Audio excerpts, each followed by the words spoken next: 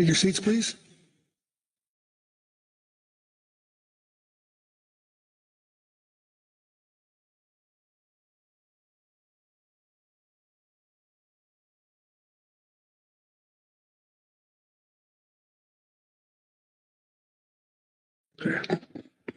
All right. Welcome, everyone. I am pleased to call to order the 281st meeting of the Pacific Fishery Management Council in San Jose, California. This meeting is open to the public, and copies of the meeting agenda and other documents used by the council during this meeting are available on the council's website. We encourage members of the public to testify and provide the council with comments on issues before the council at this meeting. Please note that the webinar chat feature should be used for technical issues and not to make public comment. To comment on the agenda item, you must sign up on our electronic public comment portal available on the council meeting webpage. After public comment has begun on an item, no more names will be taken to testify. Each person has one opportunity to testify on each agenda item. Testimony on behalf of another person not in attendance will only be allowed within the period allowed for the person in attendance. Generally, I will limit testimony to 5 minutes for individuals and groups. We have a visual countdown timer that shows your remaining time allotment. Anyone wishing to include written electronic comments in support of your verbal testimony, please submit them in electronic format to the electronic portal when you sign up for testimony. Written comments must relate directly to your oral testimony to be accepted at this stage. After you speak to the agenda item, the comments will be posted and made part of the official record of this meeting. This meeting is being recorded and live streamed over the internet. Copies of the recording will be available by contacting the council office. Let me remind council members and others to speak directly into your microphones so that all can hear.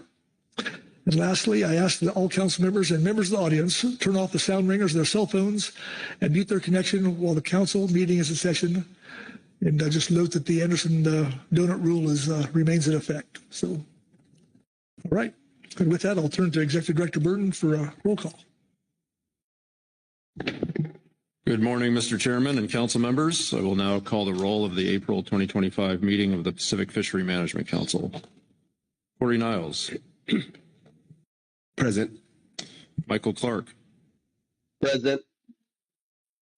Lieutenant Sky Marie Williams. She is not present. Danny Evanson. Present.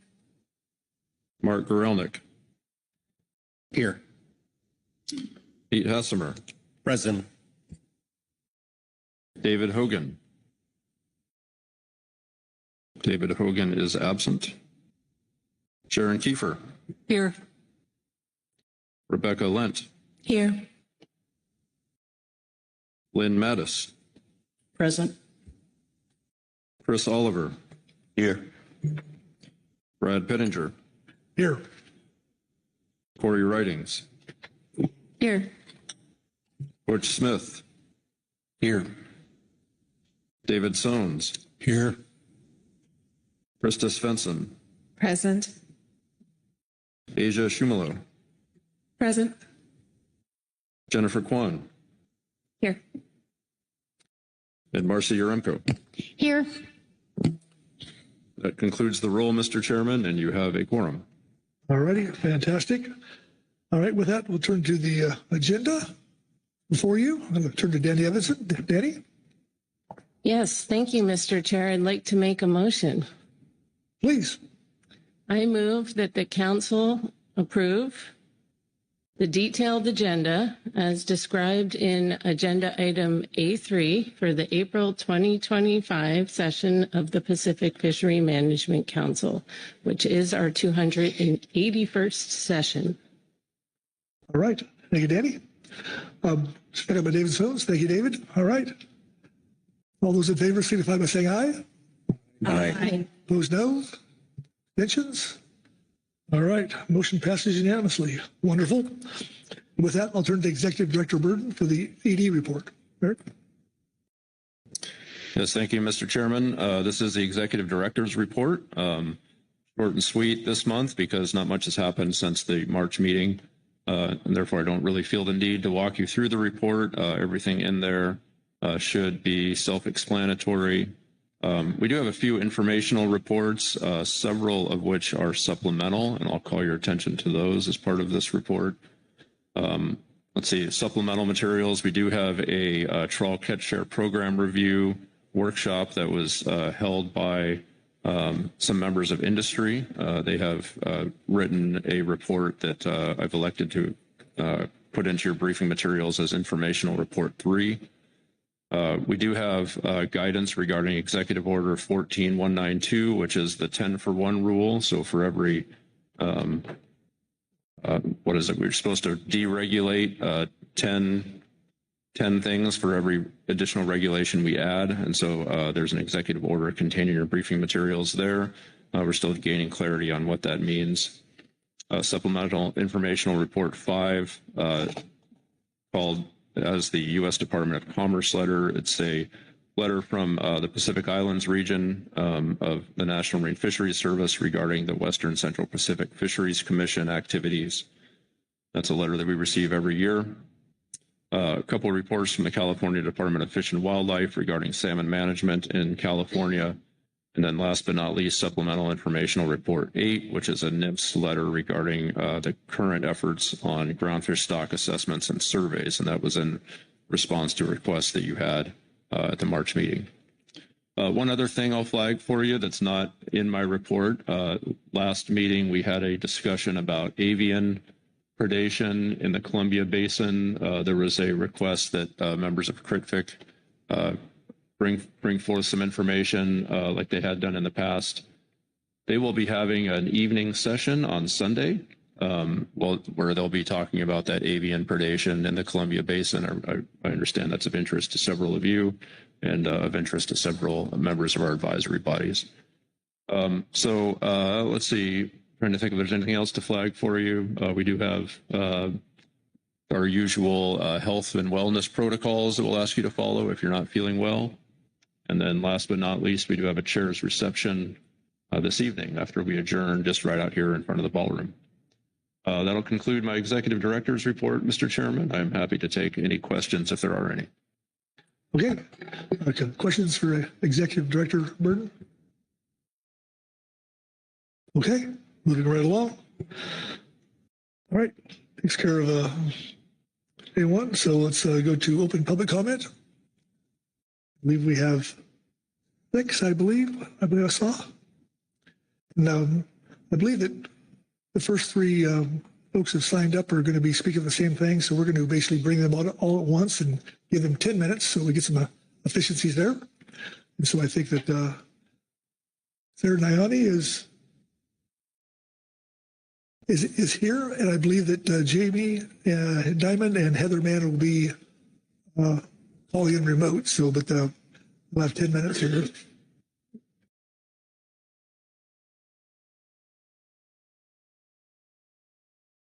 Oh, did you want to go first? We're fine.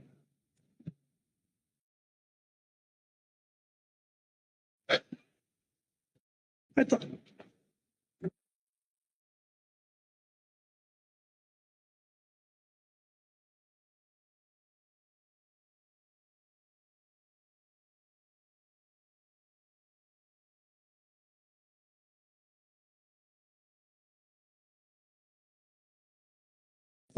Okay, I got that. My bad. Okay, you're fine. Okay, we'll switch around here a little bit. I apologize. With that, Phil Anderson will be first. So, Phil, please.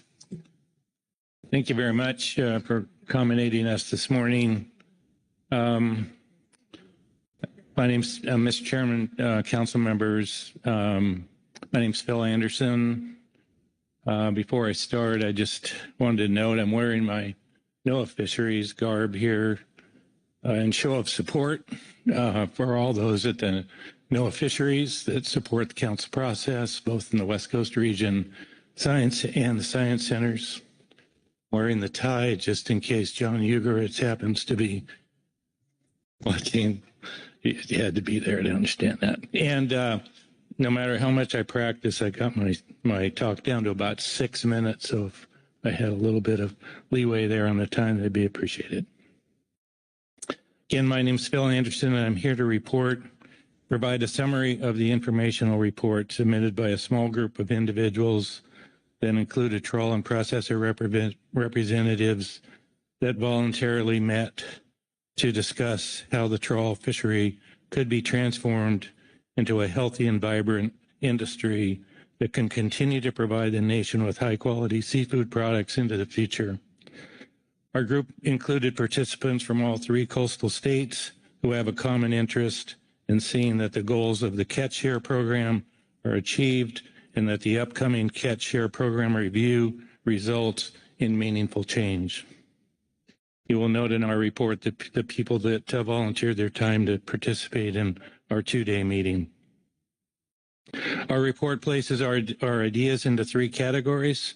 First is category is items that are associated with the trawl program review. Second is broader topics that are items appropriate for the council to consider, but not as part of the trawl catch share program review. And then there's a third category of non-council topics, items that are related or affected by the council decisions, but fall largely outside the council's direct purview. I will start with an overview of the topics that fall within the trawl program review category. There are 5 of them. The first is we discussed items about streamlining monitoring, and we recommend the council analyze alternatives for trawl program observers, electronic monitoring, and dockside catch monitoring.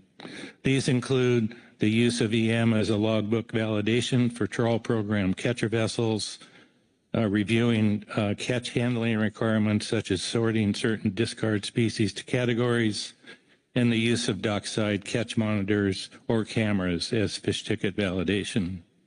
Second topic under this category was that we discussed ideas regarding the adaptive management program, and we recommended that the council explore at least 2 ideas.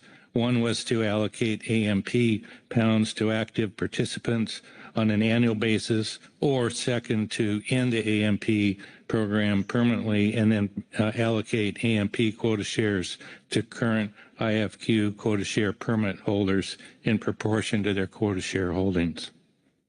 The third item in this category is that we discussed accumulation limits, and we recommend that the council consider IFQ vessel limits during the biennial harvest specifications process as an approach to increase utilization rates.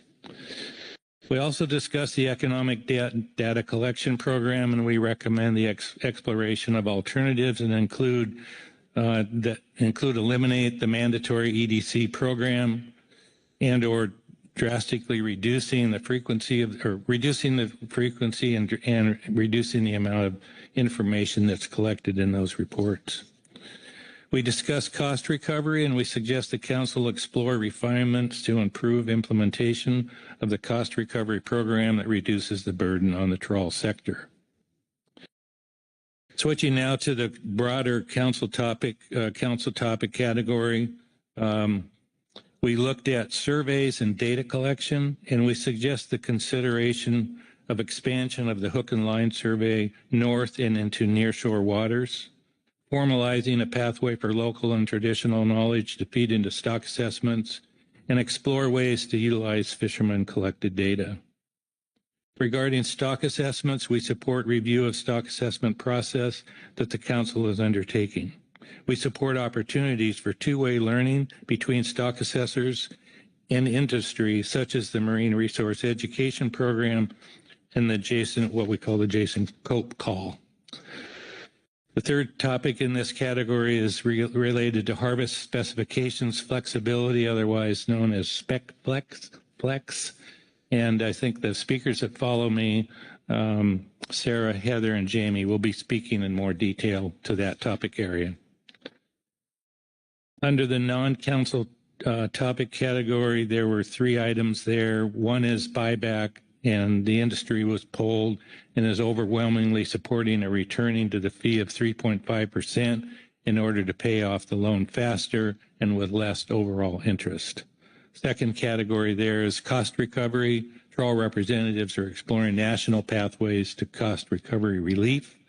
And lastly, retaining coastal infrastructure. and this is a complex topic with no single solution, but actions that support a vibrant trawl program and trawl industry will help support coastal fishing infrastructure that benefits all fisheries and sectors. I'll conclude where our report begins. Trawl participants are facing a true make or break moment where the cost of fishing and processing have never been higher and revenue has not kept pace. We hope that our report and ideas will help stimulate the discussion for the Catch Share program review, as well as broader topics that can further improve the trawl program over time. Be happy to answer any questions. All right. Thank you, Phil. Questions for Phil on his testimony? Rebecca Lent. Thank you, and thank you very much, Dr. Anderson, for this report. It's really got a lot of interesting ideas and information. I just want to ask a high-level question about the group. They're down here as speaking on behalf of the Trawl Workshop Group. Can you just tell us a little bit about how the group was formed, and is it now a group that's going to continue to work on these issues? Thank you. Yes, thank you very much for that question. This was a group of people that volunteered their time that have had a long-standing interest in the trawl fishery, both on the fishery side as well as the processing sector. A group of individuals that has been involved in the council process for a long time, and a group that thought that by getting the various people together and their list, I won't go through their names, but you can see who they are people who thought that maybe if we got together and just came up with some initial ideas that could be put out in front of the council, out in front of the catch sharing program, understanding that there's a lot of process to go through the council as we go through the catch share program, that would help stimulate some discussion around some of the ideas rather than everybody necessarily starting from a blank slate. I don't know that this group we will ever reconvene again. I suppose we might, but and if we were, I'm sure the group would get broadened. But really, this was just people like your Chairman Pettinger, Sarah Nyani, myself, Jeff Lackey, those Chris Cooper, Lori Steele, and those folks that are in the processing sector. We don't very often get a chance to just sit down for a day and a half and talk about what is it going to take to help rebuild the trawl fishery. And people were generous with their time. It was all volunteer. We all traveled on our own time. We did get some financial assistance with this for our hotel room that Chairman Pettinger was able to help us with. But I hope that answers your question. Thank you, Rebecca. Anyone else? Corey Ridings. Thanks, Chair. Thanks, Mr. Anderson. Reading through the report and just hearing you speak to it now, a question in my mind is, where is this information most useful in the council process? And you just spoke to about it getting out in front of the catch share review that we have on our dashboard right now. Is that the intention then, that this report can be used as information that can go into that catch share review process that we have ahead of us? Thank you for that question, Ms. Ridings. I think there's probably there were two categories of topics. One category that was specific to topics that we thought were appropriate for the catch share review. And then there was a group of, I think, 4 other topic areas that we have put in a category that were not necessarily linked to the catch share review, and that could potentially be taken up on a faster timeline than topics that are working their way through the catch share program review. So they're kind of in 2 categories. I think, for example, the SpecFlex one, I think, is on your workload planning for June. And I know the speakers that are going to follow me are going to speak to that specific topic area. But the elements of the SpecFlex review or SpecFlex, there's I believe there's 7 of them in our report. I believe there's 2 more that have been identified in the letter that the speakers that follow me are going to speak to, and those are actions that potential actions that council could take that are not linked with the catch share program. Thank you, Corey. Anyone else? Oh, Corey Niles. Thanks, Mr. Chair. Thanks, Bill. I think looking through your report, I appreciate all the thoughts in the organization of the report and laying out where we go from here.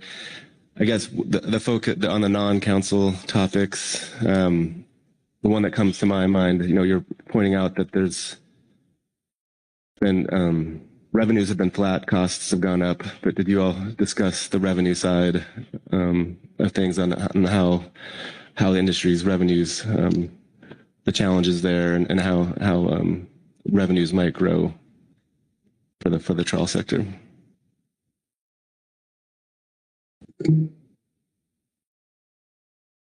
If I'm understanding the question, and thank you for that question, Mr. Niles,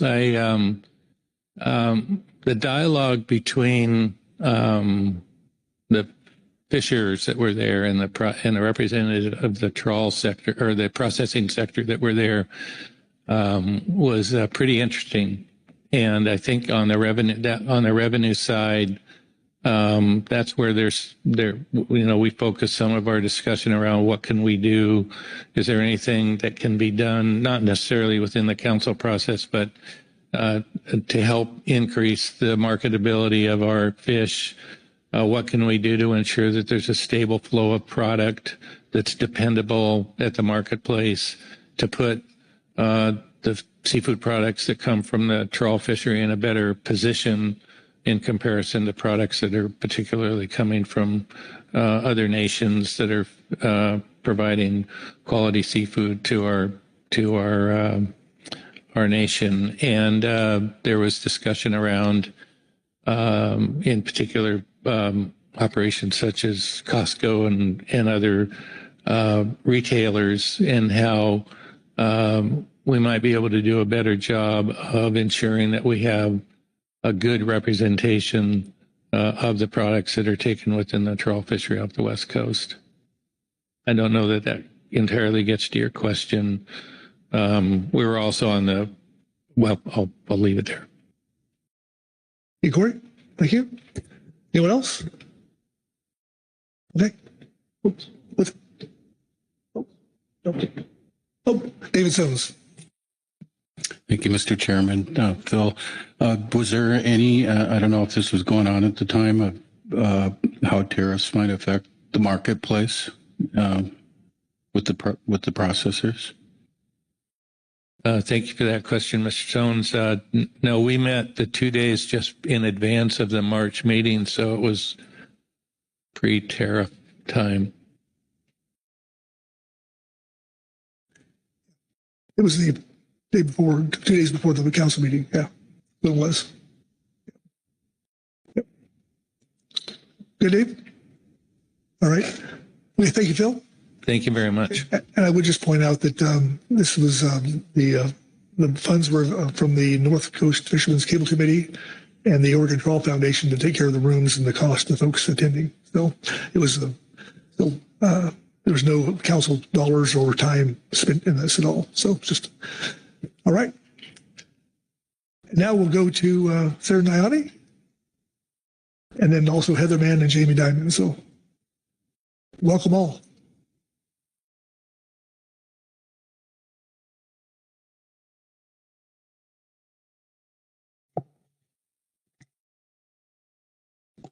Thank you, Mr. Chair and council members. I just first want to check that my 2 co-commenters are able to be heard before we get going. I just want to make sure they're both on and that we can hear them.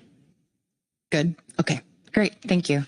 My name is Sarah Nyani. I work for Arctic Storm in Seattle, and we operate in all three sectors of the trawl fishery. And then I'll hand it over to Jamie and then Heather to introduce themselves. Good morning, Chair, council members, and staff. I am Jamie Diamond, owner of Stardust Sport Fishing, Santa Barbara Landing, and regional co-vice president of the Sport Fishing Association of California. Good morning, Mr. Chairman, council members. My name is Heather Mann. I'm the executive director of the Midwater Trawlers Cooperative, homeported in Newport, Oregon. And we can go to the next slide.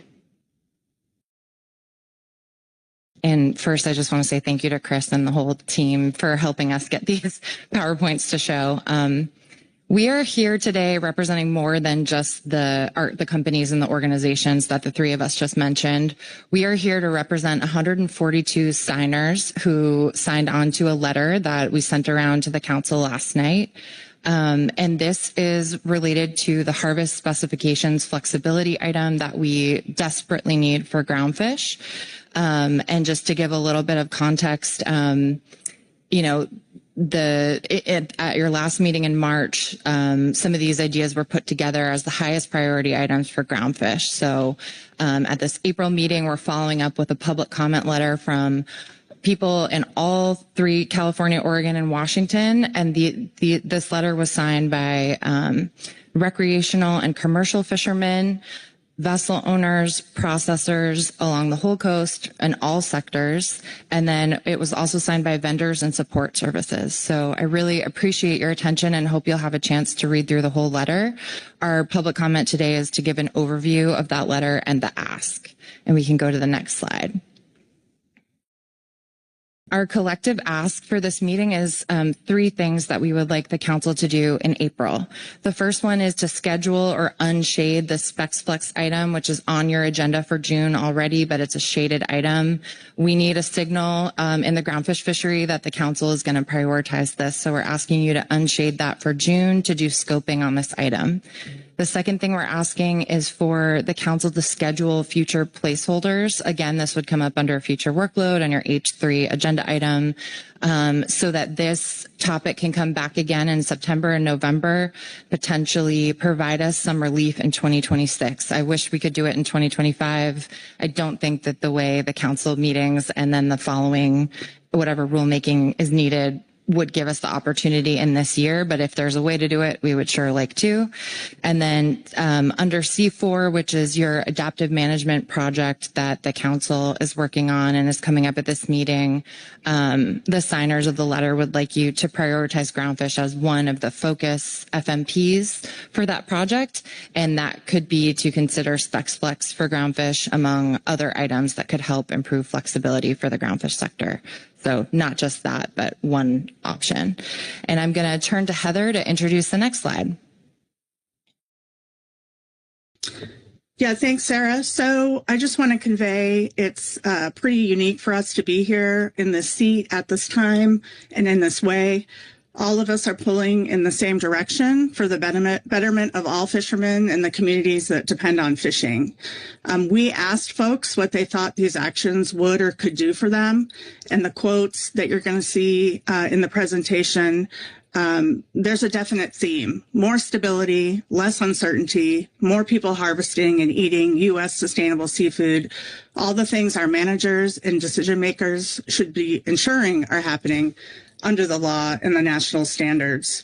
And these are just some of the faces and photos that were shared with us. With a very short turnaround time from March, we still had a huge response. And I'm quite certain that with more time, we'd have thousands of people signed on, and we would need hours to show you all the faces and to hear from them.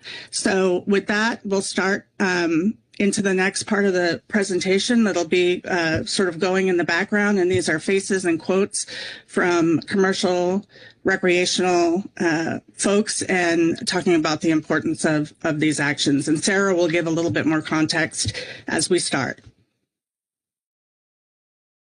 Yeah, so in the background here, you'll see several, basically what happened is we wrote a public comment letter and sent it out to get signatures. We were surprised by the overwhelming response and the attention to detail that groundfish participants have on how important the outcomes of these recent stock assessments and the declines in our ACLs for species like canary and short spine and quillback, Oregon, black rockfish, petrale sole. There's been drastic cuts of many species in the groundfish fishery. And those have been happening over years, but also some major ones in this cycle.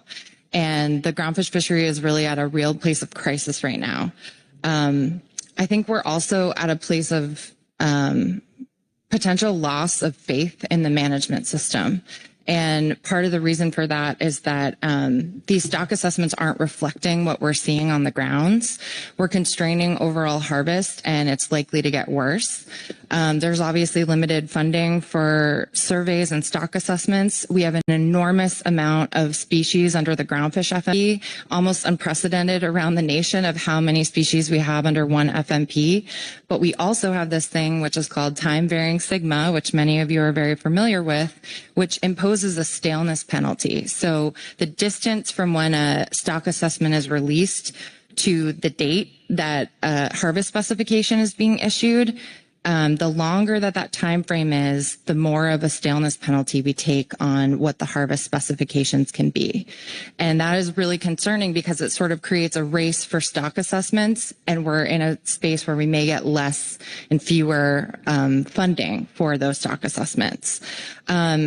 The other thing that's really concerning and that's coalescing at the same time as these drastic reductions is that there are tools available to you as a council. They're available nationally, and many other regions are using them, but this council is not. And in addition to that, this council has implemented so many layers of precaution for groundfish above and beyond not having that flexibility. We don't have any of the tools like carryover or phase-in that we could be using to address these issues when we have a major change in a stock assessment. We're not using tools, we're implying additional levels of precaution. For example, the P-star is set at 0.45 within our groundfish FMP, but it could be set all the way up to 0.499 to give you guys in the council more opportunity to respond and react and provide stability for fisheries, but we don't do that. We also have a time varying sigma, which I believe we're one of the only councils in the country that's using that. And it's adding so many layers of precaution that are already accounted for, some of them in stock assessments. You add time varying sigma, P-star, and then not having any tools in the toolbox when we're facing drastic cuts. We have a major issue here and we need to address it. And that's why this letter got so much response and so much support.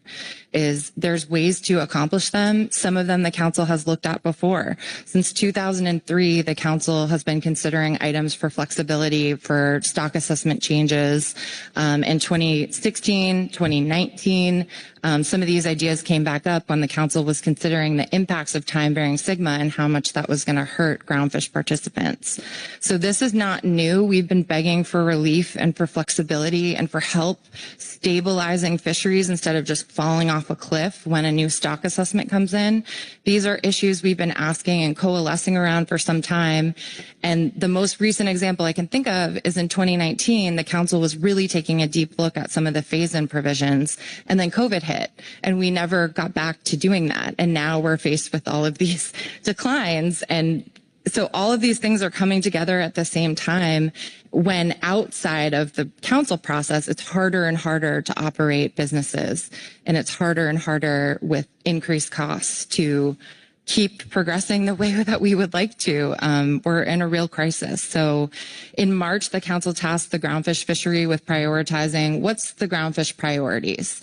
And you heard resoundingly from the GAP and from industry that the priorities are, we're really concerned about these stock assessments. We're losing faith in the process, and we need your help to put some deep thought into how we can address these problems.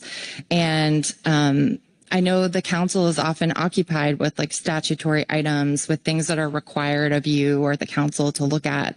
There's been fewer and fewer things that directly address the needs of the fishery itself. And I would really urge the council to try to focus on more items that can really meaningfully help our fisheries, because we may not have fisheries to manage if we don't do that, and we need your help. So I will pass it on to Heather and Jamie to mop up some of what I missed. I'm just kind of speaking off the top of my head about things that I've been putting a lot of time and thought into, and I just really appreciate some of the conversations that happened in March, and I want to see this keep moving forward. I think we have an obligation to do that, to help the groundfish participants. And just speaking on behalf of Arctic Storm, I can't even tell you how much some of this flexibility could help business operations. And I think every person that signed on to that letter could say the same for their operation or their business. So Heather, why don't you take it away? Thanks, Sarah. As we were preparing for this presentation, I was trying to consider, what's the best way to convey to you as council members how important this issue is and why you should be expediting the Specs Plus Flex process. And I thought about the last council meeting and the concerns and angst everyone at the table and the audience was feeling due to the uncertainty with funding and staffing. That pit in your stomach, that apprehension and uneasiness about the future. This is what we're all experiencing in the fishing industry and have been for the last several years. As Sarah said, this isn't a new issue. I've been in the council process for 30 years, so most of my adult life. And we've been advocating for groundfish tools for more than 20. The red light, green light, the mixed stock exemption. These opportunities are there now, and we have a potential to really bring benefits to everyone. And finally, instead of a death by 1,000 cuts or death by regulatory inertia, the council can focus on using the opportunities we've outlined for you and use these tools to bolster the industries instead of regulating us out of business. We have a real opportunity, and I'll toss it to Jamie for anything she wants to add. Thank you. So I'm going to take us back a few years ago to our first in-person post-COVID council meeting. Director Burden had issued a white paper and asked for comments, and I made a comment that landed with a bit of a thud, which is the process is broken. But I also said, I believe we can fix it. We can build it back better. And I made a commitment to help and do that. Little did I know that a lot of the things that we as an industry, and I say the collective global we, have been asking for or hoping for had already been scoped and already been looked at. But because we were managing from crisis to crisis, some of these items were dropped. And we now, again, the global collective we, are standing up and saying, we must stop managing from crisis to crisis and put in those tools that would help us along the way. So this is myself, the three of us as an industry, stepping up and saying we are here. We are helping to point to different tools that have already been worked on or scoped or potentially could be scoped to help and make this process better for our fisheries. So we aren't completely under or not attaining or optimizing a stock because we're being consumed by a non-target stock. Or we go from being able to have 10 fish in a bag one year to 1 fish the very next year. And the type of uncertainty and havoc that creates, similar to what we're seeing across multiple FMPs. And while we are groundfish folk right now here today talking to you, in our letter, several of the different tools that we've talked about today and that are included in our letter could be used across multiple FMPs. And so this really is a global ask on behalf of the fisheries of our West Coast. We hope that we can be be an example of how we can work collectively, collaboratively, bringing solutions to the table to move us forward. And I just will highlight again a few of the items that we're talking about, which are developing a process. Well, first of all, a process for additional stock assessment evaluation when an assessment comes back and everybody is scratching their heads because it makes no sense compared to the reality of what's happening on the water. A green light option, increasing the upper limit of P-star, big C carryover, phased-in approach for cuts in bag limits or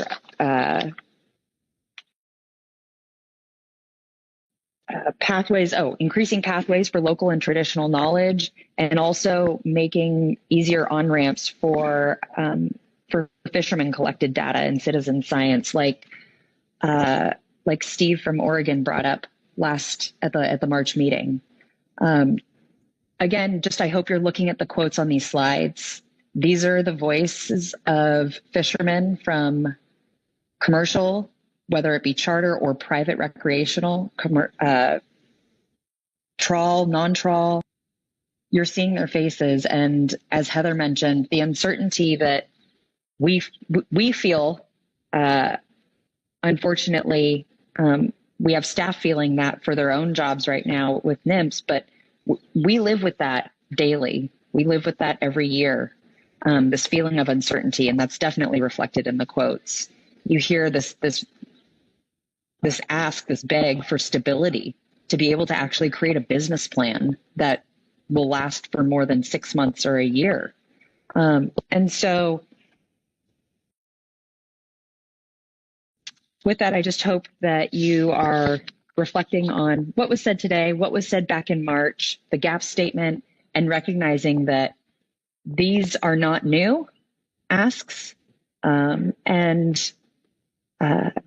I believe if you look in the briefing book from March, I submitted written public comment as well with my testimony, and it has links to SSC reports, GAP reports, GMT reports from 2019, 2016, links to the FMP where P-star can have a different upper limit. And so I hope you can take all of these things together and keep them in mind as you go throughout this meeting and as we go throughout the year. We need your help. We've done our side of things. We've done the digging through old records to pull these things together. And I hope that now we can hand it off to you to do the rest of the lift and get this over the finish line.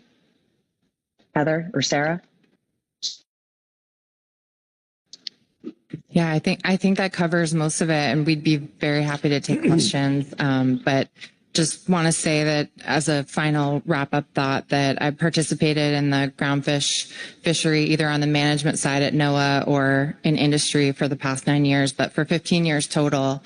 I've been having a crisis about where my time is most useful, of all the things we're facing and what we can address. And it's difficult to take 35 days a year to come to these meetings and participate. And I'm an office person. So think about the people on the water, how much we have to come and advocate for ourselves. I mean, we really need your help. And for me, in my 15 years on this side of things, on this coast, I have never felt that there's a singular action that could do more for the groundfish fishery as a whole.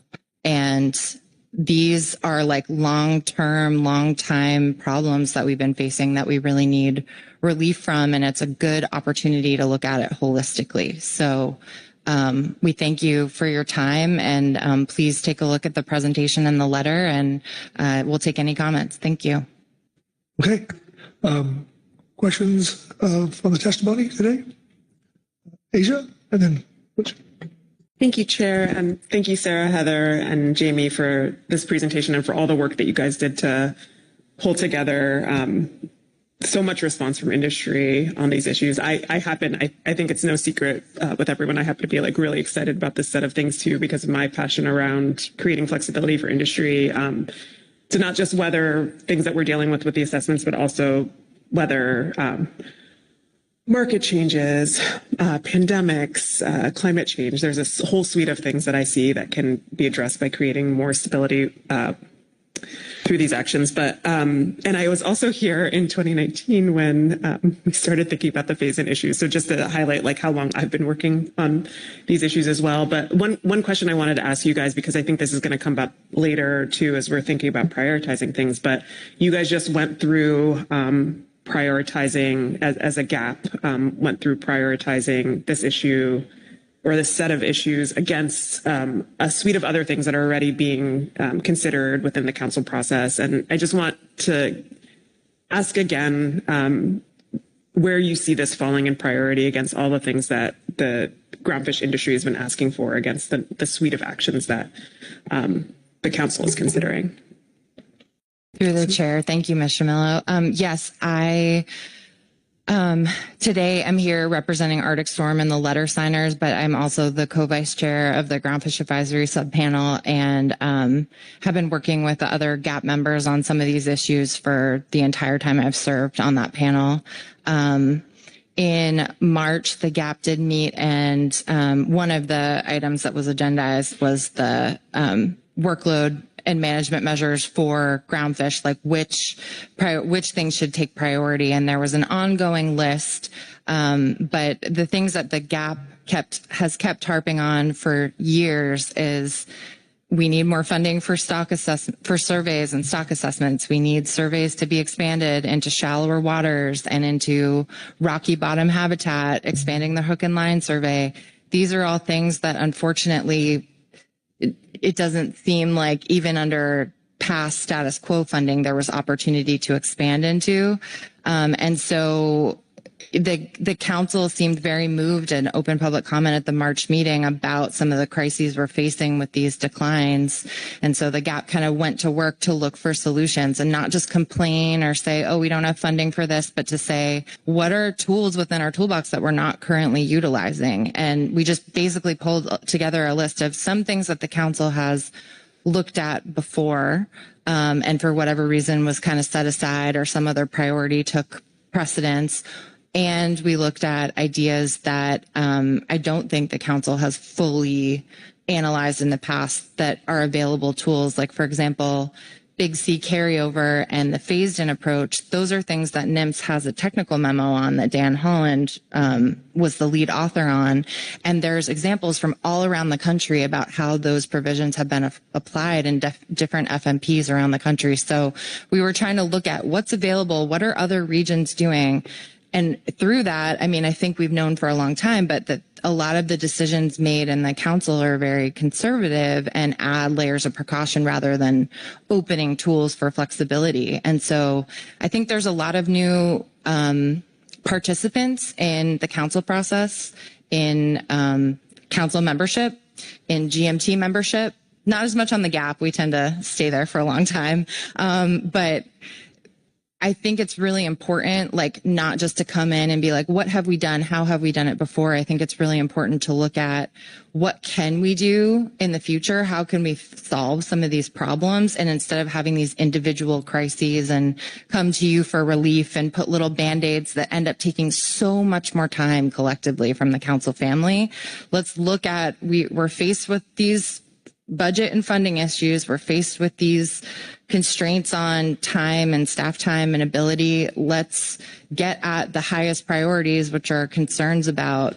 you know, the outputs of our stock assessments with actual hard solutions that have been implemented elsewhere and that we could be using here, and some of which the council's already looked at. So I think through that GAP meeting, at least the GAP representatives at the time prioritized those items as the highest priority issues for groundfish. And then through the industry response, public comment that you guys received, and then obviously leading out of the March meeting, getting 142 businesses and organizations. We didn't even have to do anything to get them signed on. They were so amped up about this that they sent, what this would mean to them and photos of their families and the people this would affect, just to try to demonstrate what a big change this could be for our fishery. So I think resoundingly, this is, a concern for every single sector in the groundfish fishery, and was placed, at least by the GAP and by industry that you heard from, as the highest priority. And let me just add real quick to that is that folks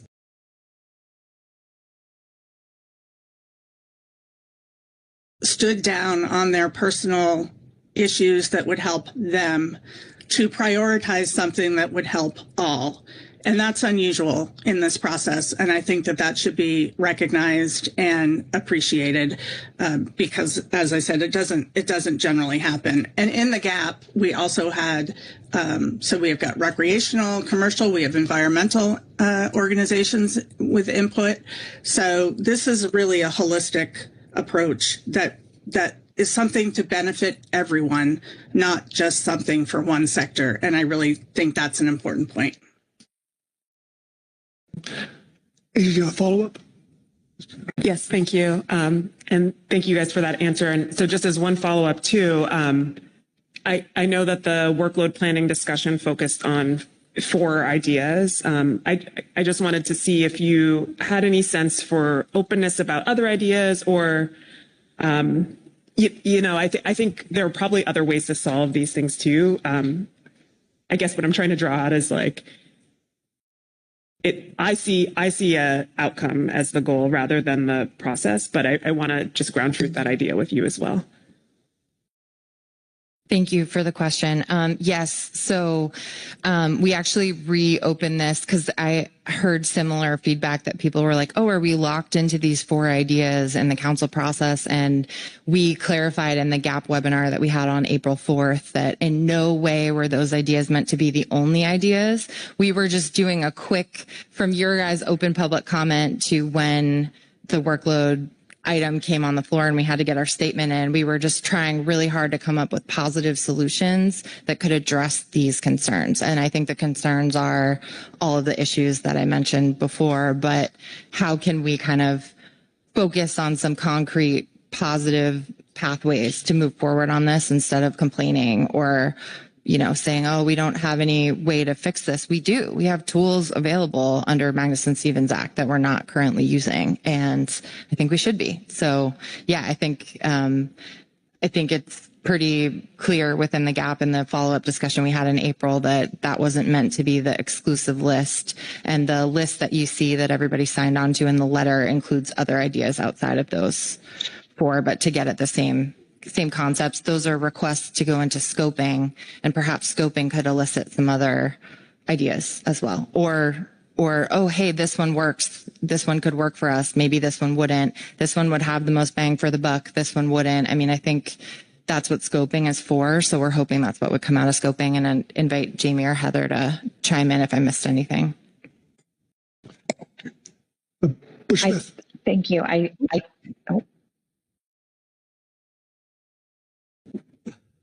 Someone, Butch? Thank you, Mr. Chair, for picking me after Asia. Now I'll sound like a bumbling idiot. But anyway, when I first got on this council, there was a groundfish issue that brings back PSD, where all the groundfish people were standing in the different corners of the room with their arms folded and not wanting to come to the middle. And I made this statement that it's always better if industry can come to us with something worked out, than what we tell you what you should do. And this is, I always say this, I said, this is really awesome sauce, what you guys have done, and should be commended that not only the fishing sector, but the processing sector and the sports sector are all signed signatures onto this. We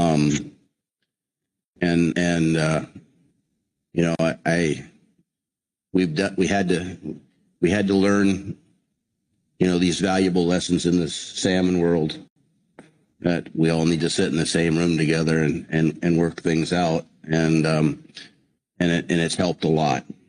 And I anticipate as this group holds together, this will help this industry a lot. And so I think that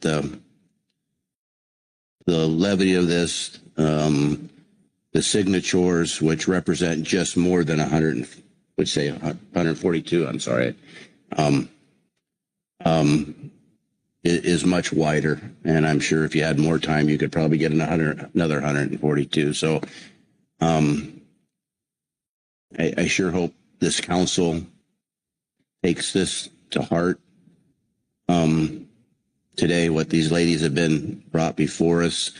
And in your talks, I'm sure after the last groundfish issue taking 7 years, I don't think we have 7 years to get things fixed in the groundfish issue. I don't think, what I'm seeing in the seafood industry is troubling at best to me, and others, and ports. My other hat's a port commissioner, troubling to our ports. And so did you guys kind of talk about if we could get this up on the whiteboard and if the other council members feel strongly as I do, a time frame when this could be up and running? And did you talk about that by chance?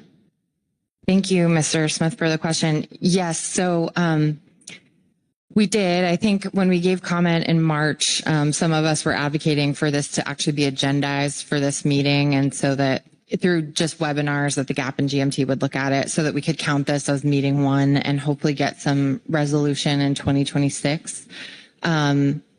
The current cycle that we're in, 2025 to 2026, specifications are where a lot of those drastic cuts happen from the last cycle. And so getting relief from those in this cycle would be really, really helpful and important to do.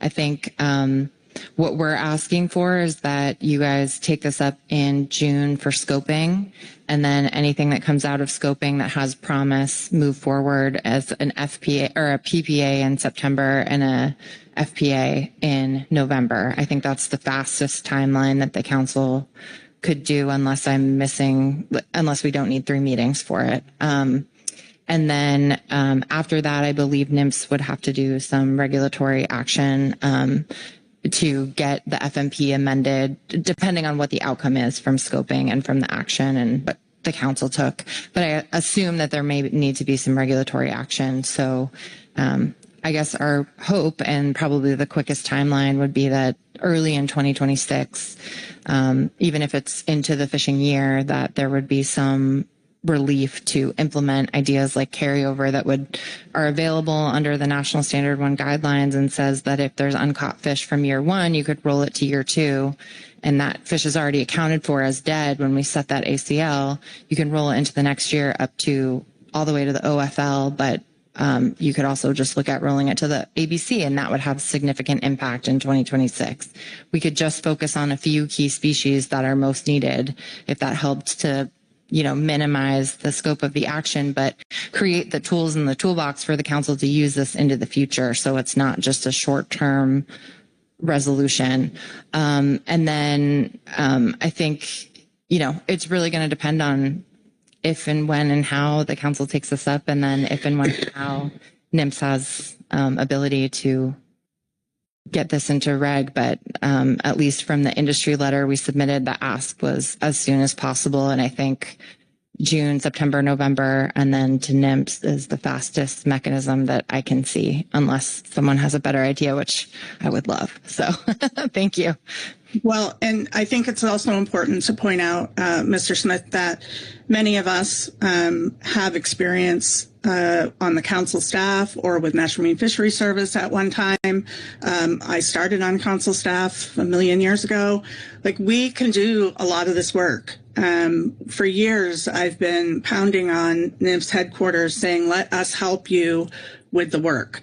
And even on the gap itself, you have very talented folks that have experience writing regs, that understand the process, that know Magnuson inside and out, that can really do this additional work that needs to be done. So we're not saying here's this package, you do this for us. We're saying here's what we've done so far. We're standing ready to help do more. We're capable of doing more. Let's do this together and create a model, frankly, that can be duplicated into other fisheries potentially on the West Coast, but also maybe other areas. This could be a real game changer for us and for the council. It's something very unique, but we want to do it together. We're not saying you do it all. We understand the workload. We understand the uncertainty. Let us help. Butch? And Heather, thank you for that. And I was not suggesting at all that you guys did it all. It's going to be teamwork. Teamwork makes the dream work, and that's what I'm looking forward to do at the end of this process, project to make it better for all, including the council. So thank you, ladies. Thank you, Mr. Chair. Okay. Rebecca, that's Thank you, Chair. And thank you, Sarah, Heather, and Jamie for the presentation. I'm looking forward to working on these issues as they are expected to be addressed in June. And I want to thank you for the effort you put into these pictures. It's a good reminder to all of us that these are the people and the communities who are impacted by our recommendations. So that's a good reminder. And finally, I want to also thank you for underscoring that what we learned through this process for groundfish could be helpful for other fisheries. I can think right now of other cases where this in between something's changed. Where can we have flexibility that's scientifically sound and that addresses some of these socioeconomic impacts? So thank you again.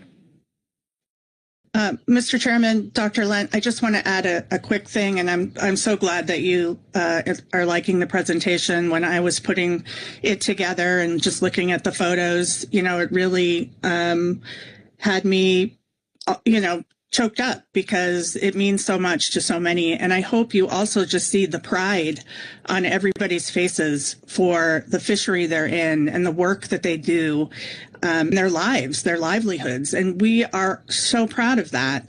But sometimes, as proud as you are, you still need help, and we need help. But I hope you're taking away that pride in these photographs. Thanks.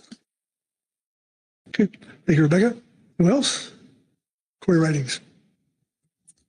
Thanks, Chair. Thanks, Sarah and others for being here and presenting this. I also really appreciate the slides and the photos, so thanks for taking the time to put this together. One of my questions is maybe a little bit more general.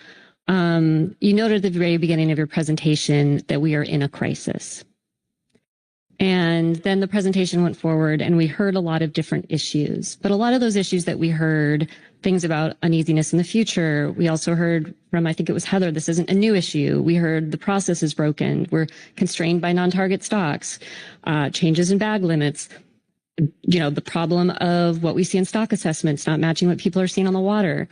Those are really big in general, and in a lot of cases, they're not necessarily solvable problems. They're just part of what fisheries management is. So trying to narrow down here and really understand what is this crisis.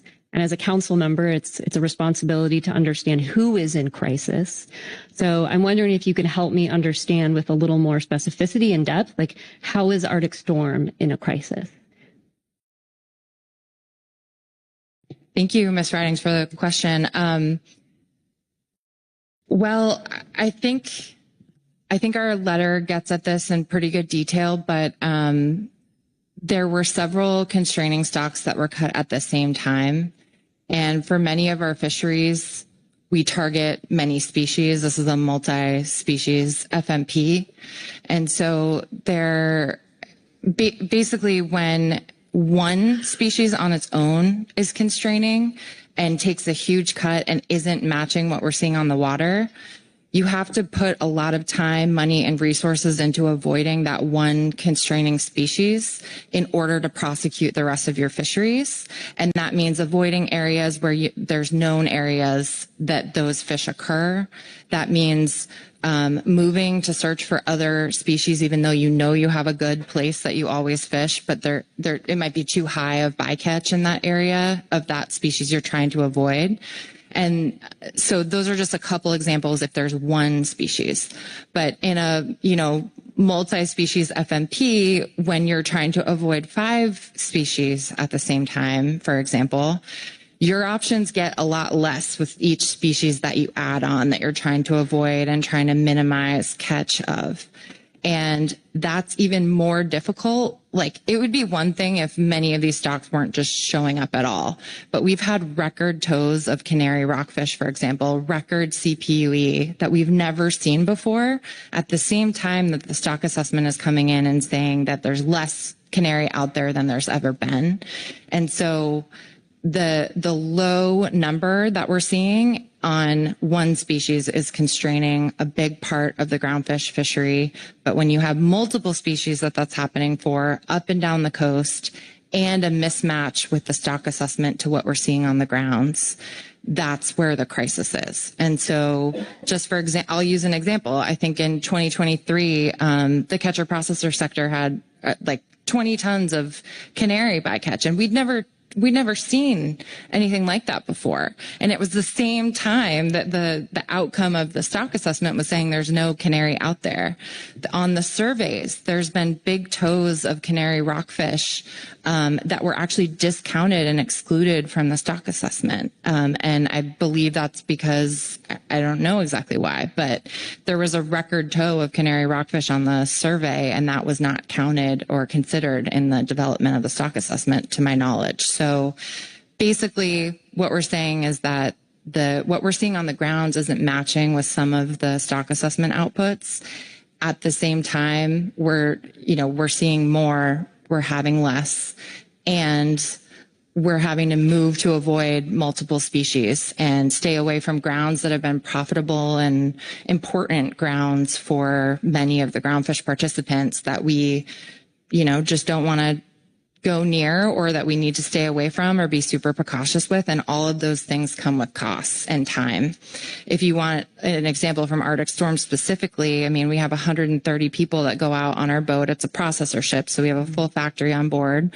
We have a, deck crew, mate, captain, wheelhouse, and then about, 80 to 90 processors on board, and then other positions as well. But we're paying all of those people for every day they're on board, whether we have fish on board or not. And so having to move and keep moving is super expensive, not just from the paying of employees, but also from fuel costs. And we are going around with 3 catcher boats who have the same thing. They each have 4 crew on board.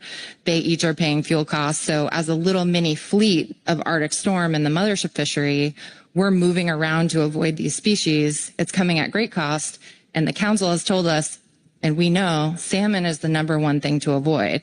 But when you add 4 or 5 other declines in access to stocks, okay, we're avoiding salmon #1. Canary #2, short spine #3, those are all species we encounter at high rates in certain fishing areas, and it limits where we can fish on the coast, if that kind of helps. So that's kind of an Arctic Storm specific one, but I don't know if Heather or Jamie might want to provide examples from some of their operations.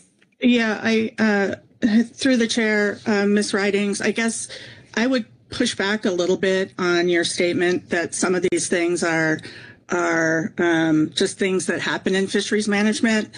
In well done fisheries management, they shouldn't, right? And so I just think that that's an important piece. But in terms of a crisis, it's a crisis that we're not cutting groundfish anymore in Newport, Oregon.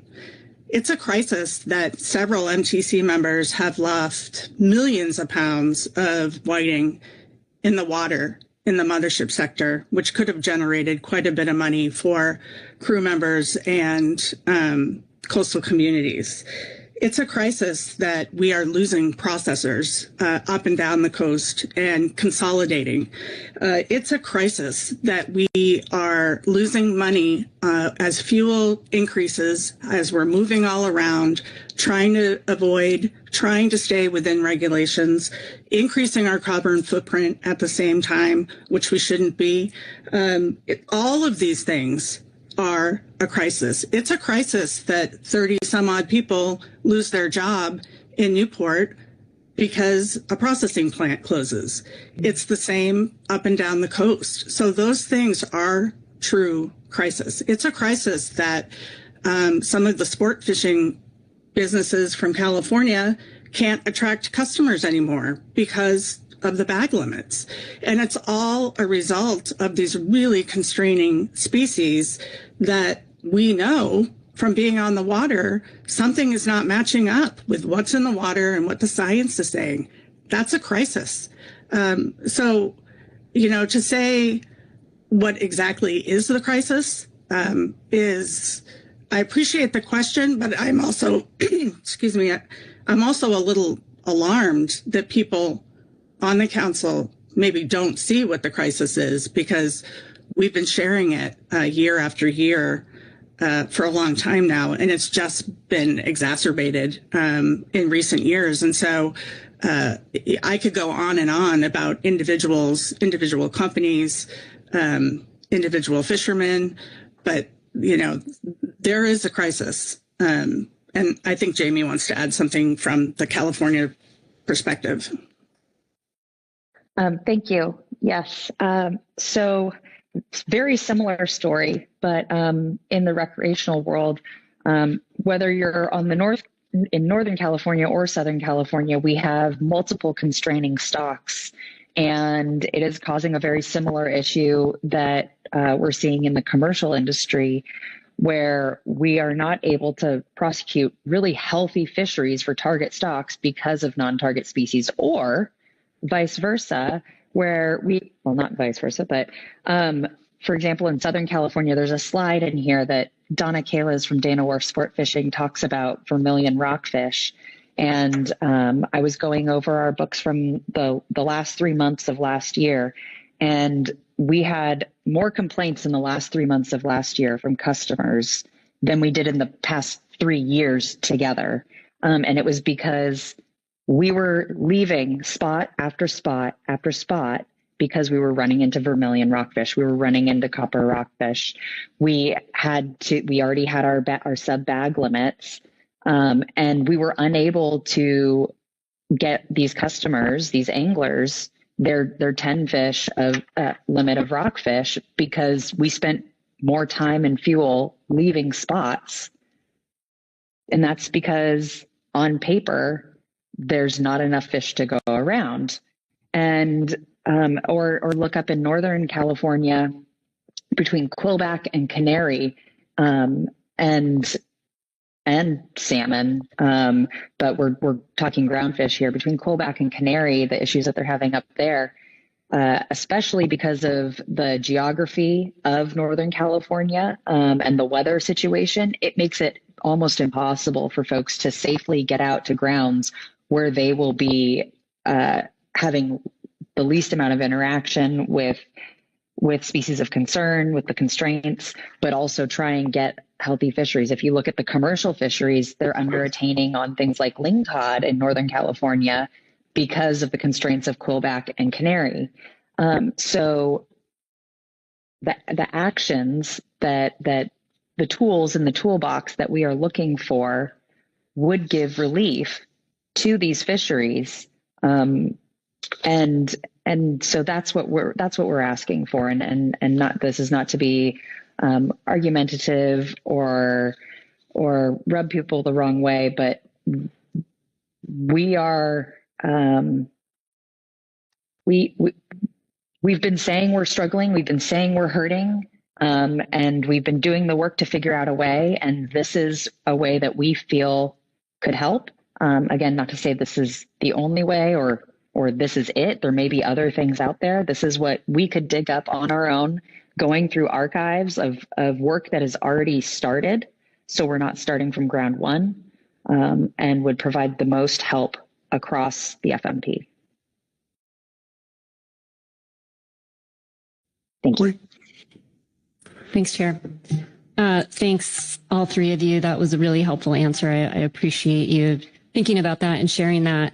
Kind of distilling that down, it sounds like a big part of that is that with multiple constraining stocks, you have to move. That takes time, that takes energy, that takes money. So I think a question that I would have is then, is part of the crisis that is impacting your revenue?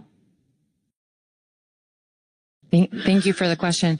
Yes, absolutely. I mean, it's increasing costs and then decreasing revenue because there's good fish in areas that we want to harvest them that we can't access. And then for boats like Jamie was just describing, there's less, satisfaction on charter trips, for example, because they're not getting as many of the fish that they want to on their trips, or they're having to spend so much time moving between local spots. And so that's certainly increasing costs, decreasing revenue. And it's not a good, bottom line, let's say, when that happens. And just one more thing on your last question, I just wanted to add that, I think part of the crisis is that we're seeing there's tools available and willingness in other countries, other councils around the country to respond when there's a drastic decline in an ACL to help stabilize for communities. We're seeing that implemented in other regions. And we're not able, there's a fairness and equity issue here where we're not doing the same, at least with I don't know about your other FMPs, but at least within the groundfish FMP, we're not only not using those tools that are available like carryover and a phased in approach that would basically say you're going to experience a big cut in a stock assessment and resulting harvest specifications. Okay, we're going to phase in that cut to the ABC across 3 years rather than doing it all in 1 year. And unfortunately, we are facing a lot of those cuts all at once in 2025, and some of them even before that. But there's been, from the year of 2024 to 2025, there were significant declines. And so all of that's kind of happening at once, if that helps get at your question. And yeah, thank you. Yeah. And if you think about back in the early 2000s when we had our groundfish crisis, a lot of people actually went out of business at that time, and they were part of the council process. They no longer operated in fishing. They were retrained. They took on different jobs, and that was across the board from commercial and recreational. I believe right now we're teetering on that again, miswritings with. When you lose revenue, you can only tread water for so long before you're just hemorrhaging money, and you can't do that. So if I own multiple boats and they can't all be productive and successful, well, then maybe two are sitting out, and those crew members now don't have a job. Or if I'm having to deliver my fish all the way up to Ilwaco because we're losing processors further south because of constraining species, and the processor can't make a go of it because they don't have enough fish coming across the dock, that increases the cost of the fishing business to fish and deliver that fish so much further than they would have before. And all those costs come right out of our pockets. And don't forget, at least in the groundfish trawl fishery, at the dock, we also have the buyback loan cost. We have cost recovery at 3%. We have landings taxes in each of the states. So even before the landings tax, you have 6.5% of your pay for that delivery coming off the top. For some people, that's their entire profit. So we have seen boats tie up. We have seen processors not come out to buy mothership fish because of the situation. It is absolutely a loss in terms of revenue, and that just trickles down. Yeah. My office is at England Marine, and they talk about how guys aren't buying the gear that they used to buy, how they're not getting the services done every year, how they're putting things off. So it all trickles together. It's not just the primary impacts, but when you lose revenue, it's the secondary and tertiary impacts in your communities as well that suffer. That's a great question. Okay. Marcy, you're up. Go. Thank you, Mr. Chair. Thanks to all of you for this discussion here. I'd like to do just maybe a little bit of quick scenario planning. I'm looking at supplemental info report 8 that we've received, giving us an update on stock assessments for this cycle. Looks like everything is on track for those assessments to be completed on the schedule that they are set to be completed on. Though, there are some possible concerns with travel and participation in what may be some virtual settings. But I'm hoping that we might look at the list of species that have been approved for benchmark assessments this cycle. And I'll just select a couple at random. I'm interested if you might explain to us, let's just take, for example, that yellowtail rockfish, the benchmark assessment for the area north of 4010, comes back with some very bad pessimistic results. We'd get that result this summer, fall. And then similarly, let's just take the other scenario that perhaps the quillback rockfish off California benchmark comes back optimistically. I'm looking at your letter and the recommendations for the elements of Specs Flex, and I'm looking at bullets 3 and 4 to develop a process for additional stock assessment evaluation, to delay implementing the results, to allow for a deeper look. And then the second bullet, to develop a process to implement positive assessment results more quickly if a stock assessment provides indication that the stock is healthier than expected. So maybe if you could take each of those two scenarios, one for yellowtail rockfish and one for quillback, and how the council's work to prioritize Specs Flex would allow accomplishment of the relief that you might seek under those types of scenarios with this current assessment cycle. Sure. Thank you, Mr. Amco, for the question. I'll take a first shot, but invite the others to chime in. So I think you were giving the example of yellowtail, if that was to get cut. I believe that would feed into your 27-28 harvest specifications decisions.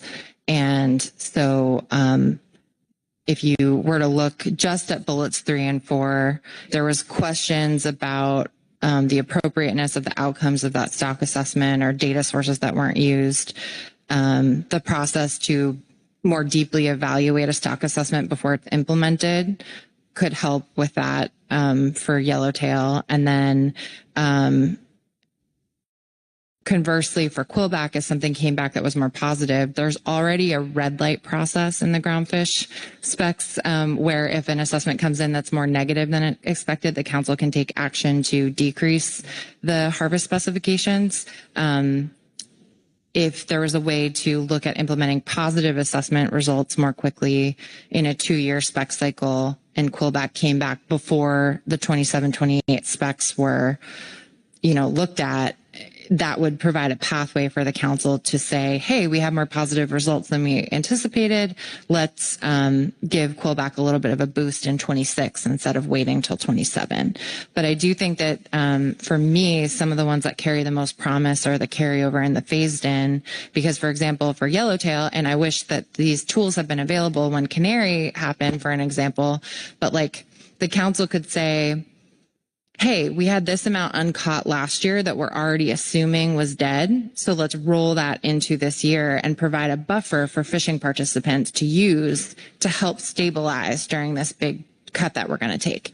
And, or that could be combined with a phased in approach for canary or yellowtail or whichever species it is, and say, this is a big steep cliff that we're about to fall off of. Let's phase that in over a few years rather than taking the drastic cut in 1 year. So I think all four of those could be used for the yellowtail example that you gave, and past examples. I mean, petrale, vermilion, copper. I'm thinking about other like black rockfish. There was actually a phased in approach used for black rockfish. So I think some of these tools could be used in the immediate, in multiple outcomes of stock assessments that we have coming, and then in both the good and the bad scenario, like you're pointing out. So I hope that helps answer the question. Yes, it does. Thank you. Yes. Thank you, Marcy. Okay. Anyone else? I think Jamie has something in that response, Marcy, Mr. Chairman. Yes. If I may. Go ahead, Jamie. I don't see your hand, but go ahead. Thank you. Sorry, yeah, I'm not sure. I'm all unmuted anyways. So I would just say that bullet 3 and bullet 4, well, bullet 3 especially, could have been used for quillback had we had that tool available to us when the quillback assessment came out. I believe we would be in a very different position across multiple sectors, especially for Northern California, obviously. And it would have given us that opportunity to take that deeper look. I appreciate the effort that the council tried to put in after the fact to kind of help folks catch up. But had this type of tool been available or more understood, we could have hit that pause button that we were all hoping for, saying, hey, this is not, how could we have caught 38% of a stock or 28% of a stock in 1 year? And we need to stop. We need to take a look, because this is going to have a huge ripple effect for a long time. And now we're in that situation. But conversely, the green light mechanism could potentially, if the quillback assessment came out in a positive light, this would be a tool that could be used to give relief and access for recreational, but also commercial. Like I mentioned earlier, the lack of access to kind of that middle zone out there, where we're keeping folks either under 20 fathoms or over 50 fathoms in the recreational sector, and they're not able to access all of these other healthy stocks in that mid zone. And so this would provide a lot of relief for many people. Thank you. And I'll just add, I'll just wrap up real quick. First off, thank you, Mr. Chairman and council members, for, the time and listening and thinking carefully and thoughtfully about our asks. In terms of Ms. Yaremko's question, it's sort of we've heard a lot about the rover and how that could be beneficial. And it's kind of maybe a no-brainer in the ITQ fishery, because normally there, is ITQ left in people's accounts. That's not unusual, but those quota pounds rolling over to the following year would be huge for flexibility for individual fishermen, but maybe not as obvious is the benefits for rollover for the other sectors. But I would say for all three states, Washington, Oregon, and California, there is a certain amount of buffer that's in there that's constraining recreational catch, because we never aim to catch all that fish, right? Because we're trying to manage to stay within a certain level. But rollover could really provide more opportunity, like literally provide more opportunity for recreational fishing in all three states. So through a scoping process, we'll be able to understand more and more what the actual benefits could be. I really love the scenario planning.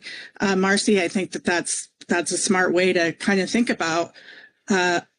It's kind of like research that is applied versus sort of theoretical. It's great to do the big picture thinking, but the applied research that you can do something with now is what is so beneficial. And that's what we need here. Okay. And I just have one final comment. There's a slide in there of Donna Kayla's and her the boat, the Dana Pride. And I'd be remiss if I didn't mention yesterday was Don Hansen's birthday. And I feel like he would have been very much a part of this conversation. And I can picture him sitting in his chair behind the chair's chair, nodding through all of this conversation. And I really felt like I needed to put that out there for what it's worth. I carry his voice in the back of my mind at every meeting and all between. And I feel like this is something that he has talked about. He had talked about in the past, and I feel like we need to see this through. So thank you. Okay. Thank you, Jamie. All right. Thank you. Okay.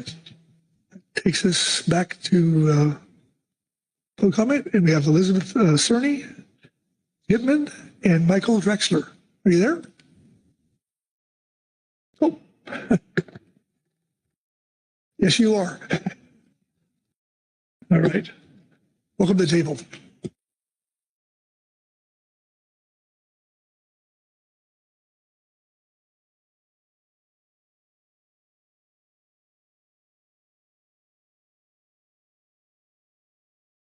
Thank you, Chair and members of the Council, for giving us the opportunity to speak today.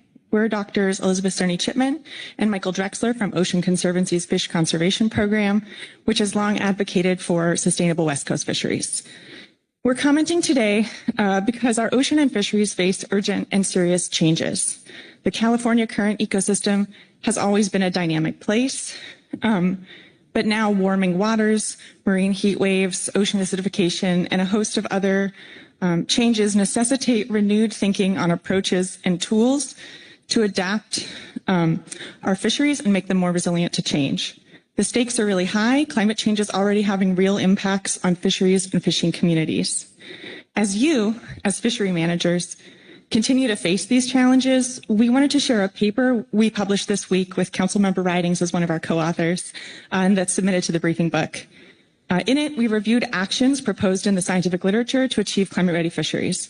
We identified 60 distinct actions from 23 papers, categorized the time frame for implementation, location in the management process, the climate impacts addressed, and a first step a council could take to initiate a recommended action. In our synthesis, we identified several key findings. First, we found that nearly half of all the actions were near-term in nature, meaning that we estimated they could be implemented in 1 to 2 years. This is really critical given the urgency with which we need to adapt to climate and ecosystem change in order to continue to achieve fishery management objectives. Second, we found that these actions were achievable now and in the current regulatory structure, often within the context of a single species or within an FMP.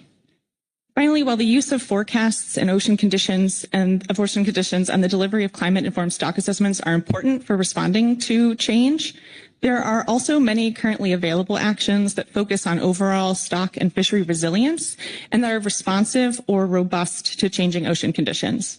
At a minimum, managers like you can use these near-term actions while some of these more sort of next-generation forecasts are still being developed. Our goal in sharing our results today is to highlight additional tools and actions the Council could consider, building on the progress you have already made to improve the resilience of Council-managed fisheries to changing ocean conditions. Of the near-term actions identified, several could be particularly relevant for consideration, and I'll go through 5. First, improving stock resilience by considering stock indicators beyond fishing mortality and biomass targets. For example, considering age structure, genetic diversity, and other stock and ecosystem information. Salmon stoplights are a great example of this approach. As a first step, for other stocks, the Council could request the Science Center develop a list of ancillary indicators of stock health for priority stocks. Second, developing ecosystem and socioeconomic profiles. Many of the actions here involve an enhancing the types of information being considered in management. The ecosystem and socioeconomic profiles provide a tangible way to track and communicate new information throughout the management process for a specific stock or fishery and can plug in to various steps. Third, using ecological risk assessment for modifying risk policy. The Council could take this action by finalizing the risk tables for yellowtail, rough-eye, stablefish, and petrale sole, and endorse their application by the SSC to determine stock-specific risk when setting the ABC. These risk tables for all stocks would provide more responsive risk advice on a stock-by-stock basis. Fourth, using indices of stock abundance to supplement stock assessments on a more frequent basis. The first step would be identify a candidate index for in-stock, create a way to report those indices annually or biannually. Last, applying an objective approach to determine regime or productivity shifts. One of the most pressing issues relating to climate change is whether the ecosystem or fishery has entered a new regime or productivity state. These determinations can have large implications for status and catch advice. Council could establish criteria in advance for determining these shifts rather than dealing with each scenario on a case-by-case basis. As a first step, Council could request existing decision criteria be used to determine a shift in stock assessment terms of reference, to increase the transparency around these impactful decisions and avoid maladaptive outcomes resulting from false positives. While the focus in this paper was on responding to climate change, it's important to note these actions that build resilience have benefits irrespective of climate change. Actions that increase the use of climate, ecosystem, socioeconomic information can make our fisheries better, and it's worth continuing this work. Thank you for your time. We've uploaded the mentioned paper and a PFMC specific fact sheet going over these comments to the briefing book, or will be uploaded. We are eager for ongoing discussion about what actions the Council could take to build a more resilient fishery and hope to continue working and discussing these topics with you. Thank you. All right, thank you. Questions for Elizabeth and Michael? Asia? Paula? Thank you, Chair, and thank you guys for the for sharing this paper and the quick discussion that you just gave of the things included in it. I'm wondering, you just heard a really long discussion about things that I think are actually, there's some underlying change to the environmental shifts that are going on that are coming up in other fisheries and specifically in the groundfish fishery in the last set of comments. So I'm wondering if you can talk about any nexus you saw in the work that you did and some of the things that were just being discussed around groundfish. Yeah, that's a great one. And I'm definitely still grappling with all the pieces. So thank you for the question. I think, some of the recommendations we had in our paper were really focused around how do you bring information into management in a way that's, relatively more rapid? How do you find ways to respond? How do you know how to respond to those pieces of information? And I think that's largely mirrored in the discussion we heard previously as well. Things like the risk tables can help make more transparent what information is going into how decisions are being made. So, I think that was another recommendation we had. That's certainly part of the broader discussion. Mike, do you have any other? I would just add to that, the discussion around P-Star and other items is that I think it's important and appreciate all of the concerns in making fisheries more flexible and adaptive. And I would just add that it's important to consider all of the uncertainty in our management process throughout. So in addition to the process error in our management system, which is how climate might impact the ecosystem, there's also management and observation error.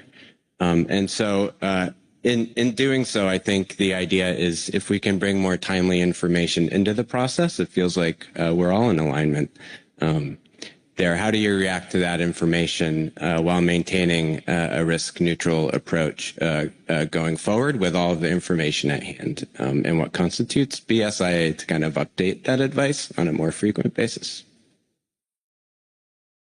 Asia? Thank you. Yeah, and I just wanted to highlight, and I noticed the language in your document talked about traditional ecological knowledge and local ecological knowledge, but I just wanted to draw a little bit out from you, your view of where citizen science and that kind of thing fits into that picture and pulling that information into the system. Thank you for the question. One of the sort of categories of recommendations we found was diversifying knowledge systems. The recommendations we pulled were specific to Indigenous knowledge and bringing Indigenous knowledge into management more fully. I think everyone would agree that sort of more information into the management process from more sources is a net benefit. And so it's really just figuring out how it gets worked in. Another thing that we sort of came across in the paper is how do you map sort of on-ramps for new information to come into the management process. So certainly, part of that discussion, how do you bring it into management in the sort of right places and times? Okay. Thank you. Rebecca Litt. Thank you, and thank you for your presentation. I look forward to reading the article. It comes at a time when the council is starting a project looking at things like adaptability and flexibility. And as you note, there's all kinds of reasons why it'd be nice to have a system where we can dial things up and down. Could you just elaborate a little bit? You mentioned that having a socioeconomic profile helps in tracking and communicating new information. Can you elaborate on that a bit, just as a teaser before I read your article? Thank you. Sure. Yeah. Thank you for the question. The ecosystem socioeconomic profiles are tools used in other councils, and North Pacific has a great example of it. And it's just a way to compile, throughout your process. I'm not an expert in the Pacific Council process, it's quite detailed, but there's a lot of ancillary pieces of information relating to the ecosystem and the socioeconomic components of the fishery. And so these reports, I know NOAA has invested in the infrastructure to actually get these reports out into the council process more frequently, but it's just a nice way to compile all of those indicators in a single place. And you can develop things like single page report cards tracking, the suite of indicators that you think is most important to your fishery. And that allows you to plug that into your process, whether you're starting to build risk tables or you're writing an ecosystem considerations chapter or, all the other intricate parts of the process that I'm not familiar with. I'll add too that there's a lot of corollaries between those ESPs and the ESR work and how that has slotted into the council process. So they're sort of somewhat analogous to a single species ESR. Thank you, Rebecca. Anyone else? Corey Niles. Yeah, thanks, Mr. Chair, and thanks, Liz and Michael. Good to see you. I know we don't get to see you all that often. I have also look forward to reading the paper in more detail, but looking at your table one thing caught my eye that I was wondering if you could elaborate on, and that's the improved stock resilience by considering stock indicators beyond F and B, which is harvest rate and biomass. Just wondering if you can elaborate on what other indicators you think we should be looking at. I can go first. I think the sablefish focal topic is a really nice example of that. That, of course, focus on the drivers of recruitment in the system. But, thinking about the historical fishery ecosystem plan initiatives, there was a draft age structure initiative in there. And so, age structure works into our assessments and other things, but some of the international work, the very simple index for a very data limited fishery is the proportion of small fish.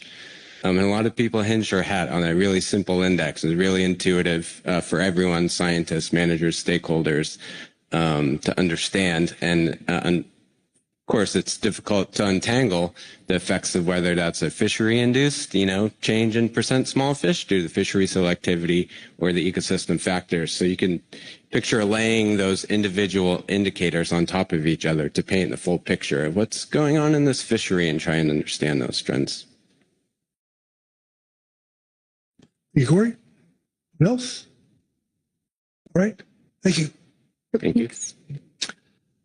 All right. Next up is Jeff Chester. Thank you, Chair Pettinger. Can you hear me okay? Yep, I can. Welcome. Great. Thank you. And we'll be in there in person tomorrow. So look forward to seeing you all. My name is Jeff Schuster. I'm representing the conservation group Oceana. We have a letter in the briefing book under this item regarding the northern subpopulation of northern anchovy, which is the stock off of Oregon and Washington. So we're shifting gears a little bit from groundfish and now getting into coastal pelagics. This stock is an important forage species for marine mammals, seabirds, and particularly for salmon.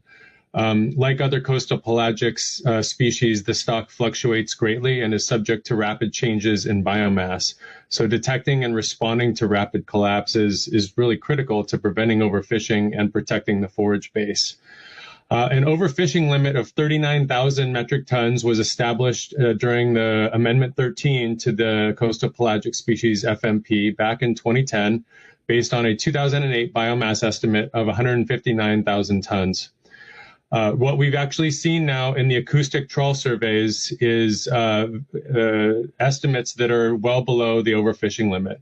And in the most recent was an estimate of 151 tons in 2024. It was 11,356 tons in 2023, 16,432 metric tons in 2022, and 8,031 tons in 2021. We believe in the near term, this clearly meets the criteria of the point of concern framework in the CPS FMP. According to the FMP, a point of concern occurs when one or more of several criteria is found or expected. This includes any adverse or significant change in the biological characteristics of a species, age of maturity, size composition, age composition, or recruitment is discovered. The council would invoke the point of concern at future workload planning at this meeting, if the council chooses to do so, which would basically prompt the management team, the CPS management team, to come back in June with an analysis and recommendations for adjusting reference points if deemed appropriate. As the FMP explains, the point of concern criteria are intended to assist the council in determining when a focused review on a particular species is warranted and may require implementation of specific management measures. Once a point of concern is identified, the management team will evaluate current data to determine if a resource conservation or ecological issue exists and will provide its findings in writing at the next scheduled council meeting. So we asked the council to identify a point of concern for the northern stock of northern anchovy based on the fact that the last 4 years of acoustic trawl surveys since 2021 have estimated the biomass to be less than the overfishing limit. This also raises a more longer-term need that I think is more overarching for the coastal pelagic species other than sardines that is going to also come up under G5, Science and Management Needs for Coastal Pelagics. That you'll see in that discussion that there is a potential to move some of these other species that are lower priorities in the assemblage for the fisheries to a more efficient framework based on what the council developed for the central subpopulation northern anchovy. What this looks like, as you recall, is more infrequent stock assessments with biomass check-ins to determine whether the biomass has dropped below a threshold that warrants updating the ABCs. So we believe this also fits squarely within the goals of the Inflation Reduction Act projects and funding that the council is going to be getting to improve management of the coastal pelagic species assemblage and better prioritize and streamline limited assessment resources and taking advantage of these annual acoustic trawl surveys. You'll see the SSC notes some support for this approach and also pointed out in its discussion this is consistent with the best practices around the world for coastal pelagics. So again, we ask you to invoke the point of concern framework for this species in the near term. And then take this up and use this as sort of a further rationale to move forward with the a more framework approach for the coastal pelagic assemblage in item G5. Thank you very much for taking public comment and happy to take any questions. All right, thank you, Jeff. Questions for Jeff on his testimony? All right, not seeing any hands. Right. Thanks, Jeff. All right, next up is Duncan McLean. Duncan?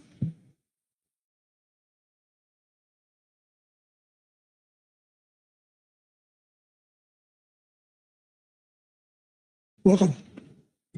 Button I have to push here somewhere, I guess. Good morning, council members. My name for the record is Duncan McLean. I'm here today to talk to you about mitigation or lack thereof in regards to the construction of Shasta Dam. In 1939, Harold Ickes, as the head of the Department of Interior, assigned a team of scientists to determine the impacts on the salmon population resulting from the construction of Shasta Dam and put together a salvage plan supporting this public trust resource. They had hoped that at the time that the plan would be complete before Shasta became an impassable barrier, but the war got in the way and plans were kind of scrapped. Not all that much was really known at the time about the salmon life history.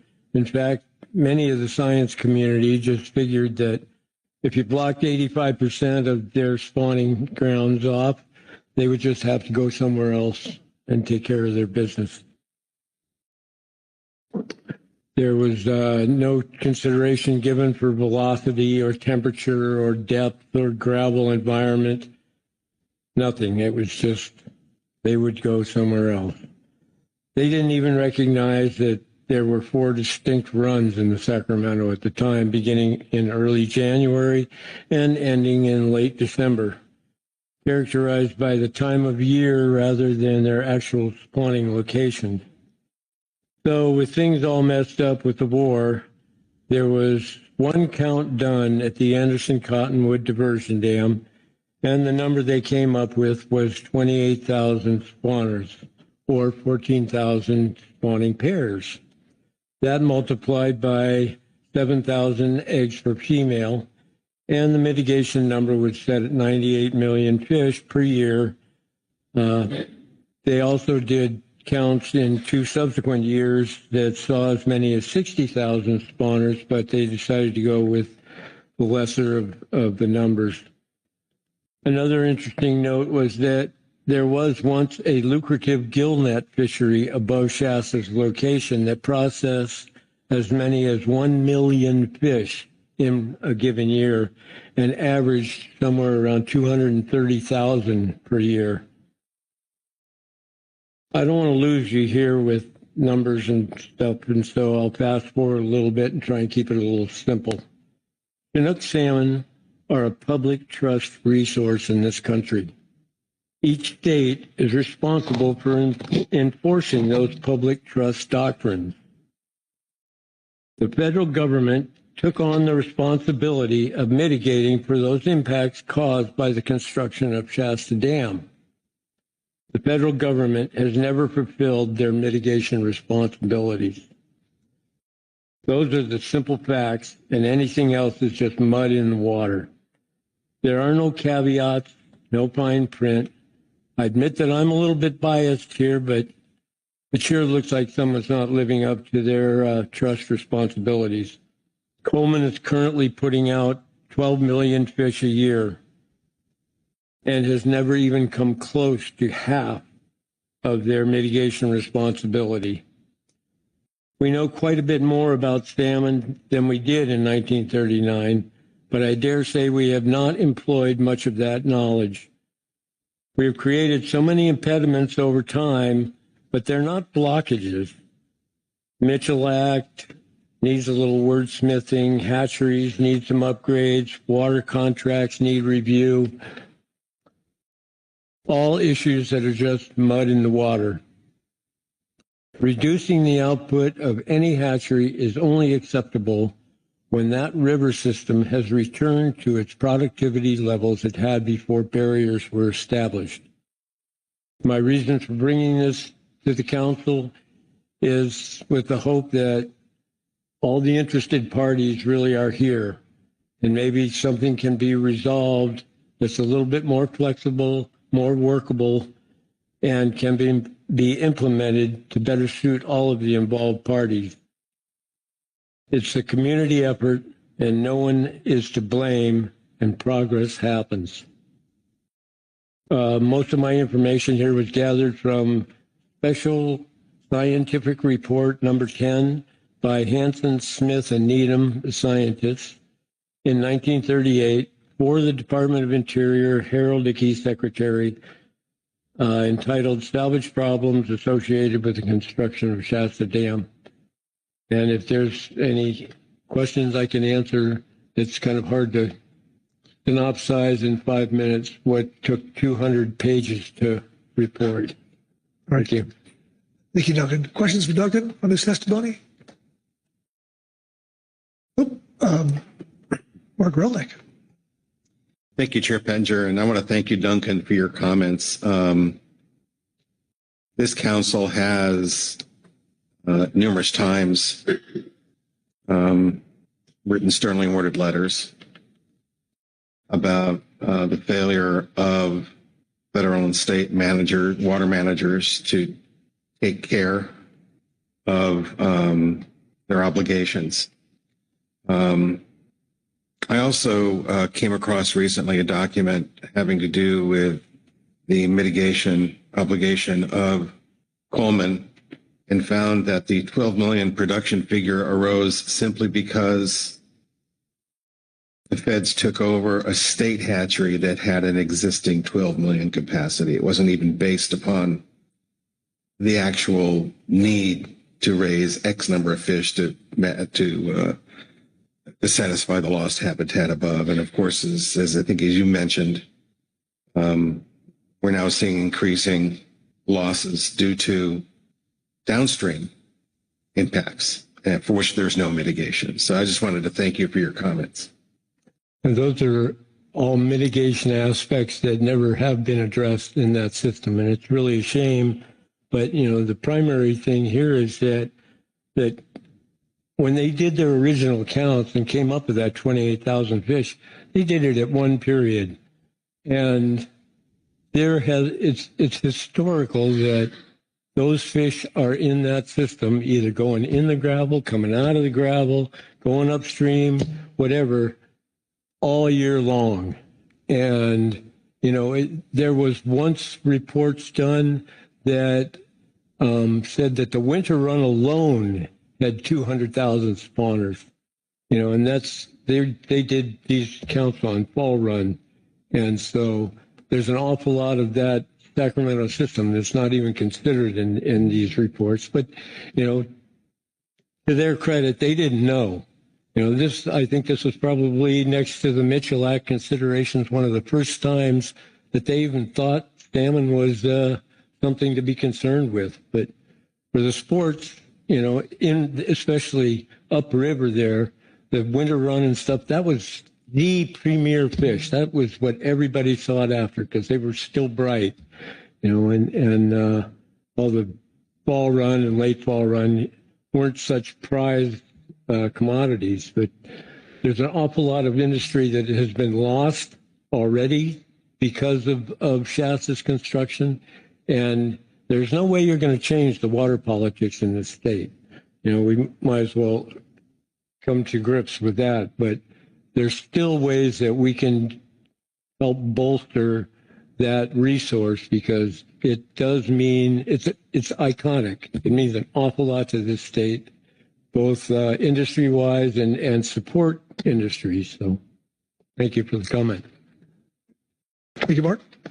Rebecca Lett.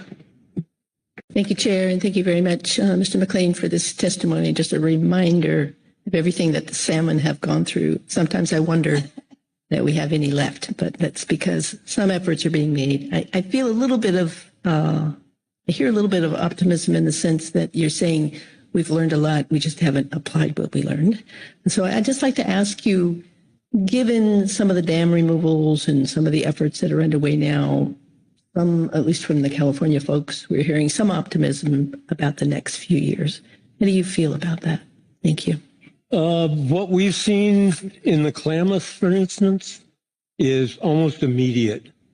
And I have no doubts that with removals that a lot of that rebuilding will take very little time.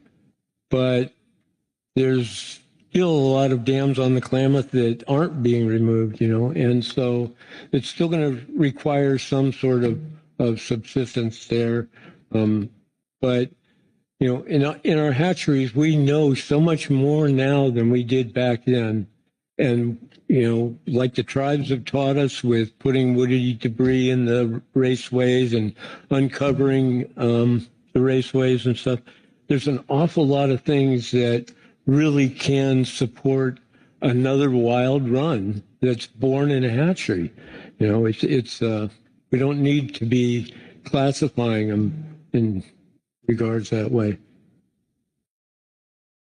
All right, thank you, Rebecca. Bush Smith. Thank you, Mr. Chair. For some of the new council members on the council, Duncan spent many years on the SAS with the council family, so he is a veteran of this process, and was a great contributor, is a great contributor to this process, and really appreciate you coming here today, Duncan. And like the Columbia River, the ones that squeal most about Mitchell Act eventually get heard. And being one of those squealers for many years on Mitchell Act funding, I suggest keep squealing, and somebody will hear you. It might not be as fast as we need, but certainly an important part to not only the California economy, but the West Coast economy. And I do appreciate you coming here today and reporting that. Thank you. Well, in the past, I've always come to you as a commercial troller. Now I come to you as a grandfather. And it's not something I want to see my grandkids not benefit from, because it's meant an awful lot to me and the people, people around me. And it's an icon, as you know, that we can't afford to lose things like that. This means too much. Thank you. Thank you, Butch. All right. Okay. Thank you, Duncan. All right. Before we leave here, I'm going to turn to Jennifer. Did you have something to, Jen, did you have something to comment on, I believe, before we break? Yeah, thanks, Chair. So public service announcements here. So I wanted to provide a public update on our West Coast take reduction team process. Before doing that, I wanted to thank all of those that have been have dedicated their time or holding time on their schedules or staffing up and preparing to be part of this process. So the update here is NOAA Fishery is updating our preliminary scope on the take reduction team.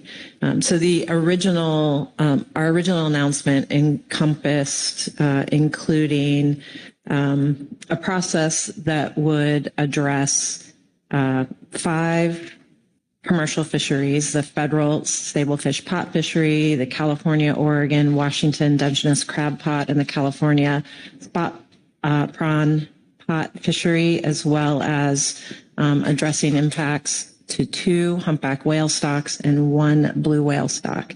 Our ultimate goal and TRT process will still cover that. However, for several reasons, we're going to be making that a longer term process and kind of phasing it. So our initial focus, we're going to begin our focus and a TRT process on the federal sablefish pot fishery and the 2 humpback stocks, the Central American, Southern Mexican, California, Oregon, Washington, and the mainland Mexico, California, Oregon, Washington humpback stocks. So that is, we will be moving forward with that piece this year and standing up a take reduction team by the end of October and beginning a meeting in November, and that will comport with our stipulated settlement agreement regarding the litigation we had with the Center for Biological Diversity.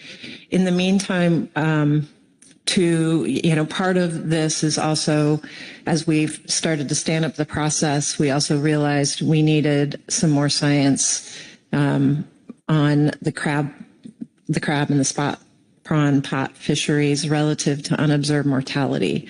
And so in order to adequately and in a transparent way stand up the science process around that, we are going to be doing that. The Southwest Fisheries Science Center will start this fall holding a virtual workshop, and then working with a science review board and the Center for Independent Experts to help us set up a panel by which we can engage the TRT members, tribes that would be engaged in those state fisheries, state fixed gear fisheries, to participate, bring data, review, and help us look at methodologies for developing the unobserved mortality component that needs to be part of a TRT process.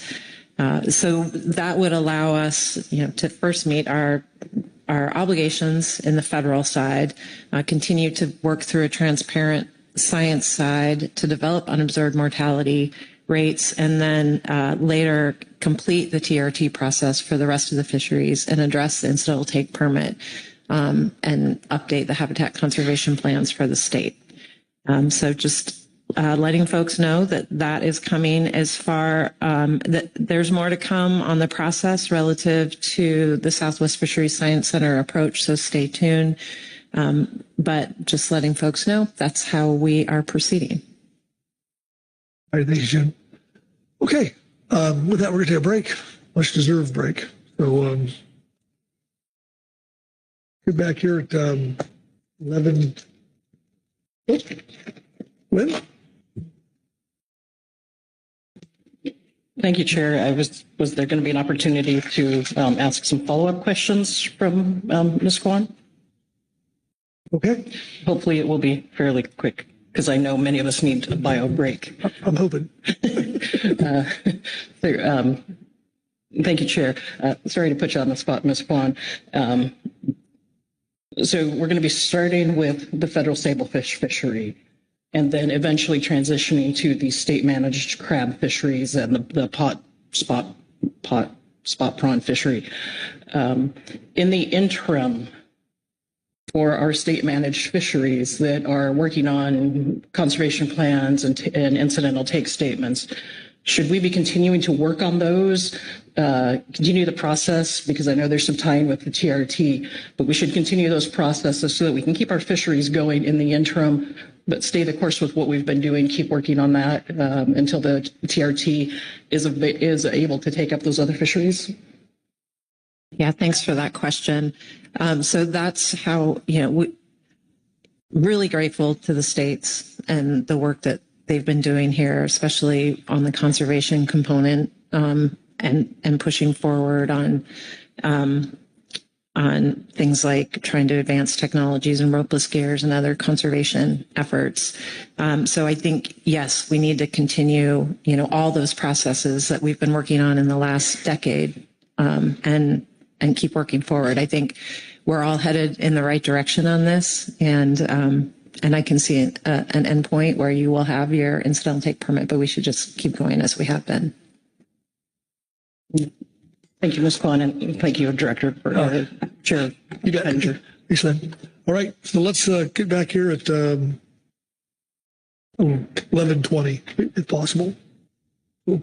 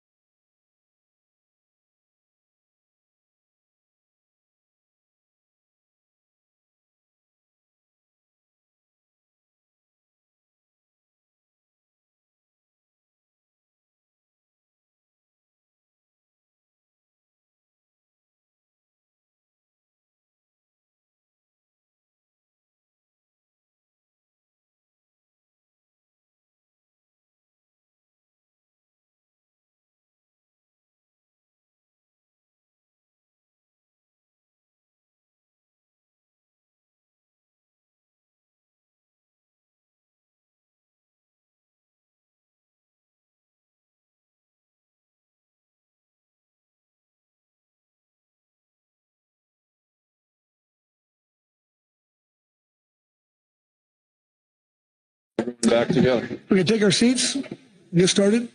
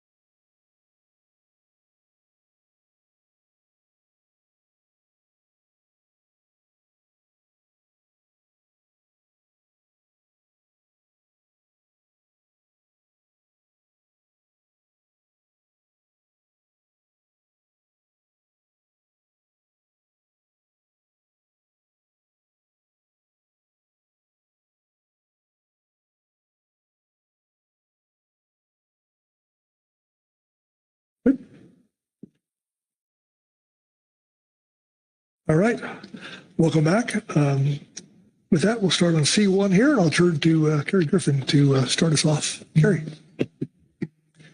Thank you, Mr. Chair, council members. This is agenda item C1, the Office of National Marine Sanctuaries report.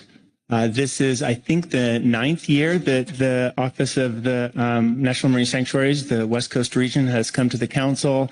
It's scheduled typically in March or April, and they provide a report in the advanced briefing book that provides a summary and overview of activities, current activities and upcoming actions and issues that may be of interest to the council. It's all in the interest of promoting coordination and ensuring good communication. So today we have the new West Coast Director of National Marine Sanctuaries, Sarah Fangman, online, and also Laura Inglesrud, who's on she's the sanctuary rep to the Habitat Committee. They'll give a presentation in a moment here. There's one advisory body report that will be read. Then we'll go to public comment if there is any. And the council's action today is just discussion as appropriate. And you'll have obviously an opportunity to ask questions of Ms. Fangman as appropriate. So that's the overview for the agenda item. If there's any questions, then I can take those or we can move forward. Okay. Questions for Kerry on the overview? All right. I'm not seeing any. So thank you, Kerry. And with that, we'll turn to Sarah Fangman. Sarah, are you there? I sure am. Can you hear me? Yes, we can. Welcome. Excellent. Well, thank you very much. I appreciate the opportunity to speak with you, Mr. Chairman and council members. I regret I can't be there in person today, but as was stated, I am the relatively new regional director for the Office of National Marine Sanctuaries on the West Coast. I do have some slides, so hopefully they can show up here in a moment, but I'll get started. Oh, look at that. Beautiful. Thank you.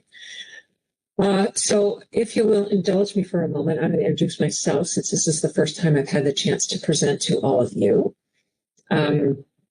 I am not new to the West Coast or new to NOAA. I actually started with NOAA as a presidential management fellow back in 1996 at the Northwest Fishery Science Center. I was an assistant to the deputy director in Seattle. As part of my fellowship, I was able to also work at the Office of Protected Resources in DC for the Marine Mammal Health and Stranding Response Program. I had the opportunity to do a rotation to the Channel Islands National Marine Sanctuary that was supposed to be 6 months, ended up lasting 7 years. I served as the research coordinator there for quite some time. Then when the Office of National Marine Sanctuary established regions and my predecessor became the first West Coast Regional Director, I actually went to the Southeast and worked for the Southeast and Gulf of Mexico region of sanctuaries. I was working with the Florida Keys, Flower Garden Banks, and Grays Reef National Marine Sanctuary. Did that for about 8 years. Became the superintendent of Grays Reef National Marine Sanctuary, which, if you've not heard of it, I forgive you because it's a very small little 22 square mile sanctuary off the coast of Savannah, Georgia. Then my most recent position was to serve as the Florida Keys National Marine Sanctuary Superintendent, where I was privileged to be for the last 7 years. So in each of these roles, I have had the opportunity to work with fishery management councils, with state fishery management agencies, and I really look forward to and appreciate working with all of you. As was noted, we have had the privilege of your ear and your attention for the last 9 years. We greatly appreciate the opportunity to provide this coordination report to you. I want to thank, before I get started, the team that helped me put all this together, specifically Laura Inglesrud, who's on the line as well. She really coordinated with the rest of the team, and so big thanks to her. So if I could ask for the next slide, what I'm going to cover today, I have a number of topics I want to dive into. So first being the Chumash Heritage National Marine Sanctuary designation. I know last year you heard about that process that was in place. Now we have a sanctuary designated, so I'll talk about that briefly. I'm going to talk about condition reports, assessing change in ocean conditions, and management plan reviews, kind of a lot of different activities at the different sanctuaries, so I'm going to hit on those.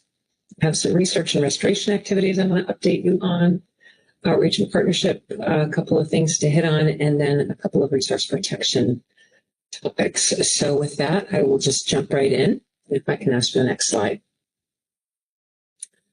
So starting with Chumash Heritage National Marine Sanctuary. The sanctuary was designated to protect and manage the nationally significant natural, cultural, historic, biological resources in the Central California coast and ocean waters.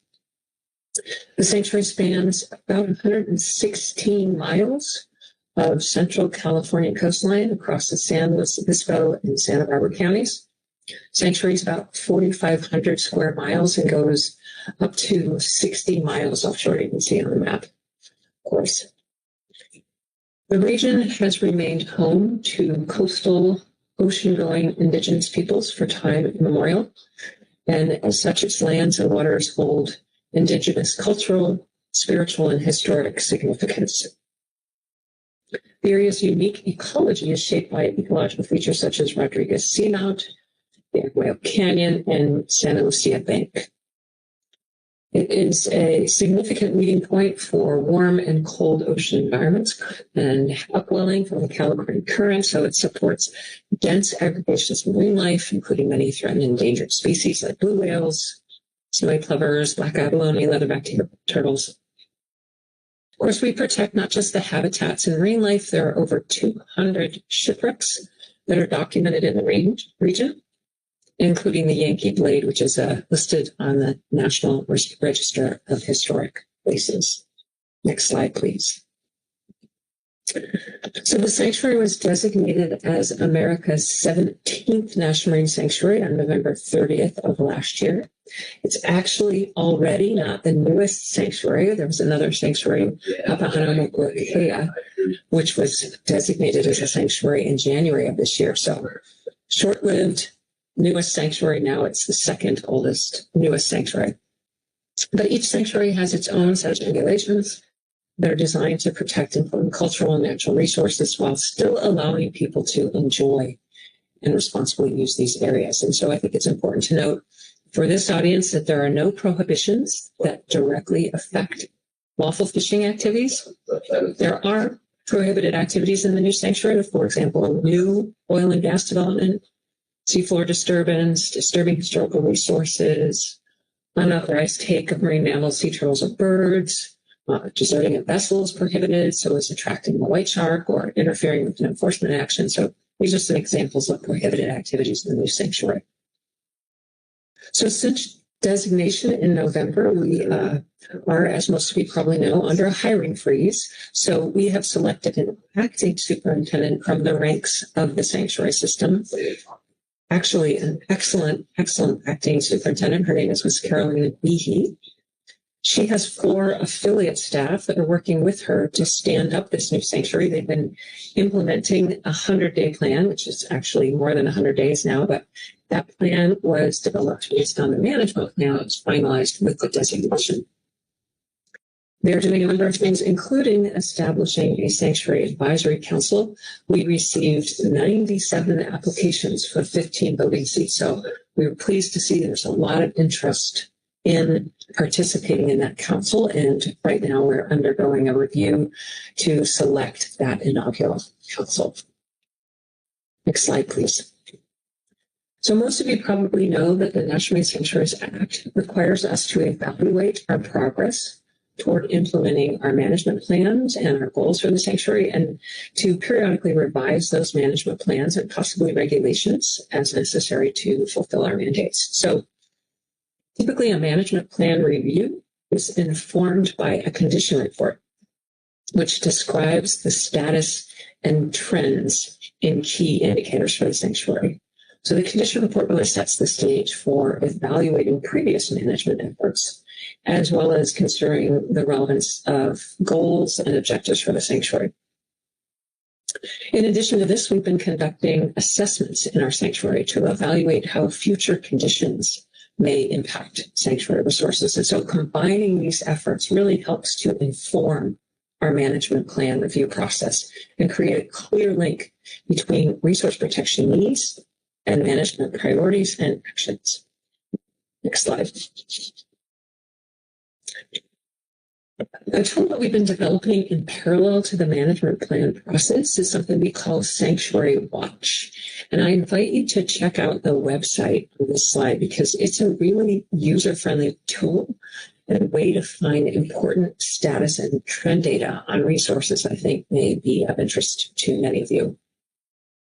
The tool is being expanded, but right now Sanctuary Watch is a place for information related to Channel Islands and Olympic Coast National Marine Sanctuaries, but Schumish Heritage and Monterey Bay Sanctuary pages are also in development. So again, provides really easy access to information for tracking ecosystem conditions, for looking at human connections, and to getting information about management impacts. So over this past year, our staff have made significant technical improvements to the Sanctuary Watch platform. They're also adding critical data sets, including the West Coast National Marine Sanctuaries Marine Heat Wave Tracker. And the team's in the process of using the Groundfish 12 survey data to create a new West Coast National Marine Sanctuary Deep Seafloor Community Tracker. So again, I invite you to check it out and come back periodically to see what additions have been made to this tool, because I've already noted it's kind of it's a living tool, a document that continues to be updated, and additional information as it becomes available is added to that tool. Next slide. Okay. Since we last presented to you, the Greater Farallones National Marine Sanctuary published a condition report that again reviews conditions in the sanctuary, in this case between 2010 and 2022. This is the first condition report since the sanctuary was expanded in 2015. Cordell Bank National Marine Sanctuary completed their condition report a year earlier for the period of 2009 to 2021. And these two condition reports together are going to serve as the basis for the joint Greater Farallones Cordell Bank National Marine Sanctuaries management plan review process, which I'm going to talk about in a minute. Next slide, please. As I noted, our management plan review process is also informed by reports that assess potential future conditions in the sanctuary.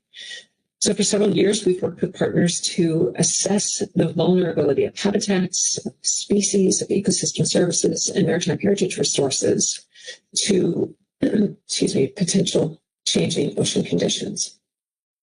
The goal of these assessments is to provide expert-driven, scientifically sound assessments to enable resource managers to respond to plan, and to manage for the impacts of change.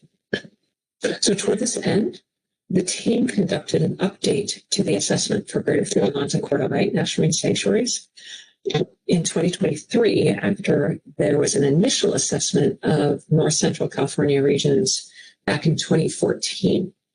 So this 2023 update was published in February of last year, and the results will, like the updated condition report, be considered as a part of the management plan review. So some of the specifics of this update or this addendum, it provides updated information for 25 of the 40 resources initially assessed in 2014. And these 25 were identified by experts as requiring revision because of continued changing ecological conditions and, in some cases, because of increased scientific information. So the update includes increased vulnerability scores for 17 species and 6 habitats. And the primary driving factor for that change is increased exposure and sensitivity to elevated water temperatures due to the increased frequency and severity of marine heat waves. Next slide, please. A similar effort was undertaken in the Olympic Coast National Marine Sanctuary, where the Advisory Council convened a working group to conduct the assessment. That group also developed adaptation and mitigation strategies as a part of the assessment. So the Olympic Coast National Marine Sanctuary Assessment Report was actually just released in January of this year.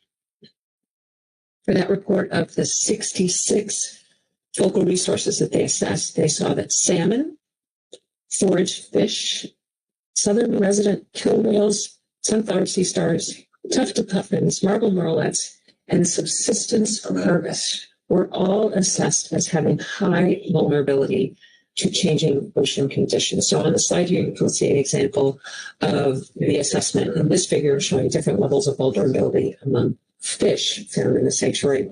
The top left part of the slide are the species that are less vulnerable. The bottom right, the higher vulnerability species.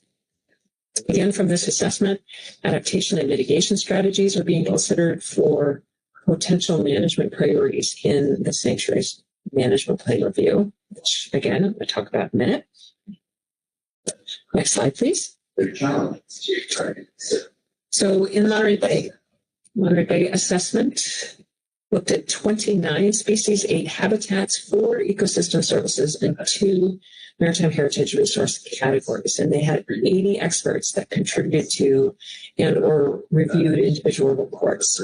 That report is in the works. We're hoping it will be completed by this summer. In the Channel Islands, the assessment analyzed 22 species, 6 habitats, as well as 2 maritime heritage resource categories. In that case, there were 45 experts that contributed to the assessments during a hybrid workshop.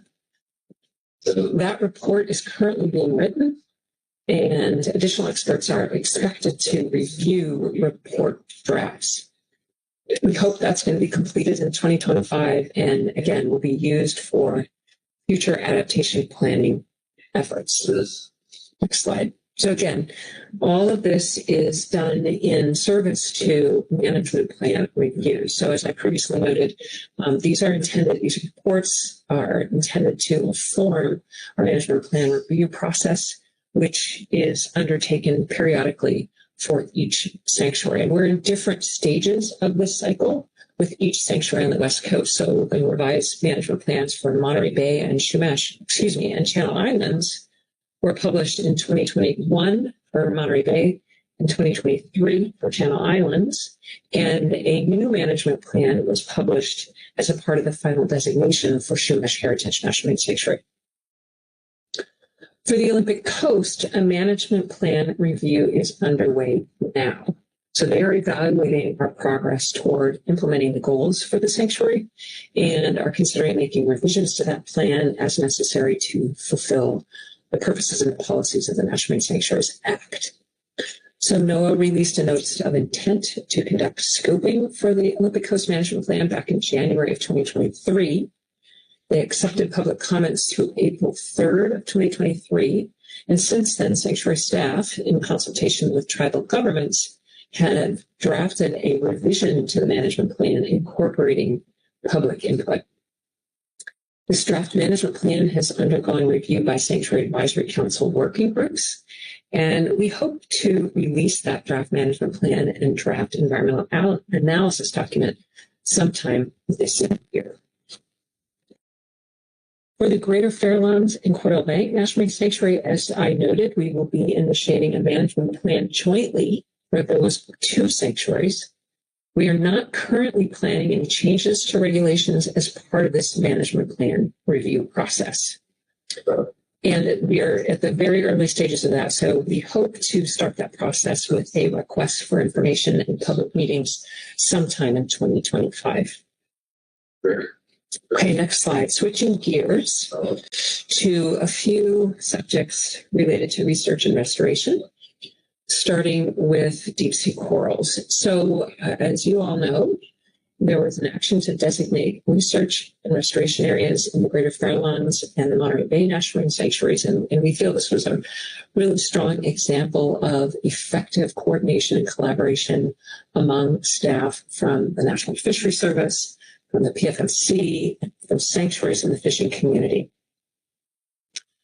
The outcome of selecting one area in Monterey Bay National Marine Sanctuary was not what we expected, but we understood the circumstances in the fishing community and recognized that selecting the Sur Ridge groundfish exclusion area was the best outcome given the circumstances. Unfortunately, NIMS was not able to finalize the rulemaking to designate the about 50 square mile area in Sur Ridge as a groundfish exclusion area. But our respective teams at NOAA Fisheries and Sanctuaries are in regular communication with each other about future next steps to potentially finalize this action. We also understand that the Pacific Fishery Management Council and NOAA Fisheries will be initiating a review of groundfish EFH in 2026, as I understand, and the Sur Ridge groundfish exclusion area could serve as an area for pivotal research into the role of deep sea corals for groundfish EFH. Next slide. During last year's presentation, I believe Bill Duros highlighted a project involving monitoring urchin and kelp densities that was designed to understand the potential impacts of urchin take on the reef itself, on the reef community, and how this activity might impact kelp growth. The work occurred at a site in Monterey Bay called Tanker Reef, which is just about a kilometer southeast of the Monterey Breakwater. Many of you probably know in April of last year, the fishing amendment that allowed urchin take at Tanker Reef was sunsetted, but the monitoring by CDFW and sanctuary researchers is continuing through this year to determine if urchin densities remain low in the culled area and if giant kelp continues to grow. I will note that this work found that sport fishing divers could quickly, in a period of about 6 months, reduce urchin densities to less than 2 per square meter. And with natural kelp recruitment, a kelp forest can reestablish itself. And in reading the summary of this work, I think it's important to note that this was not a small effort. There were 187 divers involved in this work. They did over 1,300 dives, and they estimate that they removed over 630,000 purple and red urchins. So what is not really known is whether kelp that recruited into that culled grid is self-sustaining and can act as a spore contributor to the surrounding area, or if all the kelp will be consumed by urchins and returned to a state similar to the control site where there was no culling. So collecting the post-culling data is really key to determining the efficacy of this type of restoration effort and whether an ongoing effort by divers is needed to sustain kelp patches, or if a critical mass of kelp, once established, is able to be resilient and resistant to further reductions by urchins. So stay tuned for more on findings of that project. Next slide, please. All right, as I'm sure you are all aware, the kelp forests in Northern California have been on decline for several years due to a combination of factors, including things like repeated warm water events, which lower reproduction rates of kelp, disease events, removing the top predators of the grazers, which lead to increased grazing pressure. We're also aware that kelp habitat is an important habitat for many ecosystem components. So this decline has cascading effects. So work is continuing in the Greater Fairlawns National Marine Sanctuary to determine the best methodologies to restore bull kelp. That work is led by the Gulf of Barrowlands Association and is done in partnership with the Sanctuary. This year, the team is going to conduct research and restoration efforts at Fort Ross Cove, Timber Cove, Ocean Cove, and Shell Beach, for those of you familiar with the area. Some of the key efforts in that work is going to include removing purple urchins, outplanting kelp, and then conducting environmental monitoring, subtidal and aerial surveys. As I believe Bill noted, last year the team received over $9 million to support this important work, so that's fantastic. That research is ongoing, as I noted, and it's been working for a couple of years now in this regard, and we're evaluating the success of that effort. Next slide. So I'd like to highlight some additional work that has a fisheries connection and that aims to understand the benefits that structure forming invertebrates and deep sea corals bring to commercial fisheries and the economy of Florida. In one project, researchers at the Channel Islands National Sanctuary and the NOAA Deep Sea Coral Program reviewed a variety of sources of data, including published literature, online databases, expert opinions, unpublished technical reports, whatever they can find for known associations between structure-forming invertebrates and all the marine species that are commercially landed in California using CFW fish ticket data from 2010 to 2020.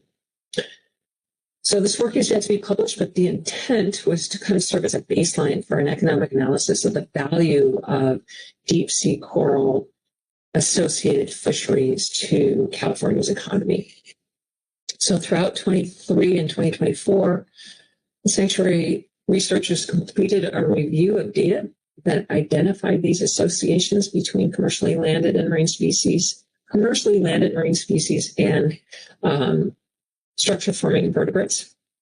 That paper is currently under NOAA review, but this figure shows 3 different metrics that can be used to determine fish association with structure-forming invertebrates. So on the left part of the slide, you see one is what they refer to as adjacency, which is basically within a body length of that structure.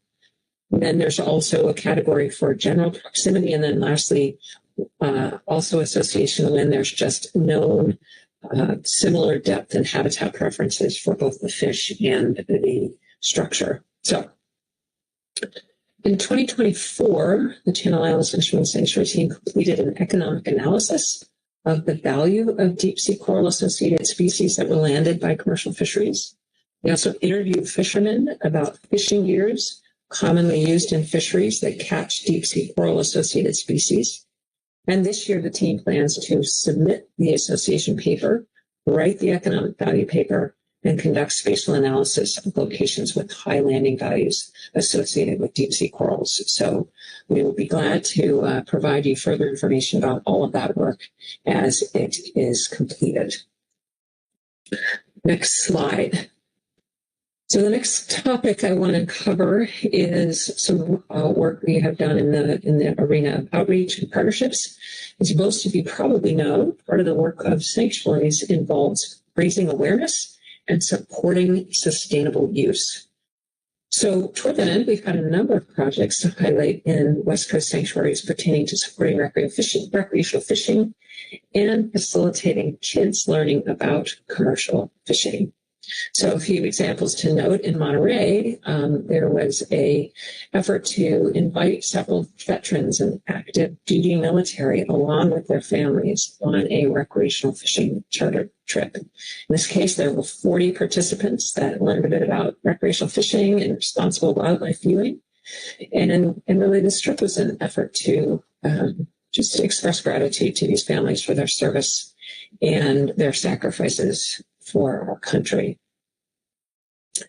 In Olympic Coast in August, a number of Mia Bay and Forks-based veterans were able to join Olympic Coast National Marine Sanctuary staff aboard a charter vessel for a fishing and wildlife viewing trip in the sanctuary.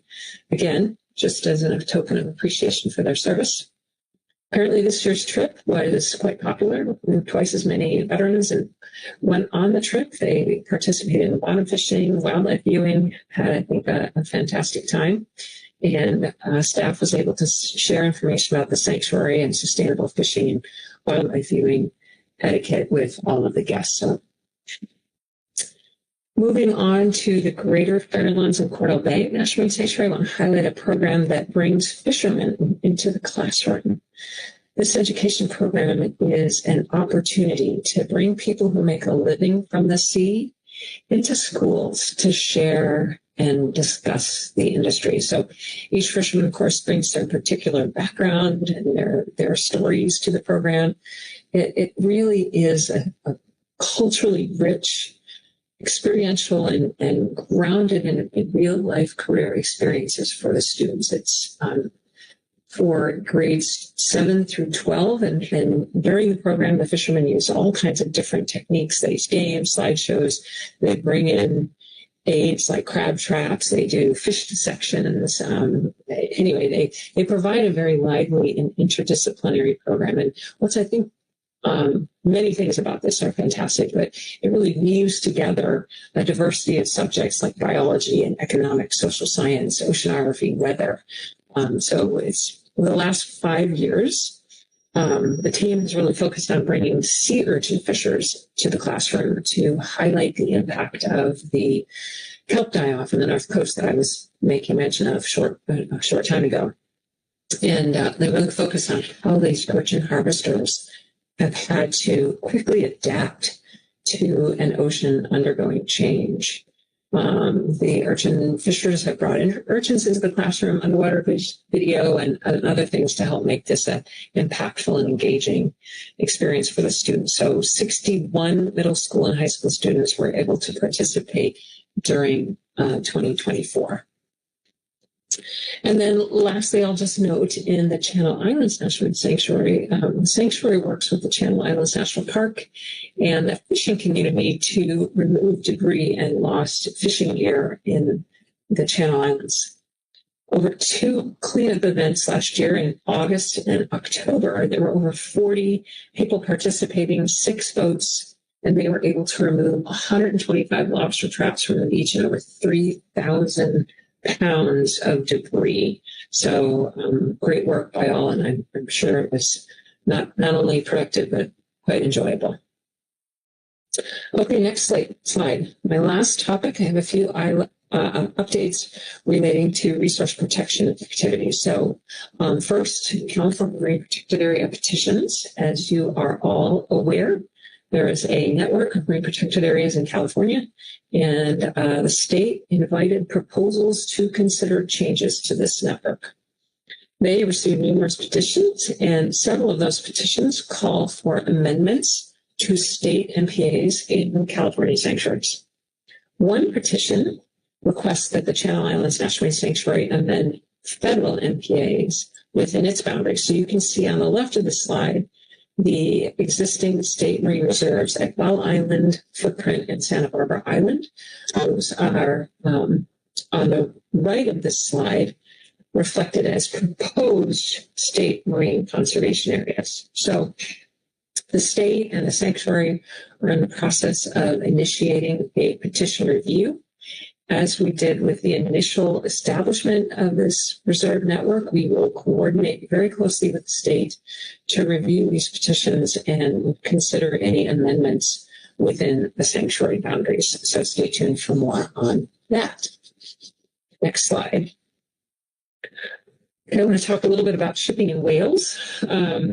The voluntary seasonal vessel speed reduction program of California is designed to reduce the risk of fatal ship strikes to endangered bluefin and humpback whales, but also to reduce ocean noise and to protect public health within and near Greater Fairlands, Cordell Bank, Monterey, and Channel Islands National Marine Sanctuaries.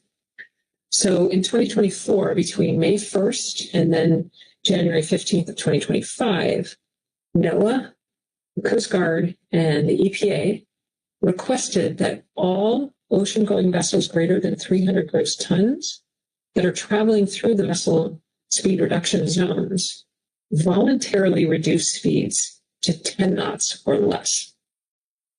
So a few highlights from the 2024 season, which again was from May 1st to January 15th of this year. So in the Southern California vessel speed reduction zone, ocean-going vessels had an overall cooperation rate to this voluntary area of 67%. That was up from 64% in 2023, so making improvements. In the San Francisco Monterey Bay vessel speed reduction zone, ocean-going vessels had an overall cooperation rate of 72%, which was up from 67% in 2023. So in those cases, things were improving.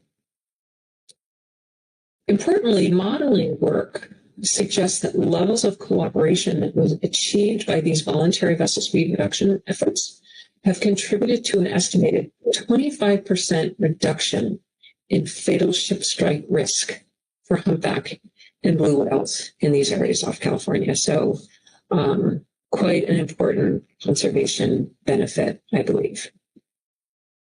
Okay, next slide.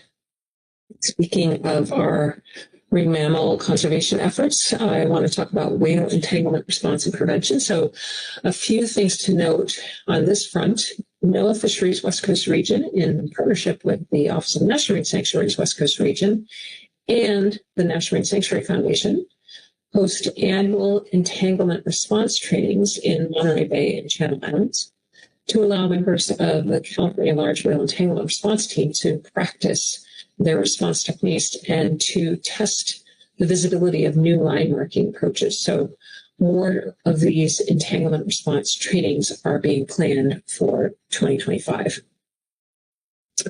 Additionally, the National Marine Sanctuary Foundation has been expanding its innovative gear library in Santa Cruz, California, to support the development and testing of on-demand fishing gear that is designed to reduce the risk of whale entanglements in California. Gear innovations represent a potential solution for reducing marine life entanglement risk while still allowing for continued fishing activity. And so the Sanctuary Foundation is prioritizing loans of this gear to commercial fishermen operating in California's fixed gear fisheries, particularly Dungeness crab fishermen affected by seasonal closures. So last year, the state approved the National Marine Sanctuary Foundation's application for an experimental fishing permit to test innovative pop-up fishing gear in the California Dungeness crab fishery with local fishermen in real world conditions. The new gear types are intended to, again, reduce the risk of entangling protected whales and sea turtles while providing increased fishing opportunities for fishermen. So fishermen will have the opportunity to experiment with different gear types and share their expertise and provide feedback on the reliability and performance of the gear under fishing conditions. So as of October of last year, participating fishermen have completed 744 trials with different pop-up fishing systems. And the National Marine Sanctuary Foundation is working to expand pop-up gear testing into other fixed gear fisheries in California, such as spot prawn. So with that, Mr. Chairman, I conclude my presentation. Again, thank you for the opportunity to provide all of this information to you, and I stand by with Laura Inglesrud for any questions that you may have. Well, thank you, Sarah. Questions for Sarah on her presentation? Rebecca Litt. Yes, thank you, Sarah, and thank you, Laura, for your work on these issues. It's pretty clear that we have so much to gain from collaborating and from sharing information. I want to commend you for the work on the whales, whale entanglement prevention and response, and the tests that are going to be so important for the upcoming take reduction team. I believe I heard that Sanctuary will be represented on the TRT, and I'm looking forward to hearing about the results of the pop-up gear experiments in the gear library. Thanks to the foundation, too, for being engaged in that. And I just want to ask one quick question. Are some of these pop-up gear experiments being shared with the folks working in New England on lobster and crab pots, trying to reduce North Atlantic right whale mortality. Thank you. Great question, Dr. Lent, and your source is solid. We do have a representative on the take reduction team, and she's on this call. And so I'm going to invite her to speak to your question about the pop-up gear and potentially collaborating on the East Coast. Laura? Thanks. I will be serving as the Sanctuaries representative on the upcoming TRT team. And I can get you some more information on the other part of your question.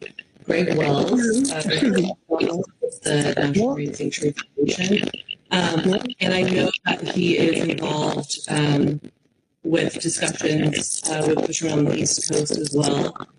He's been to a couple of conferences where talks over there to make sure that there's, sharing of knowledge. But I'm happy to get further details from him if you're interested. Yeah, Laura, are you there? I'm not sure what's going on, but it's almost like water in the background, and it's kind of garbled a little bit, so and kind of low. Really? Can you hear me better now? Yeah, you're garbled for some reason. Let me try putting in my headphones, see if that helps.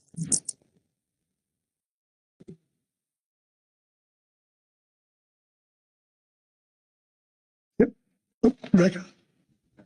Thank you, and thank you for that answer. I think I did understand that you will be on the take reduction team, which is great, and that you've been using some of these experiments as input into that process, and that you are sharing with the folks in the Northeast. Hope I understood that correctly. Thank you. Okay, Laura, are you there? Yeah, can you hear me a bit better now? Yeah, no, it's garbled, like you're underwater. Shoot, sorry about that. I think Rebecca got most of that, though, the first time. And Rebecca will follow up. Okay. All right. Is that better now?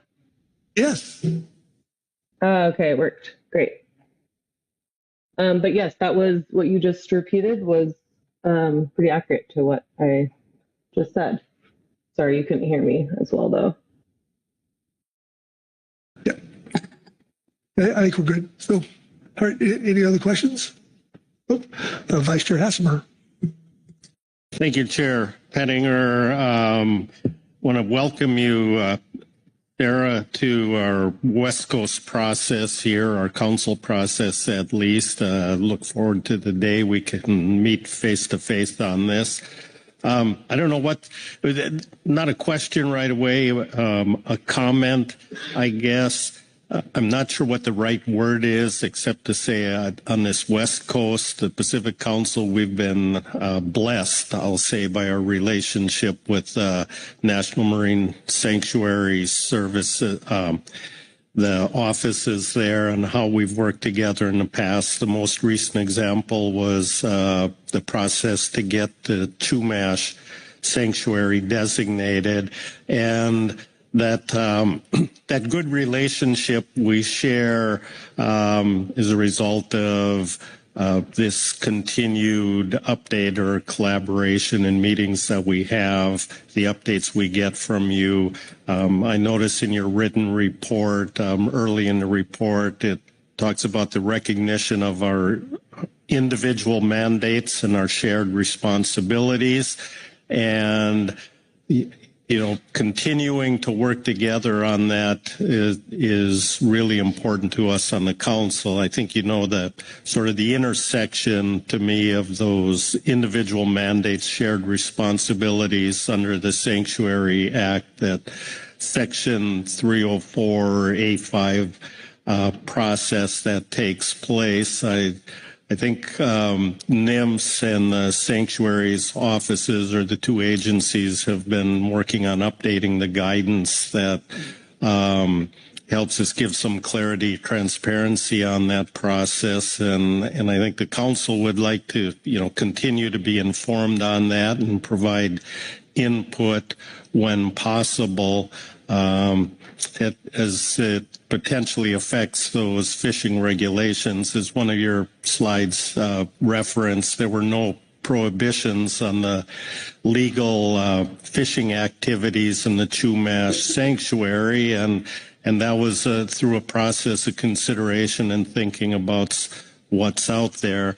I guess in my perspective, it's maybe self-aggrandizing on the council's part, but as we go through those things, I thought about fishing regulations in our entire EEZ, and maybe my colleagues around the table would correct me here, but I couldn't find a square meter of the water that did not have any regulations on it. And in a lot of cases, there's multiple because of the different types of gear, the commercial, the subsistence, the recreational, the fishing that goes on. And then there are depth components, no bottom contact.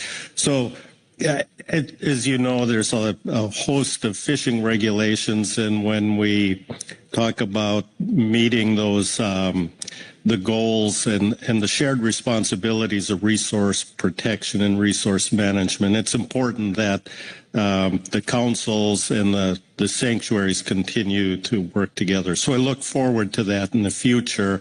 And then maybe I'll finish with one question, and I don't know if you can answer now or in the future we might learn some more, but I think it was on page 4, top of page 4 of your written report.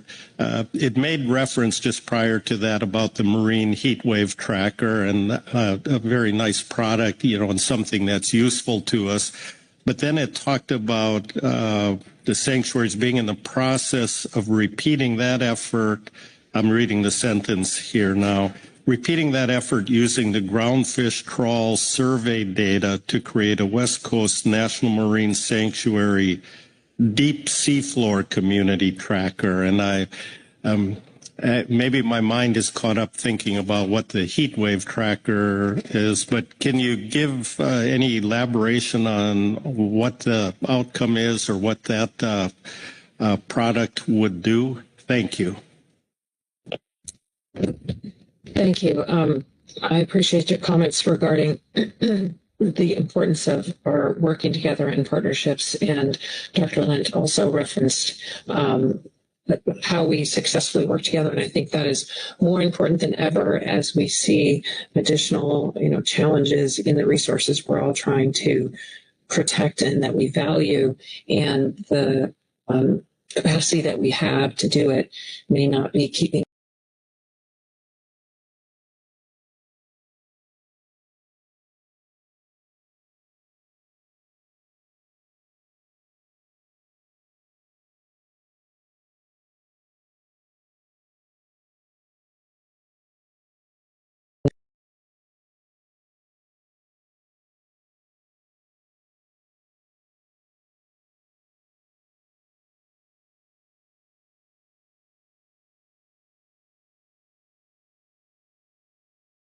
the Sanctuary Watch team is working with staff at Southwest and Northwest Fisheries Science Center on that. But yeah, I'm happy to follow up after with more details from your question. Okay. All right. Thank you very much. Thank you, Pete. All right. Anyone else? Mark Grelnick. Thank you, Chair Penninger, and thanks very much for the presentation. As a former member of a Sanctuary Advisory Council, it's good to see that the sanctuary is doing such good work. My question relates to something that I don't think was really directly addressed here that has to do with the sanctuary, particularly the Gulf of the Farallones, but all the sanctuaries actually in California, working with California's Ocean Protection Council. My understanding is that there has been an effort by the Ocean Protection Council to seek changes in sanctuary regulations. This is in pursuit of the state's 30 by 30 effort, wherein state appears to disagree with the federal government as to what counts as conserving biodiversity. I was wondering if you could share any information on that. I think probably it would be unwise for me to try to comment, only because I have had some very brief conversations with the team about that, but I fear if I were to offer much based on what I've heard, it would probably be incomplete and not based on a full understanding of the discussions to which you refer. So if you will forgive me and allow us to get back to you on that as well, I think that's probably the best course. All right. Thank you. And that would be terrific. I really appreciate that. Okay. The concern, obviously, from the council perspective, are any changes that would impact fishing activity. Because I think the sanctuaries have traditionally been very protective of lawful fishing activity. And I think the concern is that there might be changes to that philosophy. So anyway, thank you very much. Look forward to a future report. Thank you, Mark. Anyone else? Oh, Marcia, you're up. Go. Yes, thank you, Mr. Chair. I'm interested in the information you presented on the research related to deep sea coral and the observation-based association of ground fish, and then the resulting economic value of those ground fish. Sounds like the work is expected to be published at some point later this year. I guess I'm wondering if you've also analyzed habitats that did not have coral and the associated ground fish in those areas, just so we kind of have a comparison as to whether it's really the coral that is is the source of the association of the fish, or if it's, other structures that may be on the bottom. Thank you. Thank you for the question. It's a good one. And having read just a draft of the paper that's in review, I don't believe they did. I think it was very much focused on adjacency to structure-forming invertebrates and not looking at other habitats without that structure. But again, I think, we recognize that this collection of work is probably of interest to all of you, and so we can certainly plan for future briefings, either at a community level or at a council level, to provide further information about that work once it is completed. Okay. Thank you, Marcy. All right. No one else? Okay. Well, thank you very much for the presentation today. And I look forward to meeting you in person in the future. Likewise. Okay. Next up will be the Habitat Committee report. We'll finish up this agenda item before we break for lunch. So, welcome, Scott.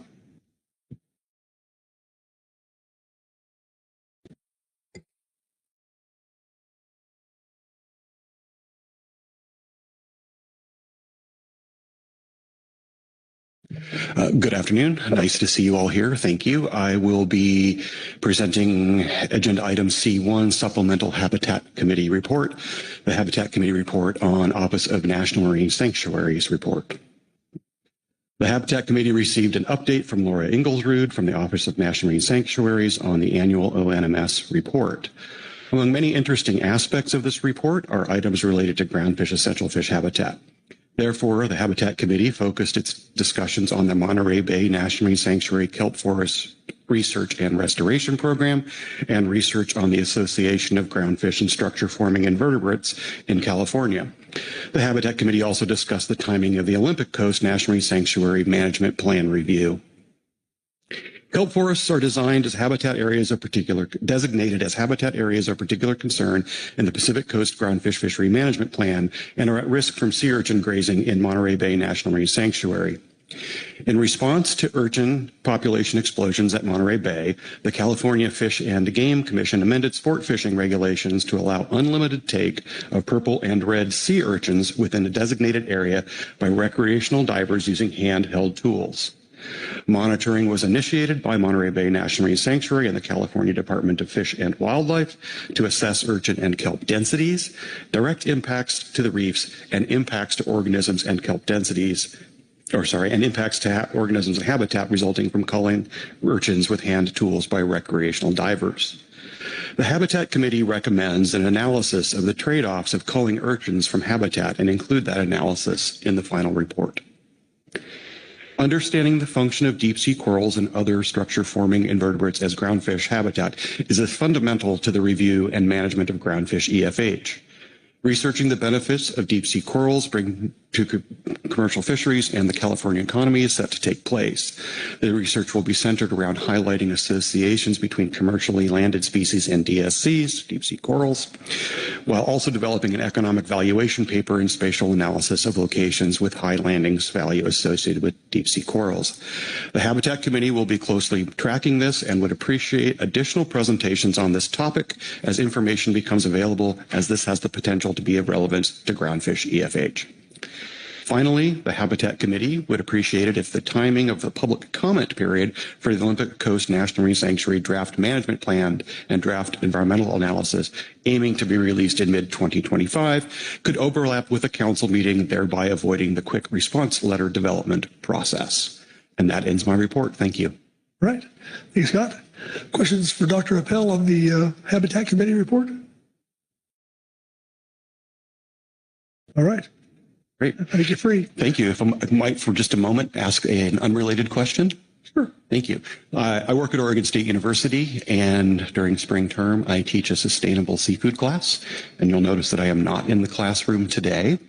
But with the council approval, I would like to take a photograph of my current view so that I can share that with my students when I get back in the classroom next week, so they can understand all the hard work and effort that goes into everything that you all do every day to manage our fisheries on the West Coast.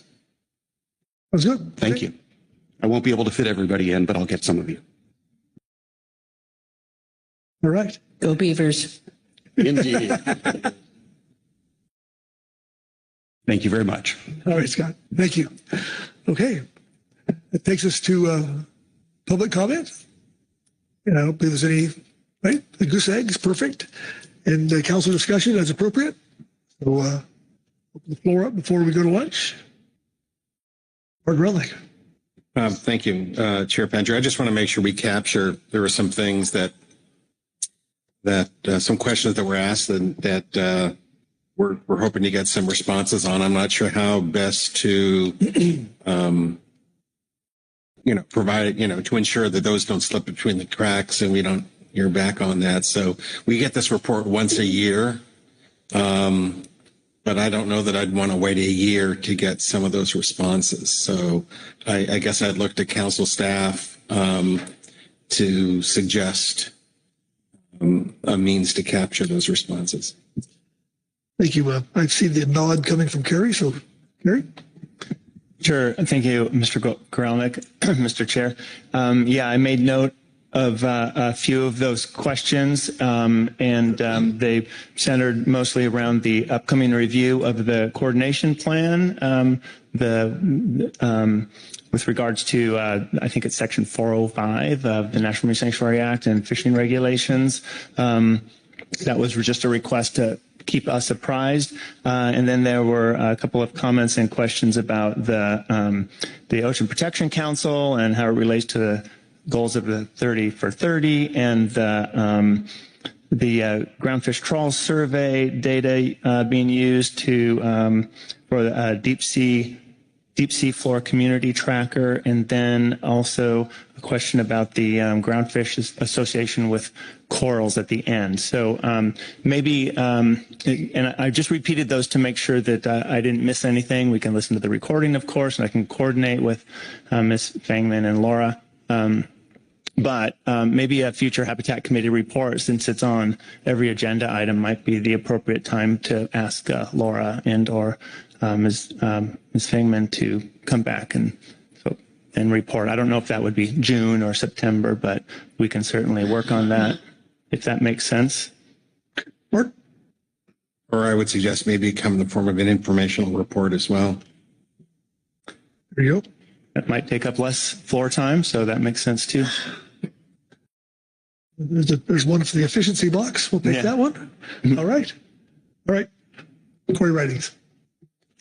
Thanks, Chair. I just wanted to just acknowledge the Habitat Committee report quickly and just give verbal that we heard that. I think it's good things, and we can pass that on to the sanctuaries and hear more from the Habitat Committee as they've indicated. Thank you, Corey. Good. All right. Corey Niles.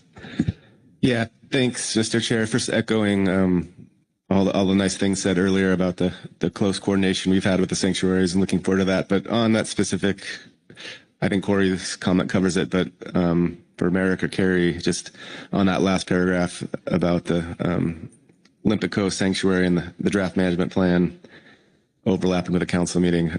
Just hoping you all could follow up on that. The fewer quick response letters we have, the better. And it'd be nice to have that, if possible, overlap with the council meeting. Thanks, Corey. All right. Let's see more hands. Gary? Thank you, Mr. Chair. If there's no other comments or questions from the council members, then I think that would conclude your business for this agenda item. All right, very good. Thankfully, the NIPS canceled D1, so we're only 30 minutes behind. So we're doing pretty good for the day. And so hour and 10 minutes. Let's be back here. It's at 1:35. Give us a little time to get off campus if we need to. So we'll start 1:35.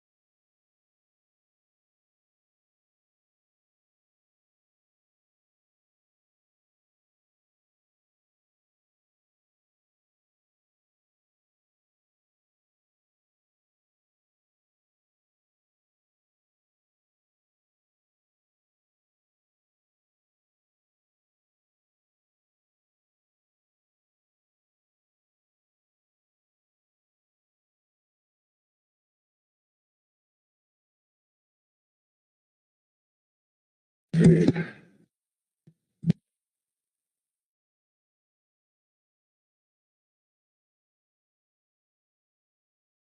right, everyone, let's make some progress on getting settled in our seats, and we will start in about 1 minute.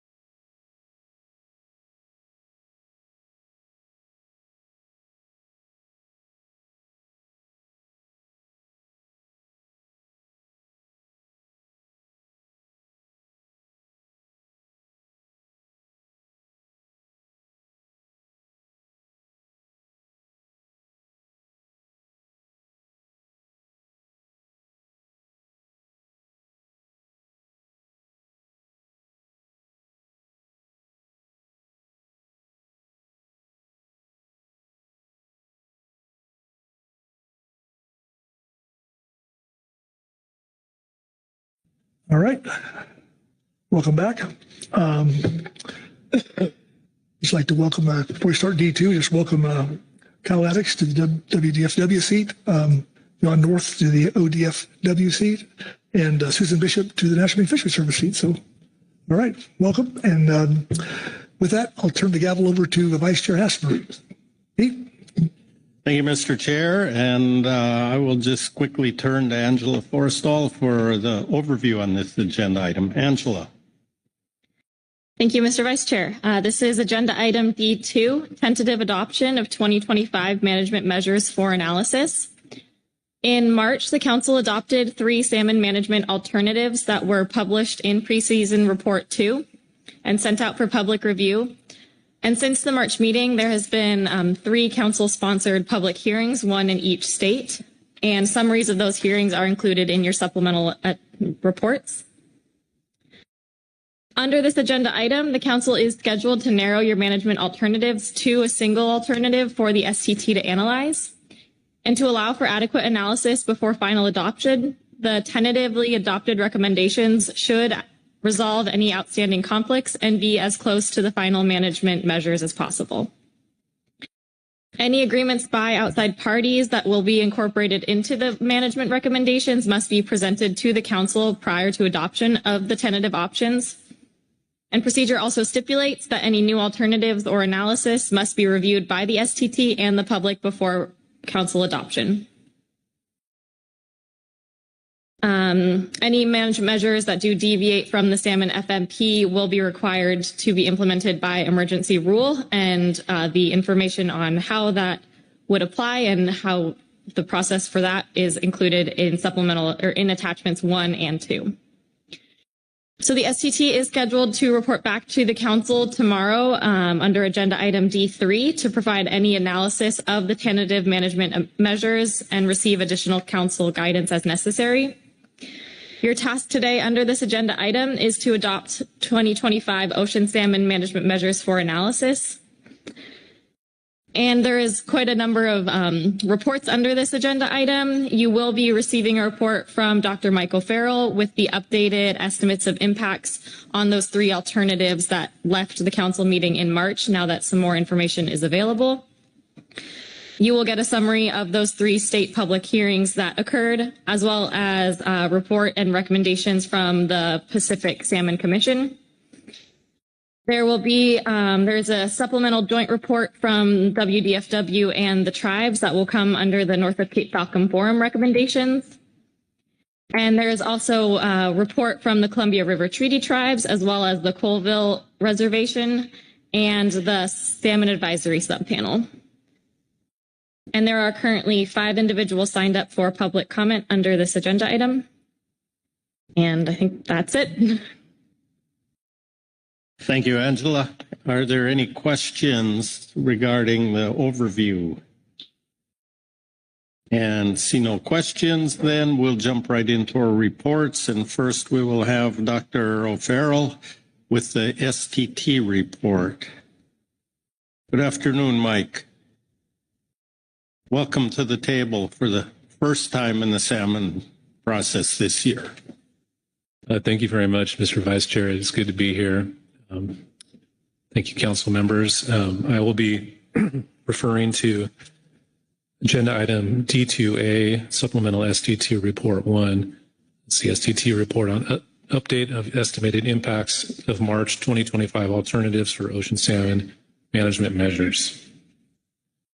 I'll begin on page 1 of the packet. And we have the results from the pre-2 for Chinook, Northern Chinook, and these results are different than the ones from that were in pre-2 because we have updated 2025 catch limits for AABM fisheries and proposed 2025 Puget Sound fisheries.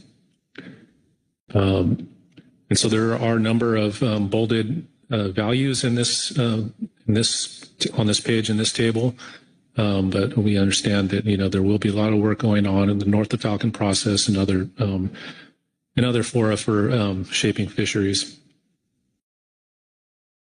Moving to page 2, note that there's only one bolded number here, the Lower Columbia River Natural Tules number for alternative 1.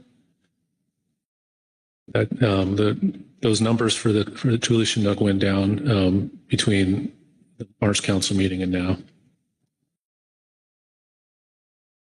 On page 3, I'd like to point out a mistake that was made that we fixed now, but wanted to bring it to your attention for Klamath River Fall Chinook. There was a misspecified age 5 maturation rate in the model, which resulted in the exploitation rates being higher than they or lower than they should have been. Higher than they should have been, I should say. So we reran the KOHM after fixing this mistake, and right now alternative 1 has a 9.9% exploitation rate. It was 10% when we left the March meeting. Alternative 2 is at 6.8%. It was at 6.9% in March. And alternative 3 remained the same at 0.3%.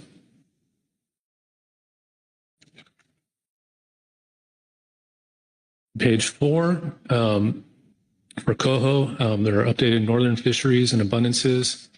And there are proposed Puget Sound coho and pink Puget Sound proposed coho and pink fisheries, and Fraser went up by 2% here. There are no freshwater coho inputs available yet for the northern stocks. For the Lower Columbia River coho, we're reporting marine-only numbers at this point. And updates in California led to a decrease in ER for the saw coho group. And moving on to table 7, page 6, a breakdown of impact rates for a number of stocks here, Chinook stocks. Again, you can see the Thule number at 41.1%. And the final page here on page 7 shows expected coastwide exploitation rates by fisheries for 2025 for Lower Columbia River natural coho, OCN coho, and Lower Columbia River natural Thules, as well as Song coho. And I believe that covers it for the STT report. Thank you. Look around, see if there are any questions for Dr. O'Farrell on the Salmon Technical Team report. Marcy Remco. Thank you, Mr. Vice Chair. Thank you, Dr. O'Farrell. You mentioned the changes reflected in Table 5 pertaining to Klamath River Fall and the decrease in the overall exploitation rate due to the change in the age 5 maturation, that you'd found an error in the model. Maybe you could explain to us how the model sets or how it accounts for maturation. The reason I ask is I was kind of contemplating this between the March meeting and now, and of course, in Sacramento Fall, the presumption is that all of the fish are either assigned to harvest or assigned to escapement, all the fish in the forecast, that is, the adults. But in the Klamath, the forecast of the total adults in the ocean, some portion of those are assumed to stay over in the ocean. And so maybe I understand you've made this change for the age 5s, but I want to understand a little more about the age 4s and the age 3s and how the maturation affects or is related to that ocean abundance forecast. Thank you, Mr. Vice Chair. Ms. Uremko. Yes, so there are a number of differences between the Klamath Ocean Harvest Model and the Sacramento Harvest Model, as you noted. The Klamath Ocean Harvest Model takes into account age 3, 4, and 5 fish, and there's forecasts for each of those age classes. Those abundance forecasts, the forecasted number of starting fish for those 3 year classes, they get put through natural mortality as they grow in the ocean. They are affected by fisheries, and then ultimately, and they're dying due to natural mortality. And then they get to the place where some fraction of them will return to the river, and that fraction is the maturation rate. And the situation that we have here is that we have separate maturation rates for age 3, 4, and 5 because they mature at different rates. And it was just an error in that usually always the age 5 maturation rate is set to 1. We assume that 100% of that cohort is going to return to the river. That's an approximation. And inadvertently, it was set to 0. And it had a smaller effect than if it were another age class where there is much more abundance. And so what that did is it said if the age 5 fish come to the river mouth, and if they, and it would be assumed the maturation rate is 0, that none of them are maturing and going to escapement. They just disappear. And so that's why the exploitation rates went down when you took into account that some fish are actually maturing and going into escapement and river fisheries. Thank you. Further questions on the STT report? Mark Grelnick. Thank you, Vice Chair, and thanks, Mike. It's really Really glad you're here at this meeting. Looking at Table 5, following up again on the Klamath River Fall, we have a spawner reduction rate. And in calculating that spawner reduction rate from ocean fisheries, how do you approach that? The spawner reduction rate is as the name suggests, it's a number. It's a value that tells you how much the spawners is going to be reduced by fishing, and the way it's computed is we do a simulation essentially where we have the starting abundances and we project them through their life in the ocean and spawning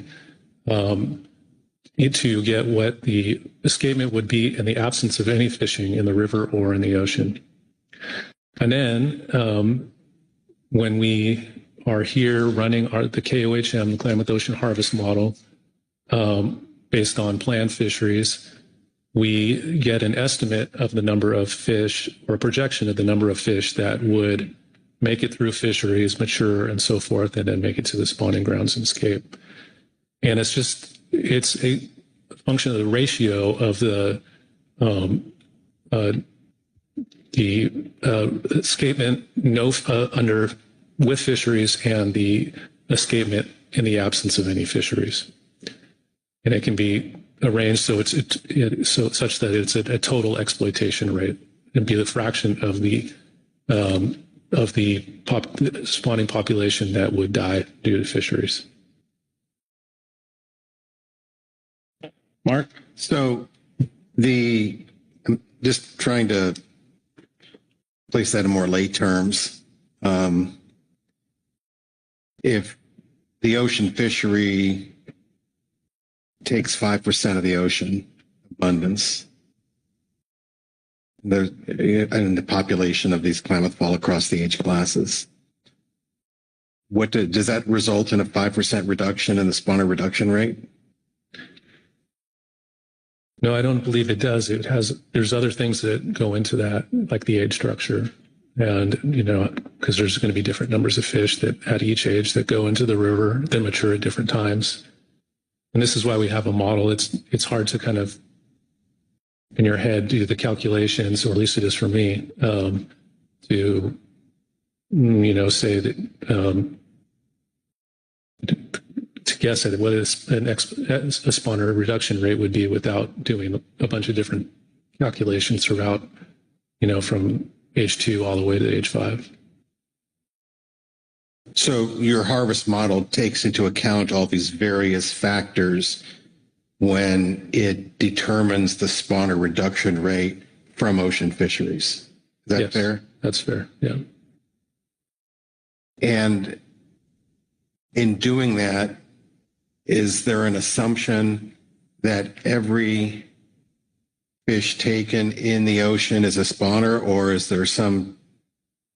it not 100%? I mean, how does the model treat that?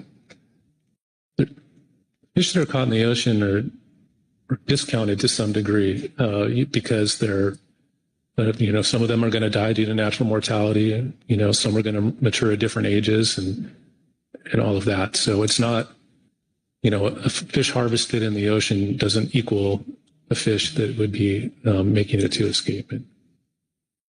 Great, thank you. Thank you. Further questions?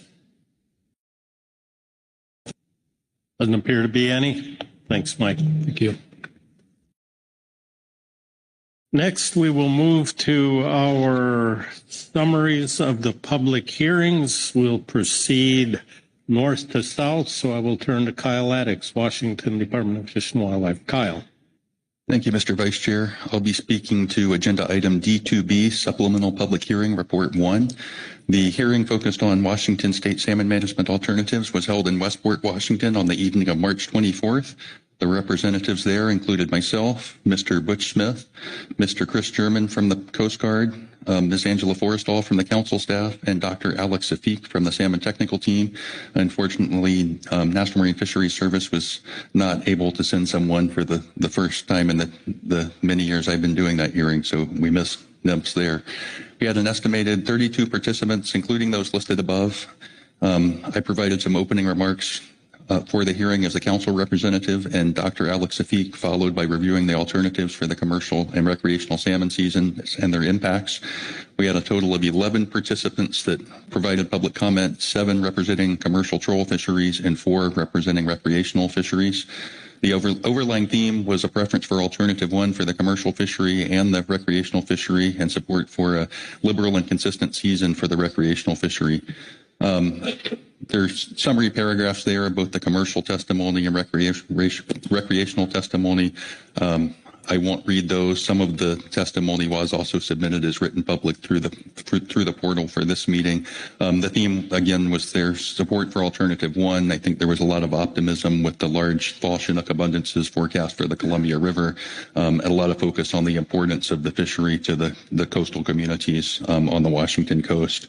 The other theme, as we've heard in the past, was just an appreciation for the council holding a hearing out there in Westport. Means a lot to the people out there.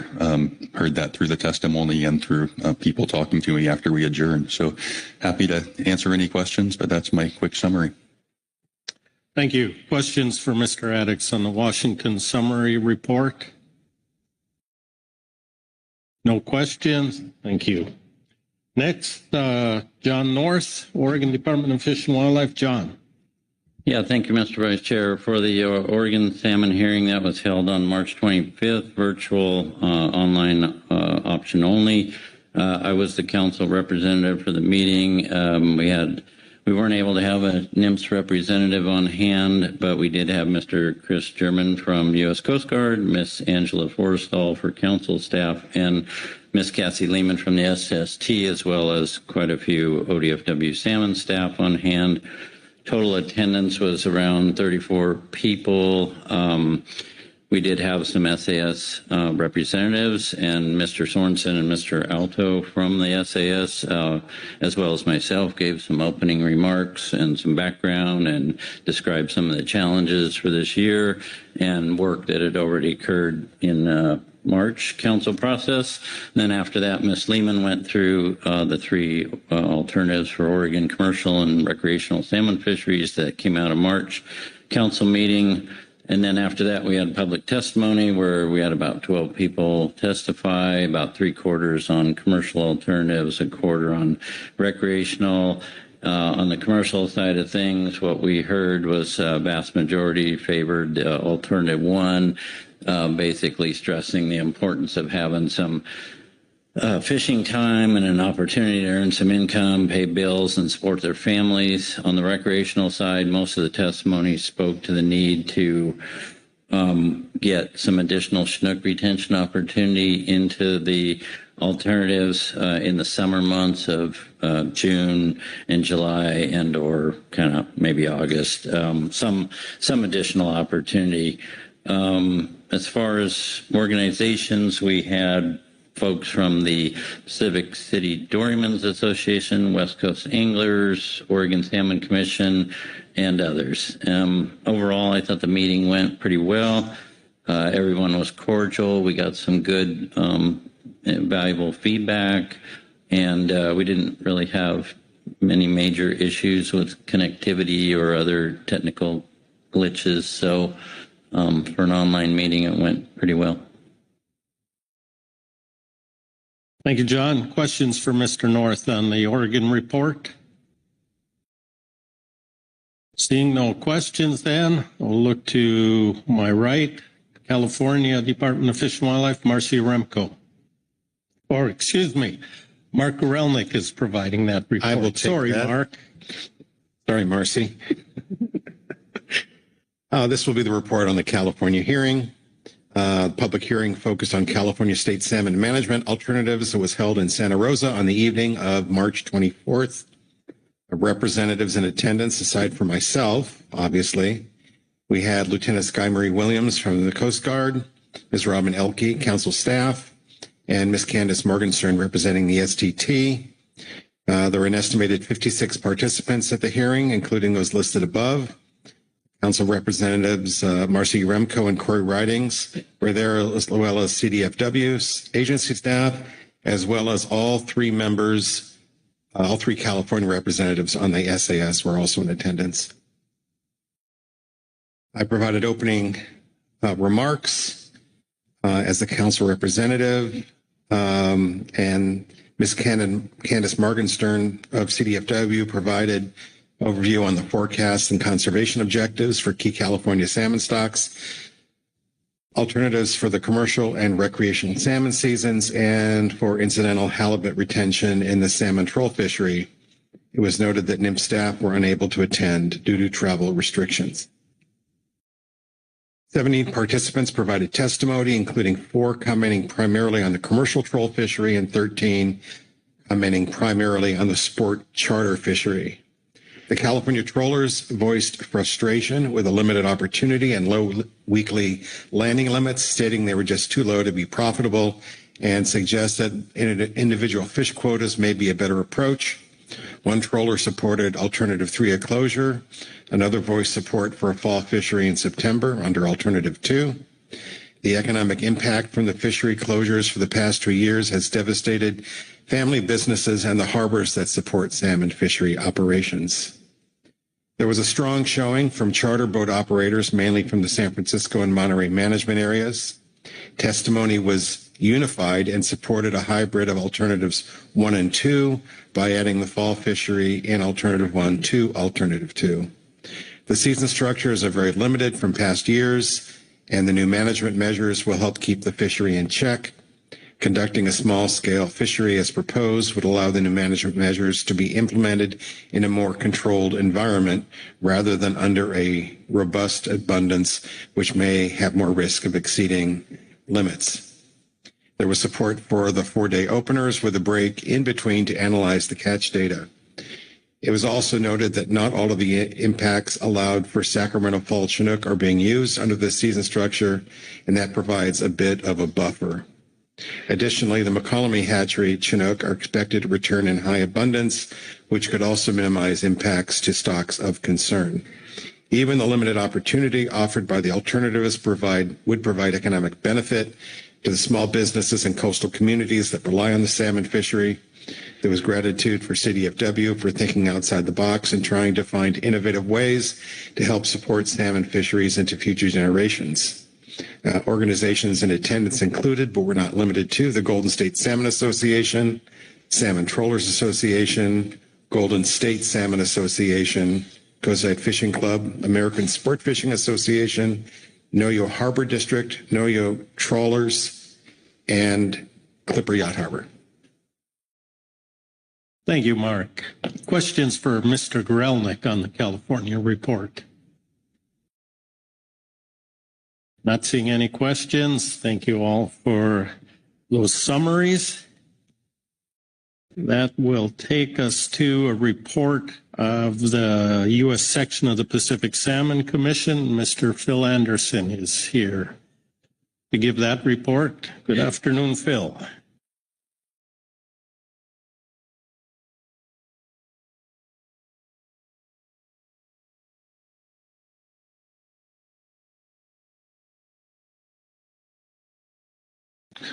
Thank you, Mr. Vice Chair, council members. My name is Phil Anderson. I'm one of 4 U.S. commissioners on the Pacific Salmon Commission, and in my position, I represent the states of Washington and Oregon. There are a number of people around the table I just want to quickly recognize as being an important part of the Pacific Salmon Commission process. Ms. Evanson, Senior Advisor to the Commissioner Doug Vincent Lang, along with being on the ETC, and I won't even try to list all the things she does for us in the Salmon Commission world. Mr. Addix, Mr. North, and Mr. Smith are all in the Southern panel, and Ms. Bishop is a shadow to the federal commissioner, as well as she's filling in the national correspondent duties here while they're hopefully being able to refill that position. I refer you to supplemental agenda item D2C, which is a memo from the Chinook Technical Committee to the Pacific Salmon Commission. And what you probably don't remember, this is a follow-up to my presentation that I made to you in March. And I said one of the things that you could be looking forward to as the next step from the Salmon Commission is this memo. So the Chinook Technical Committee estimates of abundance indices from the completed calibration of calibration 2501 of the Pacific Salmon Commission Chinook model for 2025 are summarized in this memo. The calibration provides the 2025 preseason abundance indices for determining the annual catch limits for Southeast Alaska, Northern British Columbia, and the west coast of Vancouver Island. You'll find at the bottom of the memo there's Table A. Table A has the 2025 Southeast Alaska, Northern BC, and WCBI preseason abundance indices that are calculated using the Pacific Salmon Commission Chinook model, as well as the associated annual catch limits for the 2025 fisheries, those three fisheries, and they're noted in Table A. In addition, this work that's done by the CTC also produces the postseason estimates from 2024 ABM fisheries. And so you can, on Table B, you can look at what was the calculations that came out of the preseason versus the postseason calculations. You'll note that this Southeast Alaska fishery, the catch ceiling is significantly reduced in 2025 from 2024. It's also reduced in the Northern British Columbia area, and there's a slight uptick in the west coast of Vancouver Island fisheries. The STT has been provided with this memo, and I'm confident that they'll be incorporating the new 2025 catch ceilings for the three AABM fisheries to the north as they model your alternative here in the south. Be happy to take any questions. Thank you, Phil. Before we get to questions, let me just look around. There's other participants in that process. If anybody has anything they wanted to add here. Annie Evanson. Yes, thank you, Mr. Vice Chair, and thank you, Mr. Anderson, for laying that out. I just want to note a couple of things. One, the Southeast Alaska catch limit is the lowest on record. In March and back in November, we heard a lot of concern expressed from the Washington coastal tribes about Alaska's impact on Washington coastal stocks. And I just want to acknowledge that with this low catch limit, that the state of Alaska does not expect much in the way of fisheries in the month of August and perhaps even late July. We will likely need to close quite early. We have a one fish bag limit and sport fisheries. And so all this to say, I believe that the impact on Washington coastal Chinook stocks will be quite low this year, probably the lowest we've seen. So thank you. Thank you. Any other additions? Not seeing any. Are there any questions on the report regarding the Pacific Salmon Commission activities? And seeing no questions, thank you, Phil. Next, we have a report from the North of Cape Falcon process. Mr. Kyle Addix. Kyle. Thank you, Mr. Vice Chair. I'll be speaking this time to agenda item D2D, Supplemental WDFW Tribal Report 1. You may recall that back at the March Council meeting, the Washington Department of Fish and Wildlife and the affected Puget Sound Treaty Tribes notified the Council of management objectives that they had established for Puget Sound Chinook and coho salmon for 2025. After the March meeting, an error was discovered in the Hood Canal natural coho forecast produced for 2025, which changed the status and corresponding management objective for that management unit. The preseason forecast value for Hood Canal natural coho reported in preseason report 1, March 2025 agenda item E2 supplemental attachment 3, and in the STT summary document March 2025 agenda item E2A supplemental STT report 1 was 18,996, rounded to 19.0 thousand in the summary tables. After the March meeting, an error in the calculation for a bias correction that is applied to the forecast was discovered. Rerunning the forecast method with the proper bias correction applied resulted in a forecast of 19,957. This increase in the forecast means that the forecast exceeds the breakpoint for critical status under the Co-Manager Comprehensive Coho Plan and for low status under the Coho Chapter of the Pacific Salmon Treaty. This means that a total exploitation rate of 45% is allowable based on the updated stock status. The table of coho objectives presented at the March meeting is shown below with the Hood Canal value updated in Table 1. In recognition that the update abundance is still relatively close to the breakpoint of 19,545, the Hood Canal co-managers plan to implement more conservative fisheries with a total exploitation rate that is well below the allowable ceiling of 45%. This conservative approach will result in escapement of Hood Canal natural coho higher than what would result from planning and implementing fisheries to the full allowable ceiling. As we move into modeling fisheries in the next days, we'll have some revised fisheries that affect Hood Canal coho that will reflect that lower exploitation rate ceiling. That's all I have, and happy to answer any questions. Thank you. Any questions for Mr. Addix on that report? And I'm not seeing any. So thank you very much. I just want to make sure if are there any other reports on the North of Falcon process. I have a couple of names here, but I don't see any reports, so I think we might be complete there. Good. Then we can move on to our management team and advisory body reports. We have two tribal reports. First, a report from the Columbia River Treaty Tribes.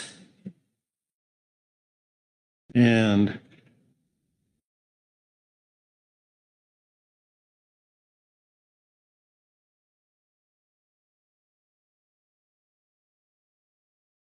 welcome you up to the table.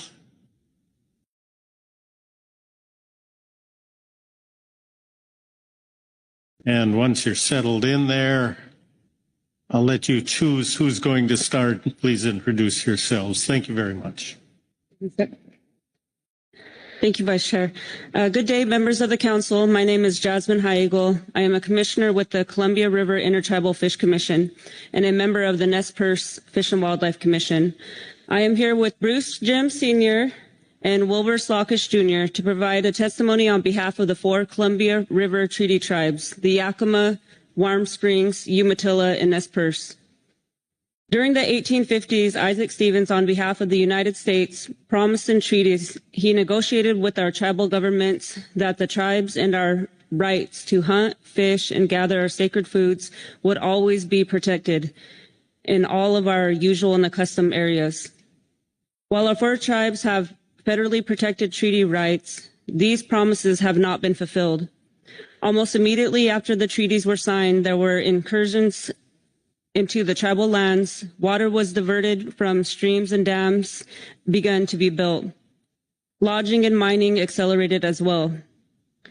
Impacts to our resources were occurring long before the construction of the large main stem and Snake River dams.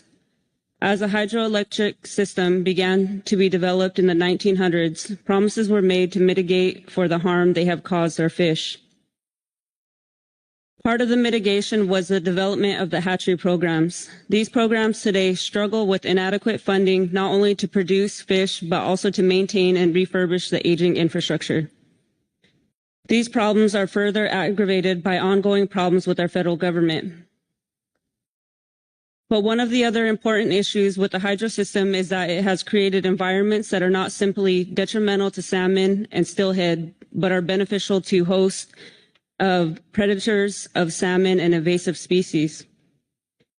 Our staff will be making a presentation on Sunday evening to members of the SAS and other interested members of the council family on recent information on addressing sea lion and avian predators of the Columbia River.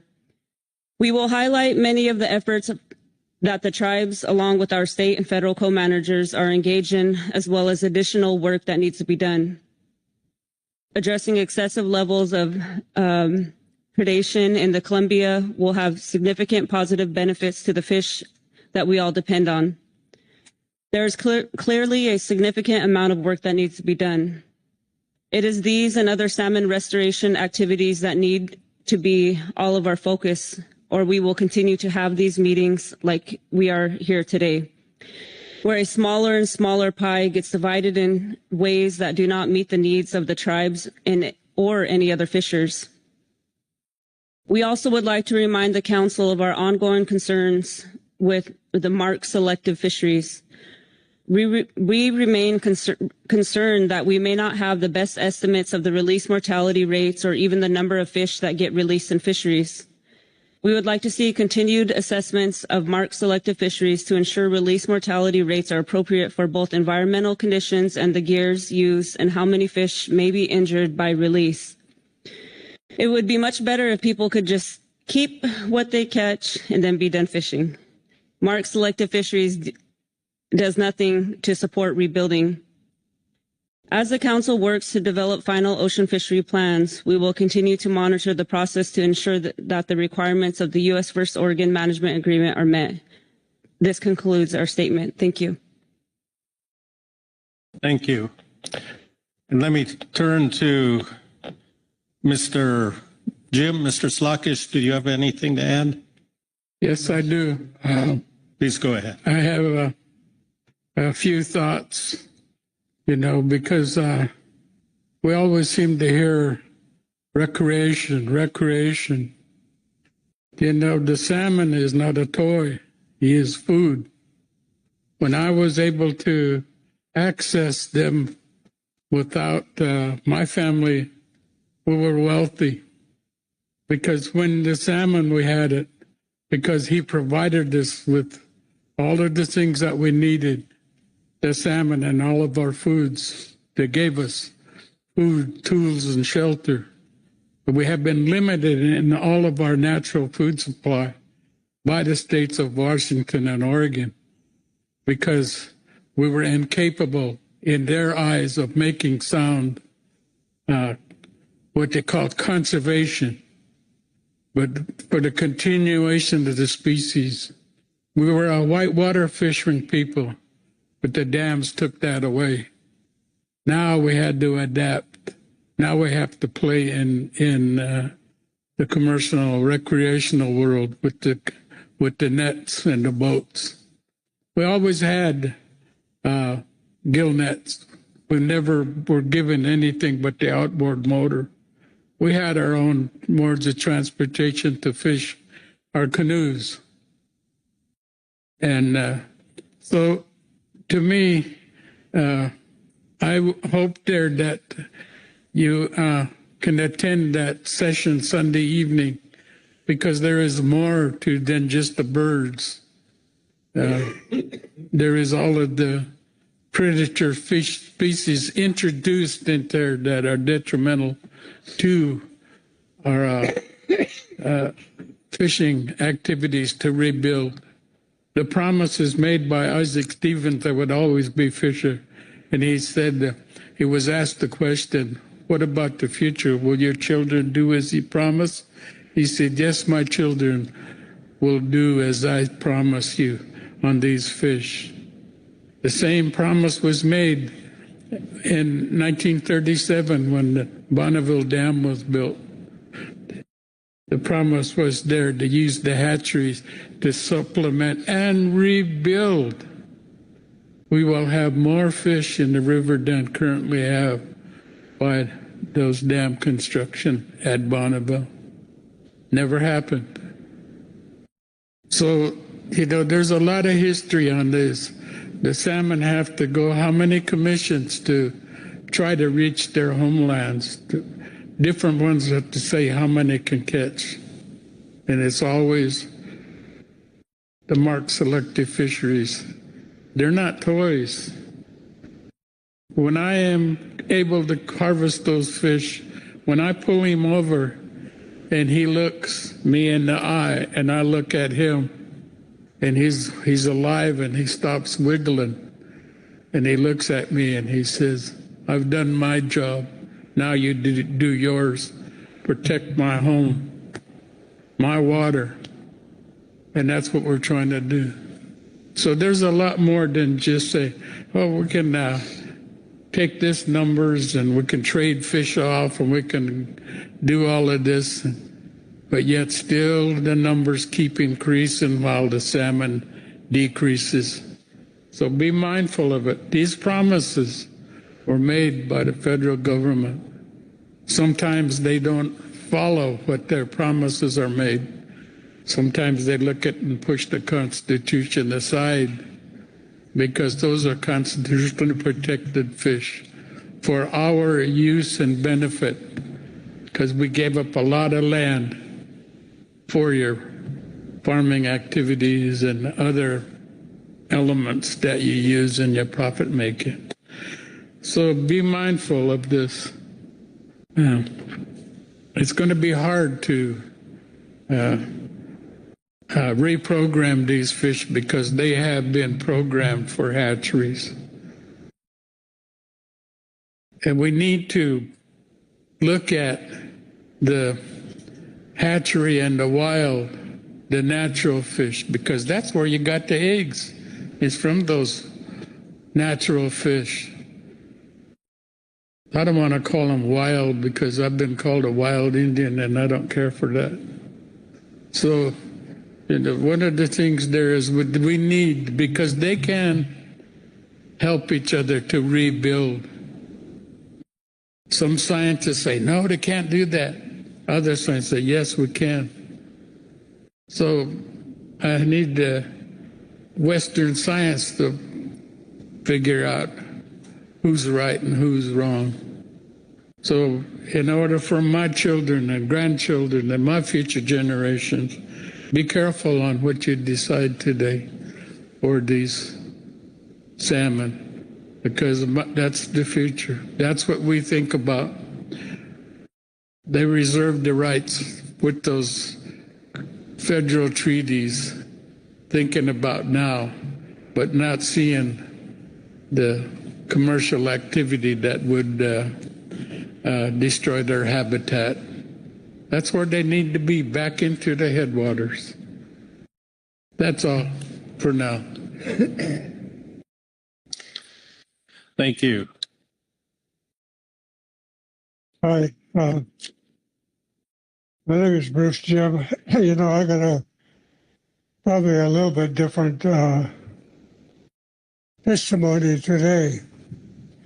And a lot of these people don't understand what our people have gone through these years. And watching the salmon disappear, all in the name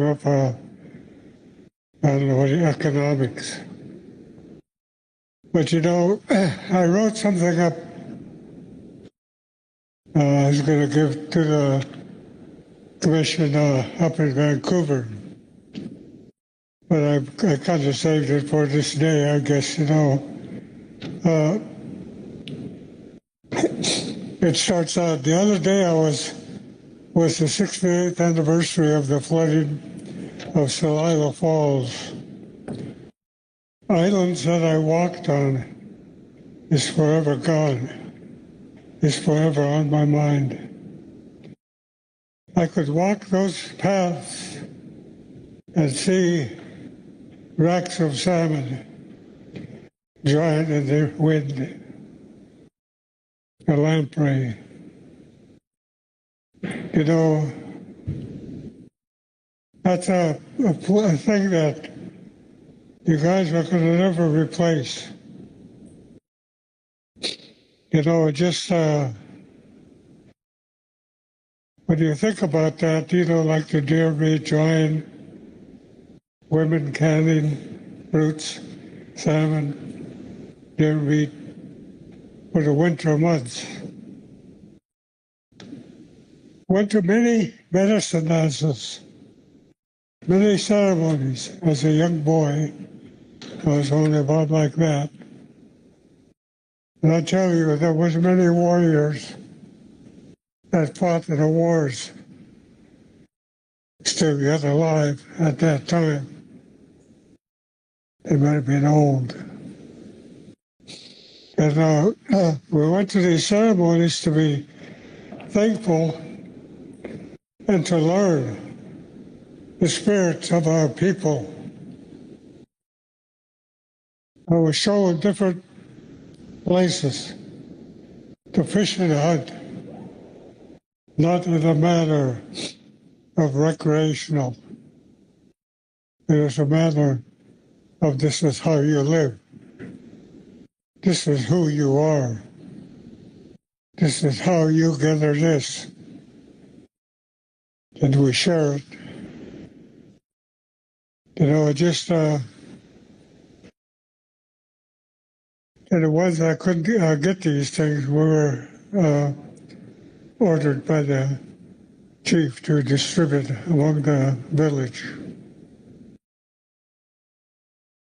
I go through, can't read my own writing.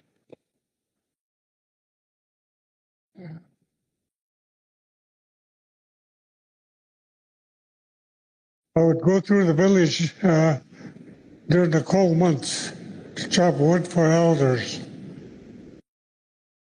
All of this was just the memories, but it is good memories. And that is why I talk the way I do, because I come from Salilo.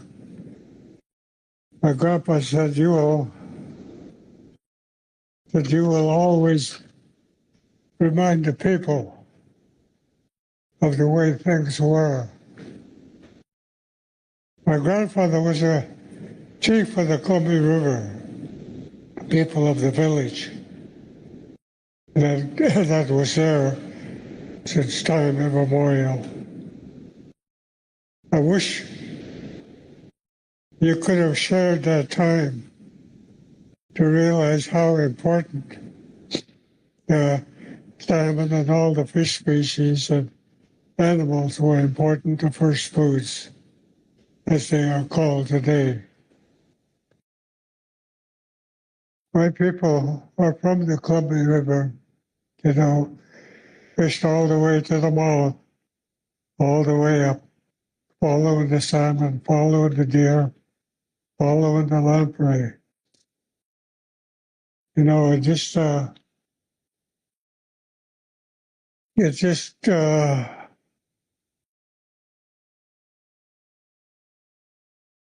many of our people went to the bands of the Yakima, and many of our people went to Warm Springs reservations. This is the reason why we're all here, to share this resource. And we would like to really need help in rebuilding. You know, it's just time consuming when we come here to actually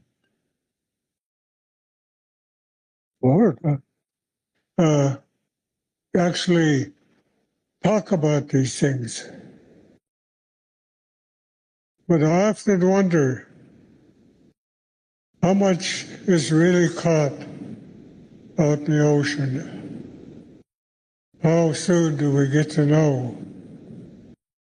The effects of that catch before they reach Columbia is a lot of salmon, a lot, from the coast of Alaska all the way down to middle California. You turn around, no, we turn around, and we have to look at your constituents. Fishing at the mouth of the Columbia River after all that fishing in the ocean. We watch them come up all the way up the river, fishing on salmon. Go to Bonneville Dam. You know, it's kind of hard to take, in a sense. They always have an excuse. or someplace. That fish down below Bonneville Dam was supposed to be ESA listed, but they're caught. They're telling us that they're upriver rights, but yet they don't count the Willamette, all the other tributaries down there on the salmon that's caught. So I don't know how much salmon is truly caught, regardless of whether it's coming up into native country or not. So you understand a little bit of our history just from this little testimony. I did some work with the tribes, younger people, and they were coming to me and asking me about the history of Columbia River. Where did we stay? How did we stay? How did we live? Where did we go? You know, it's really interesting to kind of reawaken yourself and say, this is what needs to be said. Not only on what we lost can never be replaced, but what is there we're trying to save. So I ask you guys in a good way that you take care when you start handing out permits, catches, and everything else, because it affects everything up the river. You know, it just, it's something that should have been said a long time ago. You know, the effects that we had. I said it before, you know, that our homes destroyed, our burial grounds underwater, our village sites. And my grandma always had faith in you guys. They said they're going to replace that for us. And until the day she died, she always believed that. And I'm here today to tell you that never ever happened. We watched the town of Arlington moved up, built new businesses and everything. Biggs area moved up, new gas stations, new cafes, everything. Boardman, the whole town moved up, homes built for everybody, get businesses and everything. Umatilla, same way. But the ones that owned that place never got nothing. So you better remember why we're here and why we talk the way we do. Thank you. Thank you, all three of you, for your testimony. Let me look around and see if there are any comments. David Sones. Thank you, Mr. Vice Chair. I'm not sure who this question will be directed to, but I've really, for many years, had great concerns with the Hanford situation up there and the threat it has for the environment, our people who eat the resources in the river, and how you guys feel with what's been done there. And then I was always very concerned with, when the Hanford Reach, and they were trying to develop that, and we were trying to keep development out of there because it is one of the bigger spawning areas in the river that's still very productive. And what are we winning that, or is development still trying to take those areas over? Thank you. Stuart, do you want to do this? Mr. Vice Chair, sure. So the Yakima Nation staff has kind of taken the lead with our tribes in dealing with issues on the Hanford Reservation, and really, I think most of the work is still focused on addressing cleanup issues. There have been a few areas that have been more opened up for public use and also for tribal use. There's been some areas that they've been working to reestablish some the ability for the tribes to go in and gather plants and things like that in areas that are safe enough to do that. But there's a lot of ongoing processes in that, and the Yakima Nation's been very active in being involved in tracking that for the same reasons that concerned about the cleanup, and then concerned about possibilities of some kind of future development on the reach.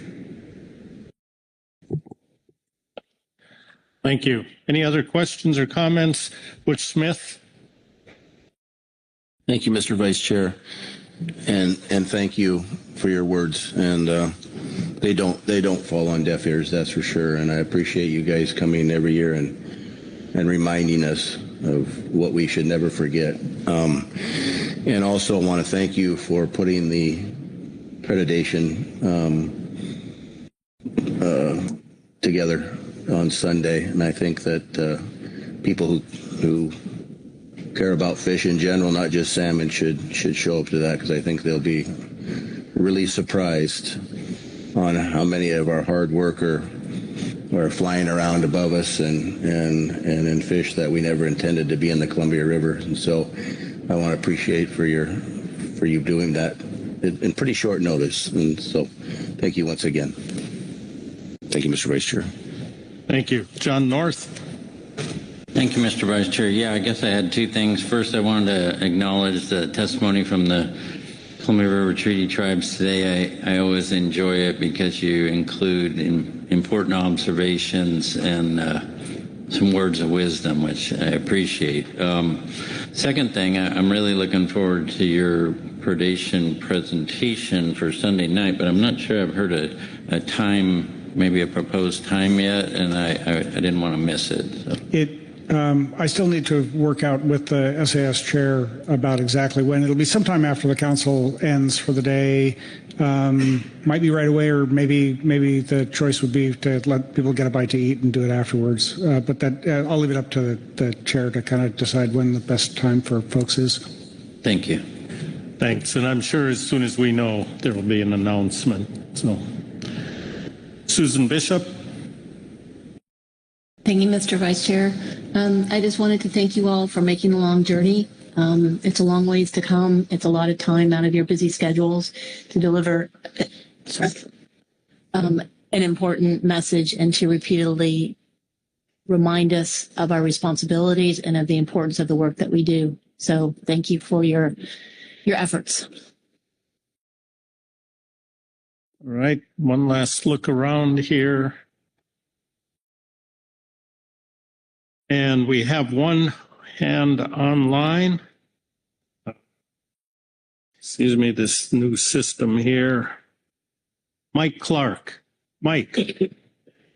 Thank you, Mr. Vice Chair. And thanks to the tribes for your testimony. I guess, and Bruce, we worked together very closely, obviously, for as long as I've been in this position, and certainly enjoy hearing your perspective, and thank you for sharing that with the council, as I shared with the Fish and Wildlife Committee down there a couple of weeks ago. But just also wanted to share for the benefit of the council as well. I think obviously the service takes our tribal trust responsibilities very seriously, but I think it's the past couple of months with some of the compliance with the executive orders, and I think some of the incentive programs for federal employees have hit us especially hard. I had 36 employees in the complex on January 1st, and as of next Friday, that'll be down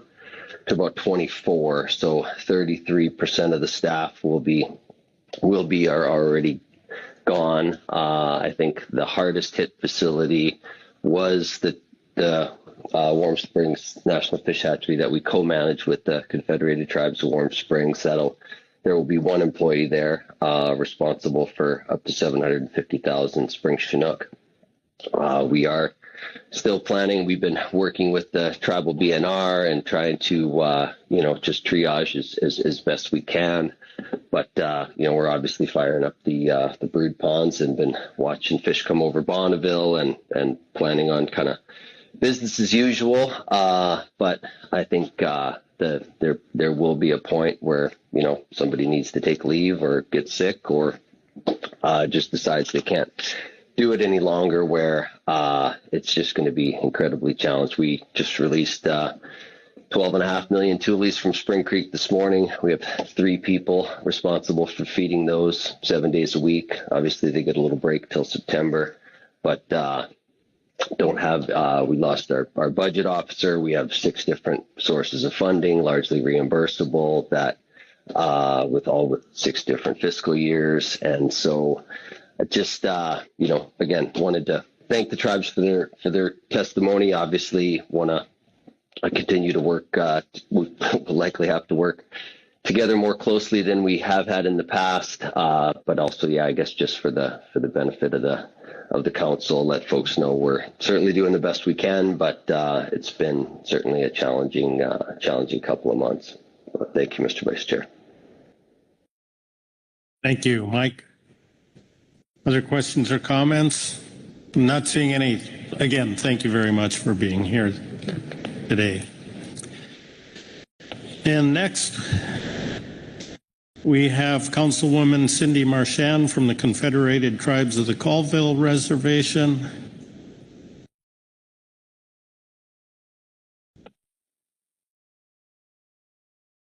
Councilwoman Marchand, Casey Baldwin, good afternoon.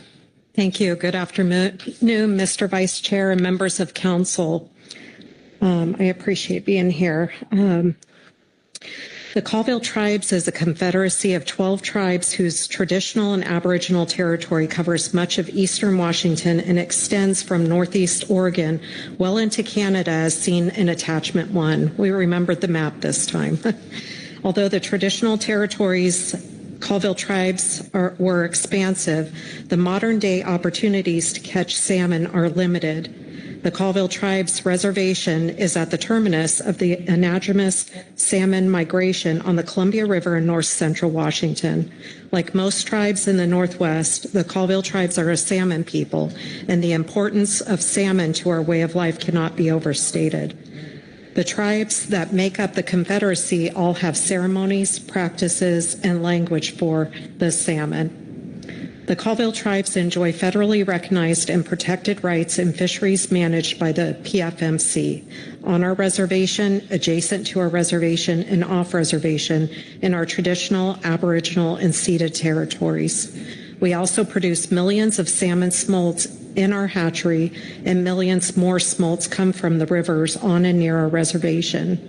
Many of these returning salmon get caught in the PFMC ocean fisheries.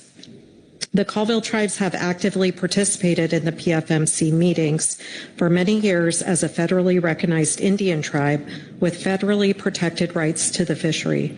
The federal government has a trust responsibility to the Colville Tribes, and we have a harvest agreement for the non-treaty share with the state of Washington. We rely on the salmon harvest and do not have a commercial fishery because the ceremonial and subsistence needs of the Colville Tribes and its members are not being met. The Colville Tribes has approximately 9,500 members, and the Chinook salmon harvest allocation in recent history has been well under 1 fish per tribal member. It is extremely unfortunate that contemporary salmon runs do not adequately support the harvest needs of tribes and the escapement needs of the fish populations. After review of the initial ocean fishing alternatives resulting from the PFMC meetings in March, we would like the Council to know that Alternative 1 results in harvest allocations of Upper Columbia summer Chinook that are not acceptable to the Colville Tribes. The model run for Alternative 1 resulted in a harvest allocation for the Colville Tribes of only 768 fish. That would be about one fish every 12 tribal members.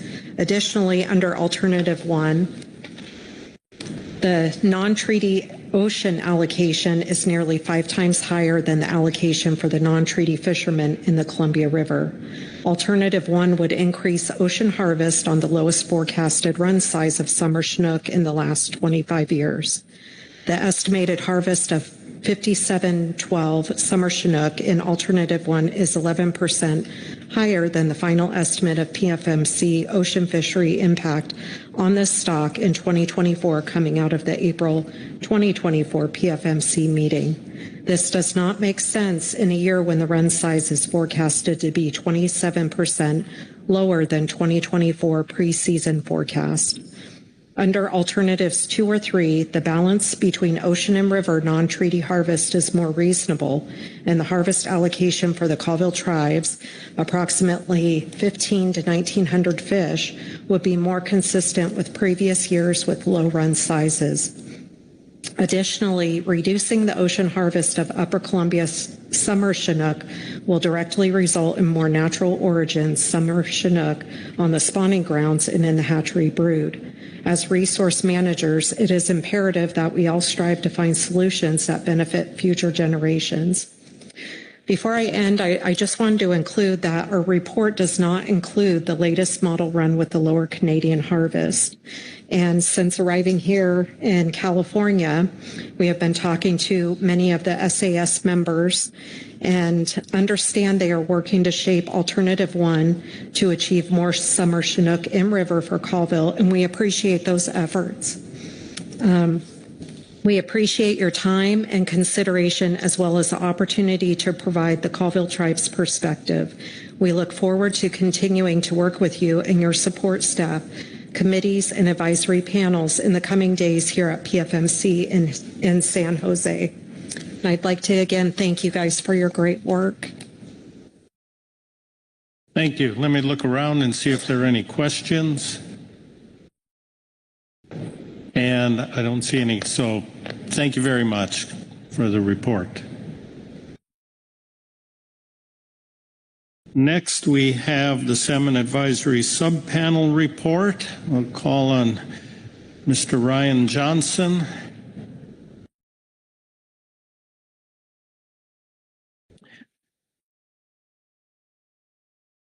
Good afternoon, Ryan. And as I guessed, you will be joined by a host of people there.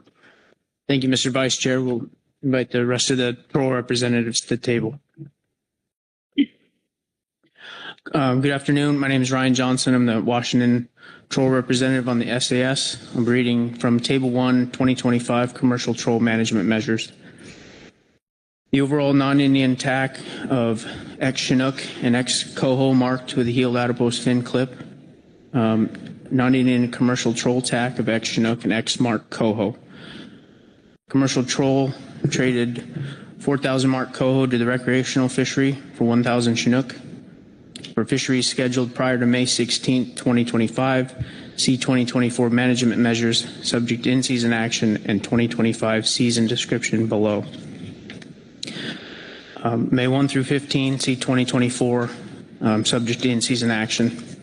May 16 through the early of June 29th, and correction here, this should be X Chinook. Catch limits in place for the following areas: U.S.-Canada border to Queets River, no more than X Chinook. Ledbetter Point to Cape Falcon, no more than X Chinook. Landing and possession limits in place for the following areas. Landing limits will be evaluated weekly in season. Landing week is Thursday through Wednesday. The U.S.-Canada border to Queets River, no more than 120 Chinook per week, per vessel per week. Queets River to Ledbetter Point, no Chinook landing limit.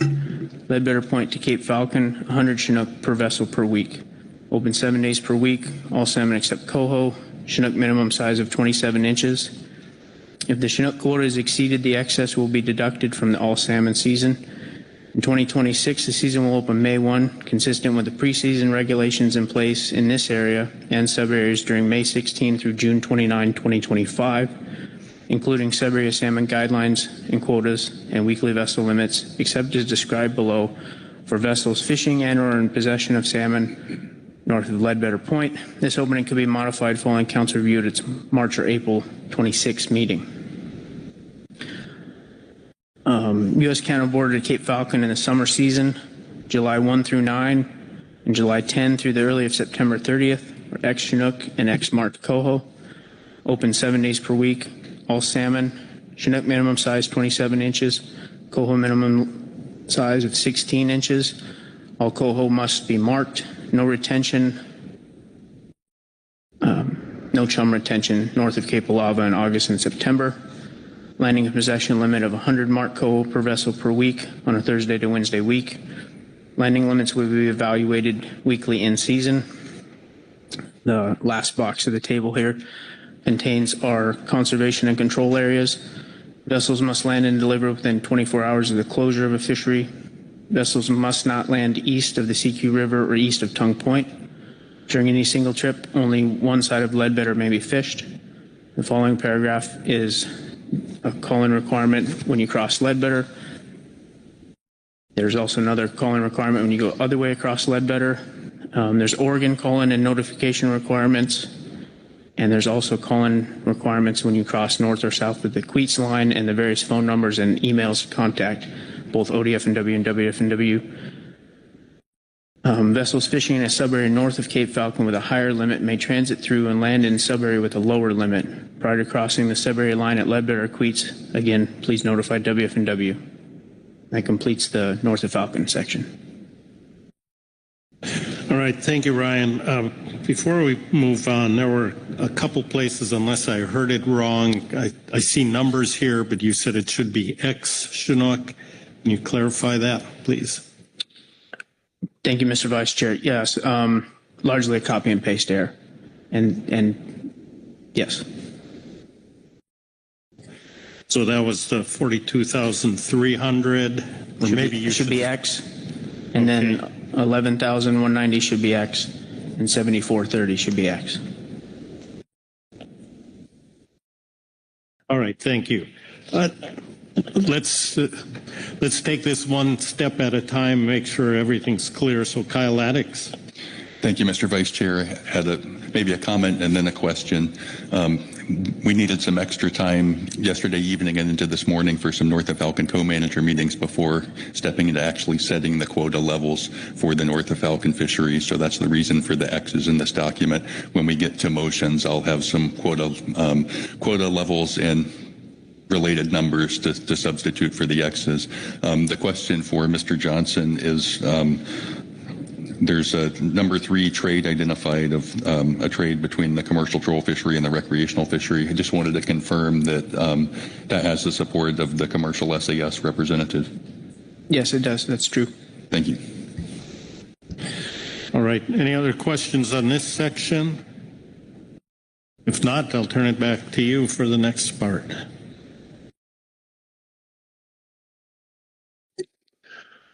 Good afternoon, council members. My name is Mark Newell. I'm the alternate Oregon Troll Rep.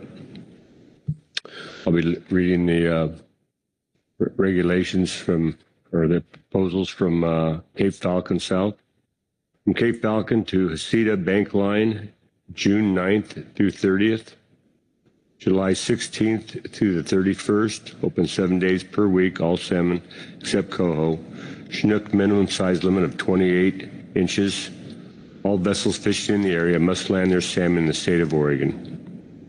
From Cape Falcon to Humbug Mountain, April 10th through May 15th, and also May 16th through 31st, September 1 through October 31st. Open 7 days per week, all salmon except coho, except during the non-marked selective coho fishery as described below. Chinook minimum size of 28 inches length, coho minimum size of 16 inches. All vessels fishing in the area must land their salmon in the state of Oregon. Gear restrictions. Beginning September 1st, all salmon until the earlier of a September 30th or 7,500 non-marked selected coho quota met. If the coho quota is met prior to September 30th, then all salmon except coho season continues. No more than 75 coho per vessel per landing week when retention allowed and no more than 75 Chinook allowed per vessel per landing week, Thursday through Wednesday. Vessel limits may be modified in season. The next paragraph is just some landing information. In 2026, the season will open March 15th for all salmon except coho. Chinook minimum size of 28 inches. All vessels fishing the area must land their salmon in the state of Oregon. There's some gear restrictions. Humbug Mountain to Oregon-California border, April 15th through 30th. In 2026, that season will open March 15th for all salmon except coho. Chinook minimum size of 28 inches, total length. Gear restrictions, same as 2024. This opening could be modified following council review at its March 2026 meeting.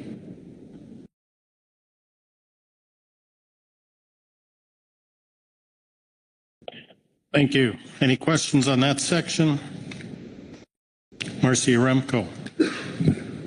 Thank you, Mr. Vice Chair. Looking at the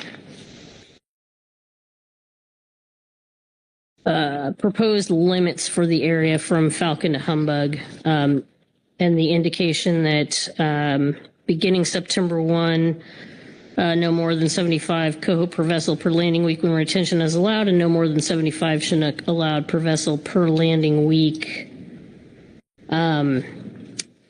That applies to September. I'm just wondering why no vessel limits for the open dates between May 16th through 31st, and then the Falcon to the Hecate Bank line, the June and July dates.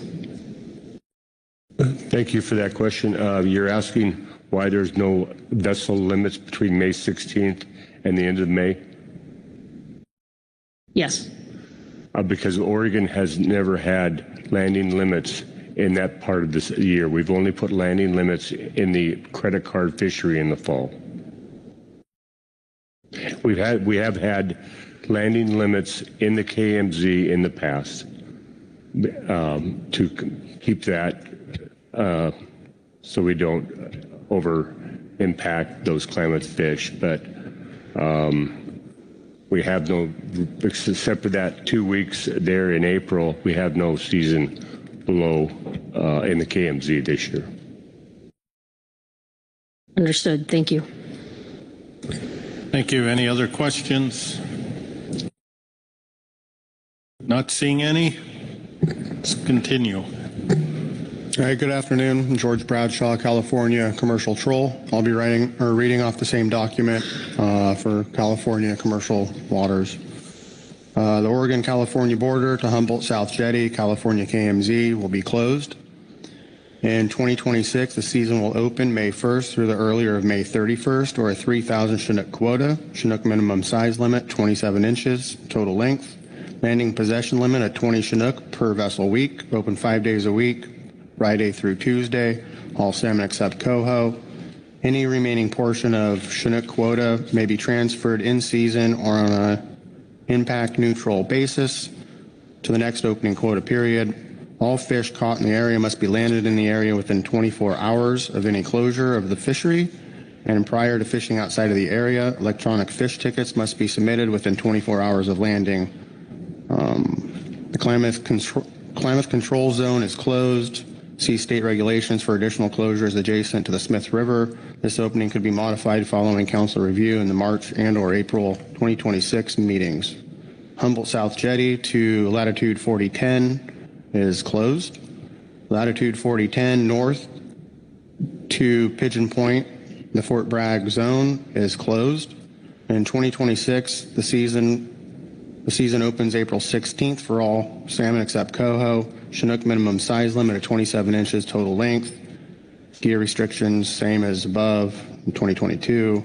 Harvest guidelines of vessel landing limits and position limits will be considered in season action to close fisheries, modify season dates, modify vessel-based landing and possession limits may be considered when total commercial harvest in the management area is approaching the harvest guidelines.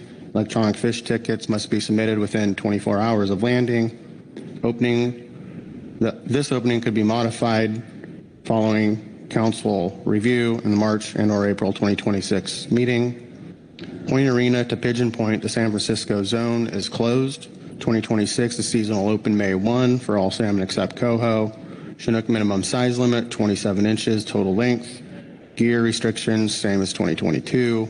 Harvest guidelines and vessel-based landing and possession limits will be considered in season. In-season action to close fisheries, modify season dates, or modify vessel-based landing and possession limits may be considered when total commercial harvest in the management area is approaching the harvest guideline. Electronic fish tickets submitted within 24 hours of landing. And again, fishery could be modified March or April in 2026.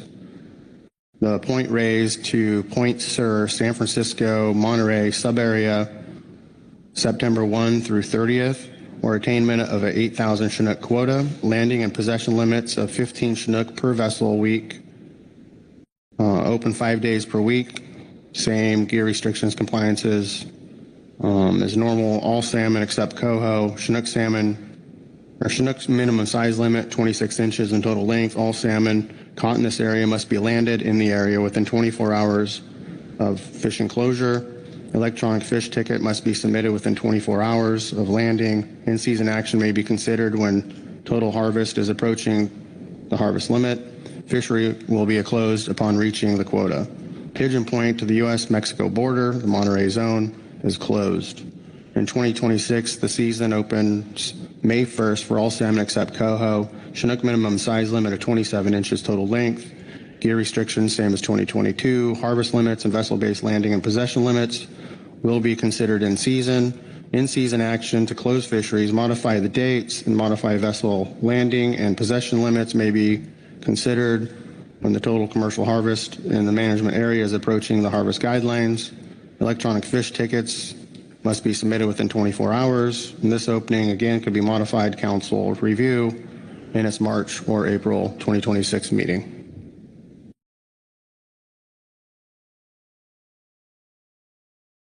Thank you. Any questions on that section of the report? Doesn't appear to be any, so look back to Ryan for the next section. Thank you, Mr. Vice Chair. We'll invite the recreational representatives of the SAS to the table.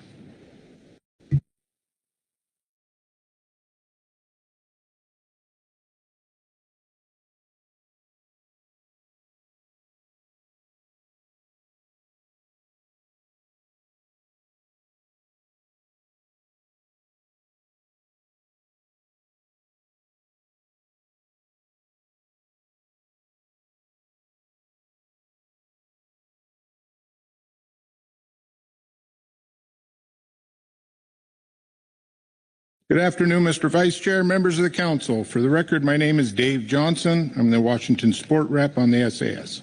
I'll be reading from Table 2, page 7, 2025 Recreational Management Measures for Non-Indian Salmon Fisheries.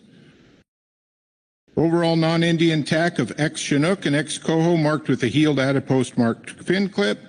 Recreational TAC of X-Chinook and X-marked Coho. All retained coho must have a heeled adipose fin clip. Trade, commercial troll trade, 4,000 marked coho to the recreational fishery for 1,000 Chinook. Buoy 10 fishery opens August 1st with an expected landed catch of X marked coho in August and September. U.S.-Canada border to Cape Alava, Nia Bay subarea, open June 21 through earlier September 30th, or X-marked coho sub-area quota with the sub-area guideline of X-Chinook. Open 7 days per week, all salmon except coho, 2 salmon per day. Beginning July 1, all salmon, 2 salmon per day. No chum retention beginning August 1. All coho must be marked with a heeled adipose fin clip. Chinook minimum size limit of 24 inches. See gear restrictions and definitions C2, C3. In-season management may be used to sustain season length and keep harvest within overall Chinook and coho recreational TACs. Beginning August 1, Chinook non-retention east of the Benella-Tatoosh line during council-managed ocean fisheries. Moving south, Cape Alava to Queets River, La Push sub-area, June 21 through earlier of September 30th, or X-marked coho sub-area quota with the sub-area guideline of X-Chinook. Open 7 days a week, all salmon except coho, 2 salmon per day. Beginning July 1, all salmon, 2 salmon per day. No chum retention beginning August 1st. All coho must be marked with a healed adipose fin. Chinook minimum size limit 24 inches. Gear restrictions and definitions C2, C3. The Queets River to Ledbetter Point, the Westport sub-area, June 21st through September 30th, or X-marked coho sub-area quota with a sub-area guideline of X-Chinook. Open 7 days a week, June 21 through 28, all salmon except coho, 1 salmon per day. Beginning June 29th, all salmon, 2 salmon per day, no more than one of which may be a Chinook. All coho must be marked with a heel adipose fin clip. Chinook minimum size limit 22 inches total in length. Gear restrictions and definitions C2, C3. Ledbetter Point, Cape Falcon, Columbia River sub-area, June 21 through earlier of September 30th, or X-marked coho, sub-area quota with the sub-area guideline of X-Chinook. Open 7 days per week, June 21 through June 28th, all salmon except coho, 1 salmon per day. Beginning June 29th, all salmon, 2 salmon per day, no more than one of which may be a Chinook. All coho must be marked with a healed adipose fin. Chinook minimum size limit 22 inches. Total length.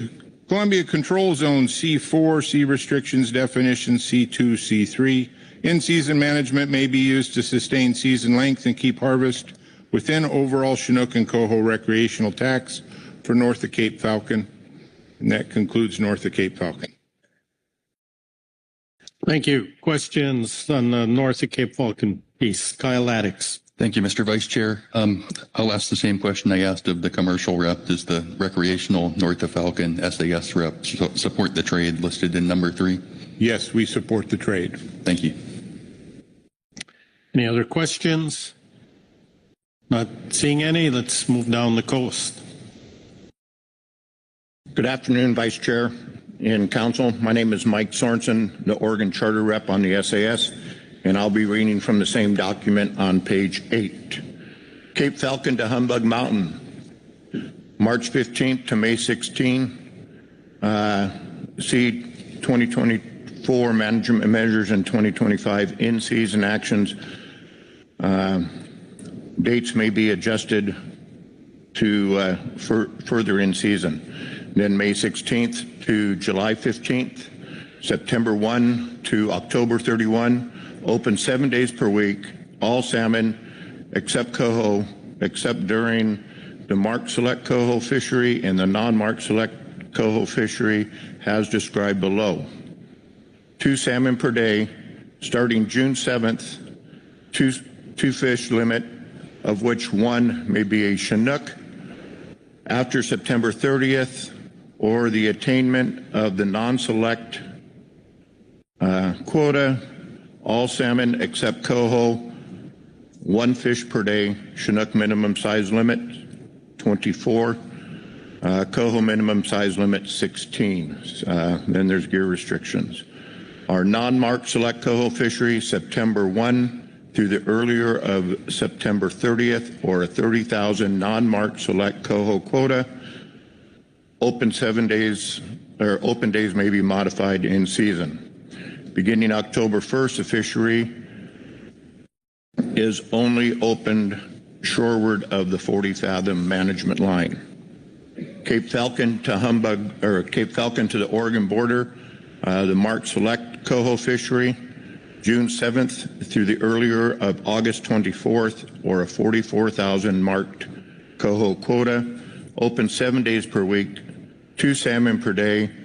When Chinook retention is allowed, only 1 may be a Chinook.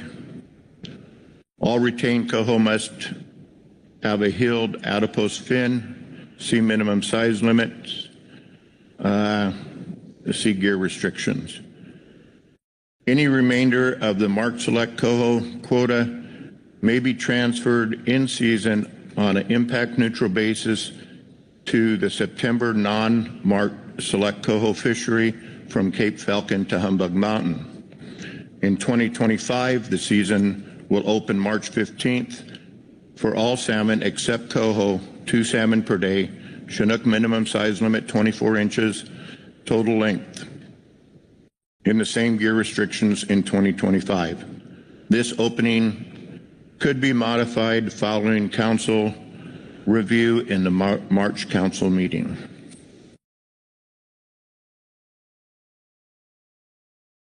Thank you.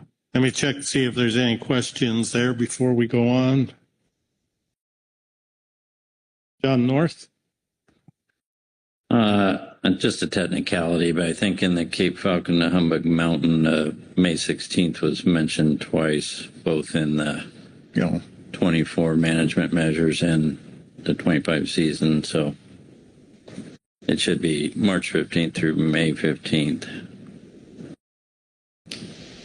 Yes. Thank you. All right, thank you. Any other questions? Not seeing any. Let's move on. Good afternoon, Council. John Christie, Oregon Sport. I'll be reading Humbug Mountain to the Oregon-California border, May 16 to June 6 and June 30th to July 15. C6, open 7 days per week. All salmon except coho, except during the March Selective Coho fishery. From May 16th to June 6th, 2 fish per day. From June 30th to July 15, 2 fish per day, of which only 1 may be a Chinook. Chinook minimum size limit 24 inches total length. See gear restrictions and definitions.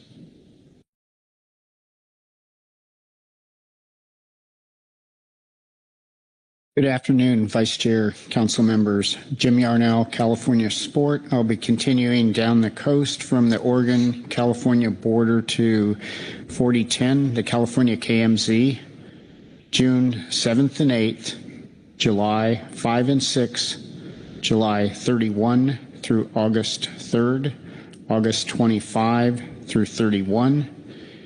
In-season action may be taken to close open days when total harvest is approaching the statewide harvest guideline of 7,000 Chinook. All salmon except coho, 2 salmon per day. Chinook minimum size limit of 20 inches total length. See gear restrictions and definitions. The Klamath Control Zone closed in August. See California state regulations for additional closures adjacent to the Smith, Eel, and Klamath rivers.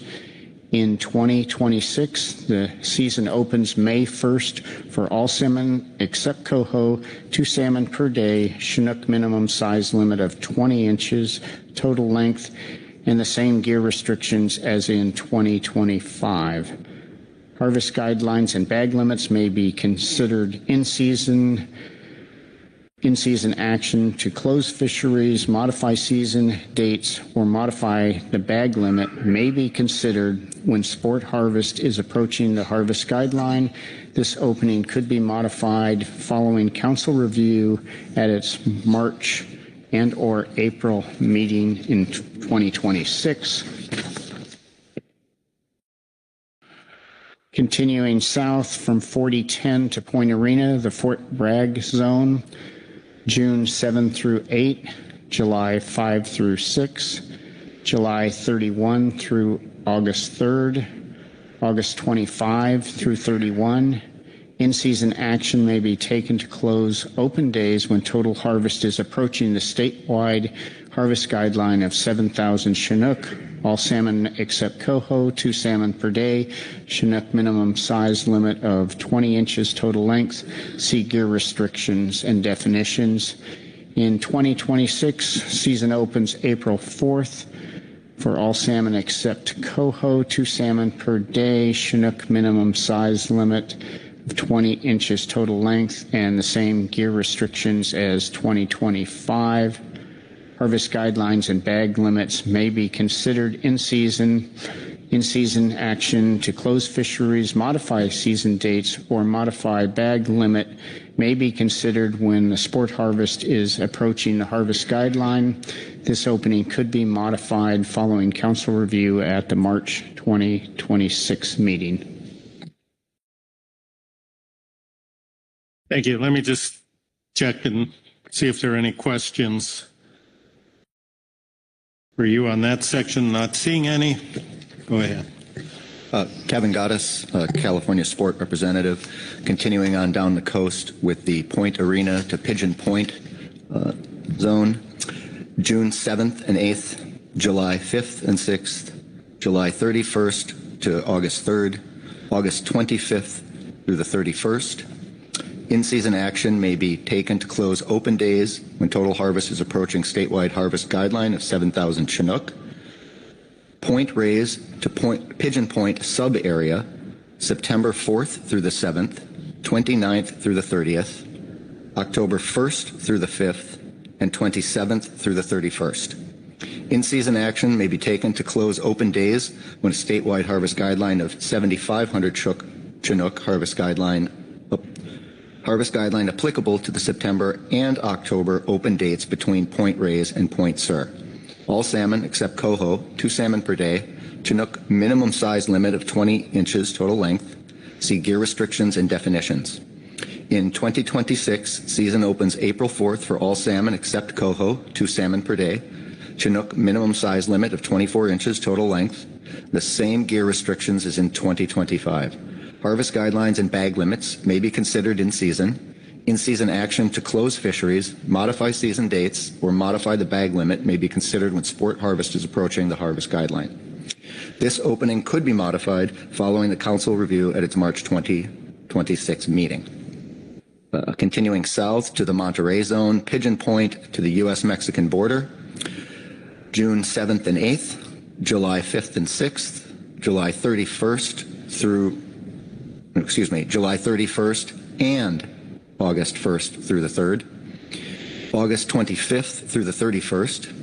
In-season action may be taken to close open days when total harvest is approaching a statewide harvest guideline of 7,000 Chinook. Pigeon Point to Point Sur sub-area, September 4th through the 7th, and the 29th and 30th. In-season action may be taken to close open days when a statewide harvest guideline of 7,500 Chinook, guideline applicable to the September and October open dates between Point Reyes and Point Sur. All salmon except coho, 2 salmon per day, Chinook minimum size limit of 20 inches total length. See gear restrictions and definitions. In 2026, season opens April 4th for all salmon except coho, 2 salmon per day. Chinook minimum size limit of 24 inches total length, and the same gear restrictions as in 2025. Harvest guidelines and bag limits may be considered in season. In-season action to close fisheries, modify season dates, or modify bag limit may be considered when sport harvest is approaching harvest guideline. This opening could be modified following council review in its March 2026 meeting. And I don't think I have to read that. That's it. All right. Thank you. Any questions there? Marcy Remco. Thank you, Mr. Vice Chair. Thank you, SAS. Was hoping maybe to the California SAS members, I note that we've made some minor date changes in the pre-September fisheries. We previously had alternatives that included 4 open days in June, 4 open days in July, and then a couple open days thereafter in August. And I've had the benefit of having discussions with you over the past few weeks, and I understand why the recommendation now is to reduce those first open periods from 4 days down to 2 days. But just so that everyone around the table is clear for the basis for your recommendation, I'd appreciate it if you could explain to the council your thinking in this change. Thank you. Thank you, Mr. Yaremko. Yes, it was kind of a unanimous decision among the California Sport SAS representatives that we modify those 4-day openers We are very concerned about maintaining and abiding by the harvest guideline that's set at 7,000 fish. And once the 4-day block of fishing time was opened, then the state had no way of regulating in-season management within that 4-day period. And we thought if the weather was conducive, flat, and the fleets found the fish, we could blow through that 7,000 fish target rapidly and without the state having the ability to do effective in-season management. So we thought, and we're taking baby steps. This is the first time we've been underneath this regime or management strategy. So we thought 2-day openers would be much more conservative, and we feel that we will still achieve that 7,000 fish harvest guideline within the dates and most likely within the first July period through, which is now listed as July 7th and 8th. What's that? Oh, 5th and 6th, I'm sorry. So we don't think that we're shorting the fishing community any opportunity. I think we will have that, but it's just a more conservative approach so we don't bust through that harvest guideline. Thank you. Thank you. Thank you. Mark Gorelnik. Thank you, Vice Chair, and thanks, gentlemen. I understand the rationale for 2 because we could blow through that number very quickly, particularly if the weather is good and we find the fish. Have you considered the opposite circumstance where the weather on those 2 days in June is unfishable, which is not unusual, and maybe even in July? Have you considered whether there should be the freedom to add days, as sometimes is done in fisheries, to make up for lost days?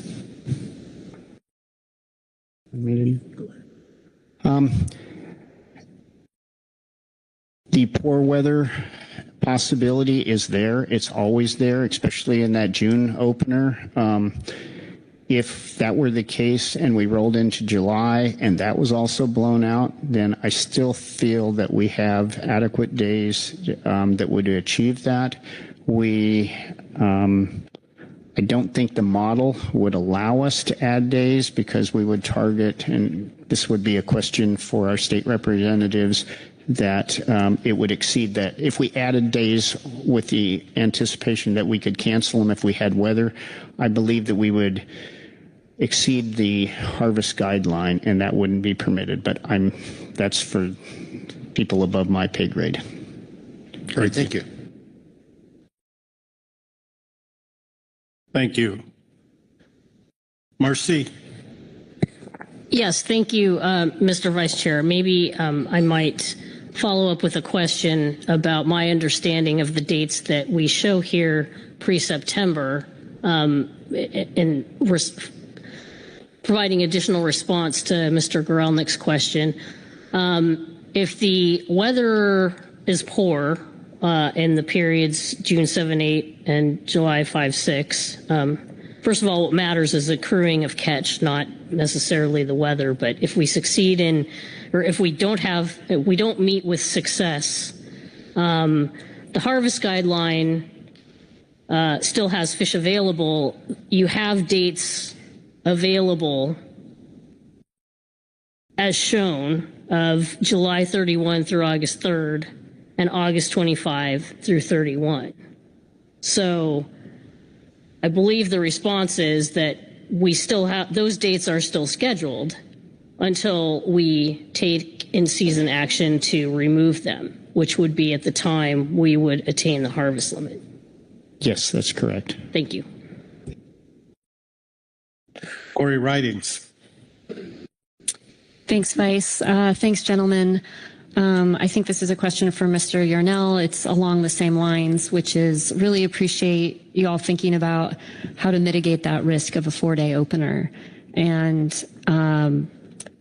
I'm thinking about two. What are the risks with two? So I'm curious if you would be willing to talk a little bit more about how you came to that conclusion that 2 days successfully mitigates that risk of going over the harvest limit.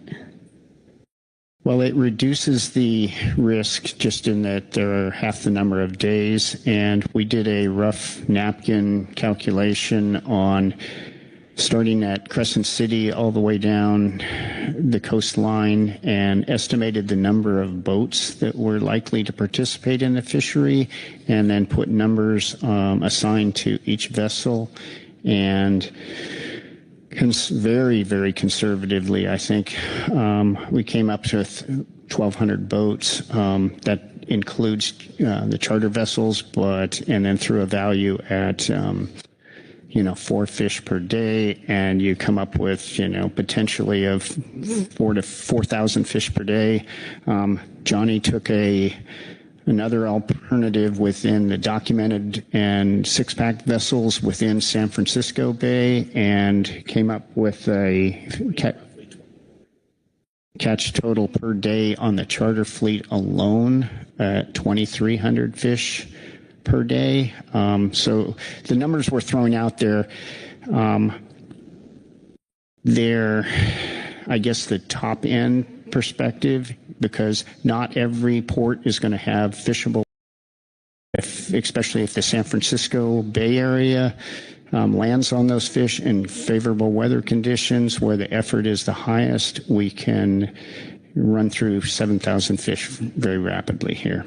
And with the 4-day opener, that just gives us the potential to exceed that harvest guideline. And we're very mindful, I'm getting off into the weeds now, but it's very mindful of what the commercial fishery did in 20 and 21 when they were open, when they had short openers. And the model does a poor job of predicting short periods and opener periods and the amount of effort that will be, especially after 2 years of fishing closure. Thank you. Thank you. Any other questions on any parts of the Salmon Advisory Subpanel report? Looks like we've cleared it all up. Thank you very much. Before we take a break, we have one more tribal report that came in. I don't have a name for it here, so I'm going to turn to David Sones. Thank you, Mr. Vice Chair. I actually have 3 people that want to, or 3 groups that want to testify. First would be the QTA tribes, which is Cleve Jackson and Chet Tweed, and Chairman Doug Woodruff from Quileute. And following that, I would have the Makah tribe with Chairman TJ Green, Rustabeck, and their staff. And they have a short presentation they would like to make. And then following them, Phil from Muckleshoot, Hamilton would like to testify. If we could do that.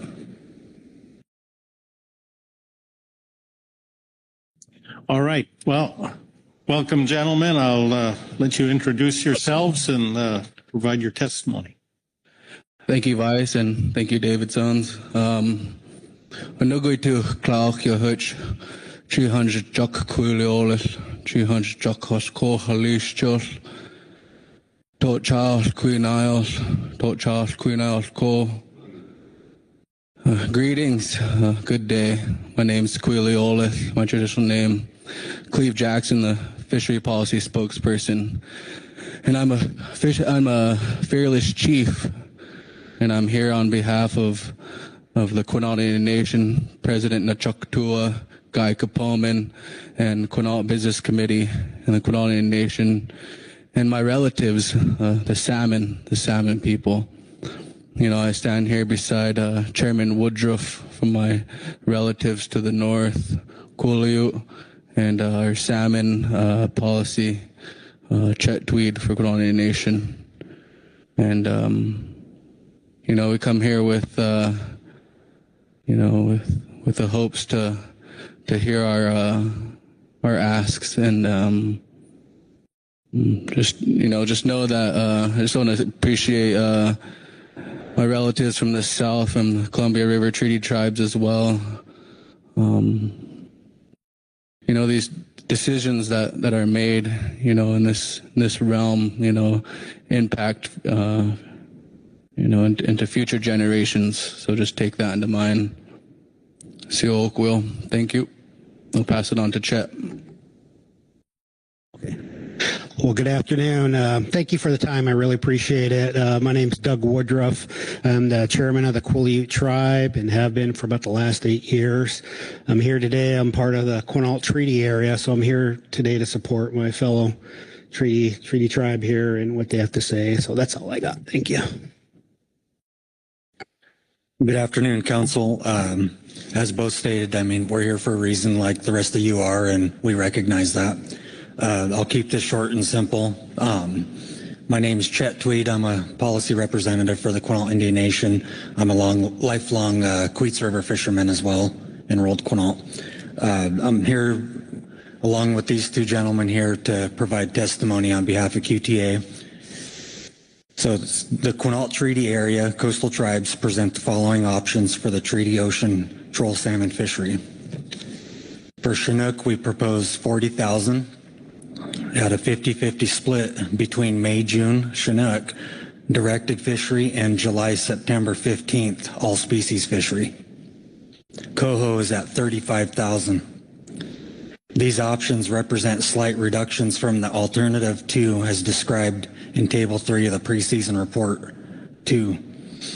Our proposal is intended to contribute towards meeting Pacific Salmon Treaty obligations to limit the southern U.S. exploitation rate to 10% on Upper Fraser Coho and to meet our sharing objectives to other Washington coastal Coho and Chinook stocks. And with that, I yield the floor. Thank you. Let me look around and see if there are any questions. And I don't believe there are any, so I want to thank you three for coming up and providing that.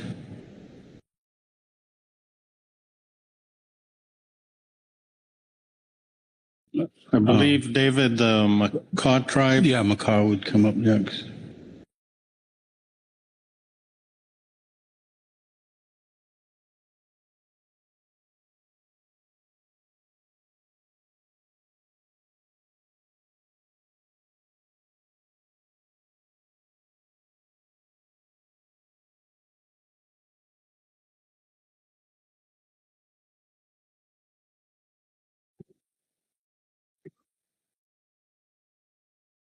Thank you. Good afternoon, and I'll let you introduce yourselves and get started here.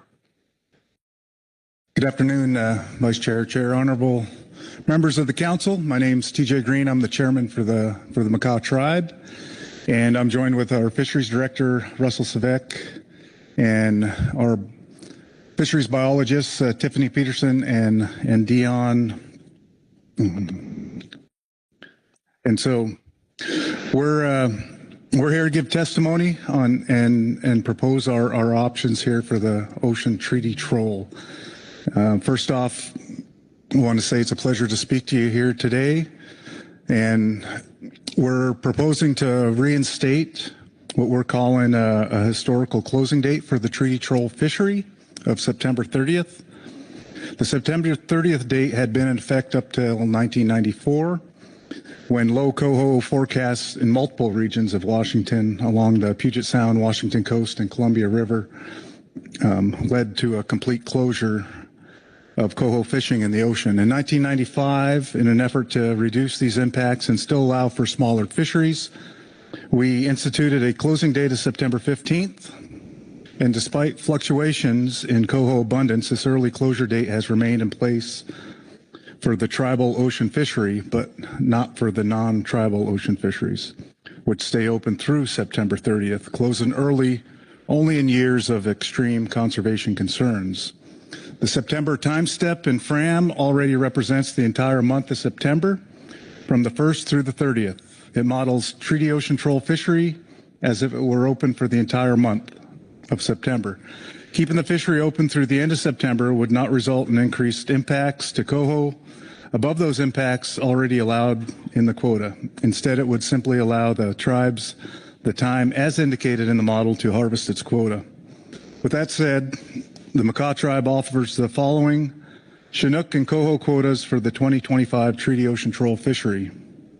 The Treaty Ocean Troll quota proposals are as follows. For Chinook, 45,000. For coho, 40,000. The proposal for the following management structure for the 2025 Treaty Ocean Troll fishery is as follows. May through June, Chinook fishery only. And July through September, all species, with a 50-50 split for the Chinook quota between the May, June, and July through September time periods. And finally, we propose to restore the Treaty Ocean Troll fishery closing date from September 15th to September 30th. And in support of this proposal, we prepared a short presentation to be given, and to introduce that, I'd like to turn it over to our Fisheries Director, Russell Svec. Thank you, Vice Chair, members of the Council. It's been a while since we've been at this table, and I noticed there is some new faces. It's good to see Mr. Dave Soanes back in action.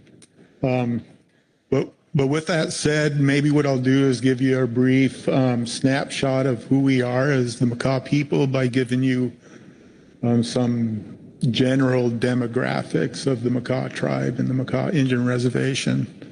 So the Makah tribe has about 3,300 enrolled members.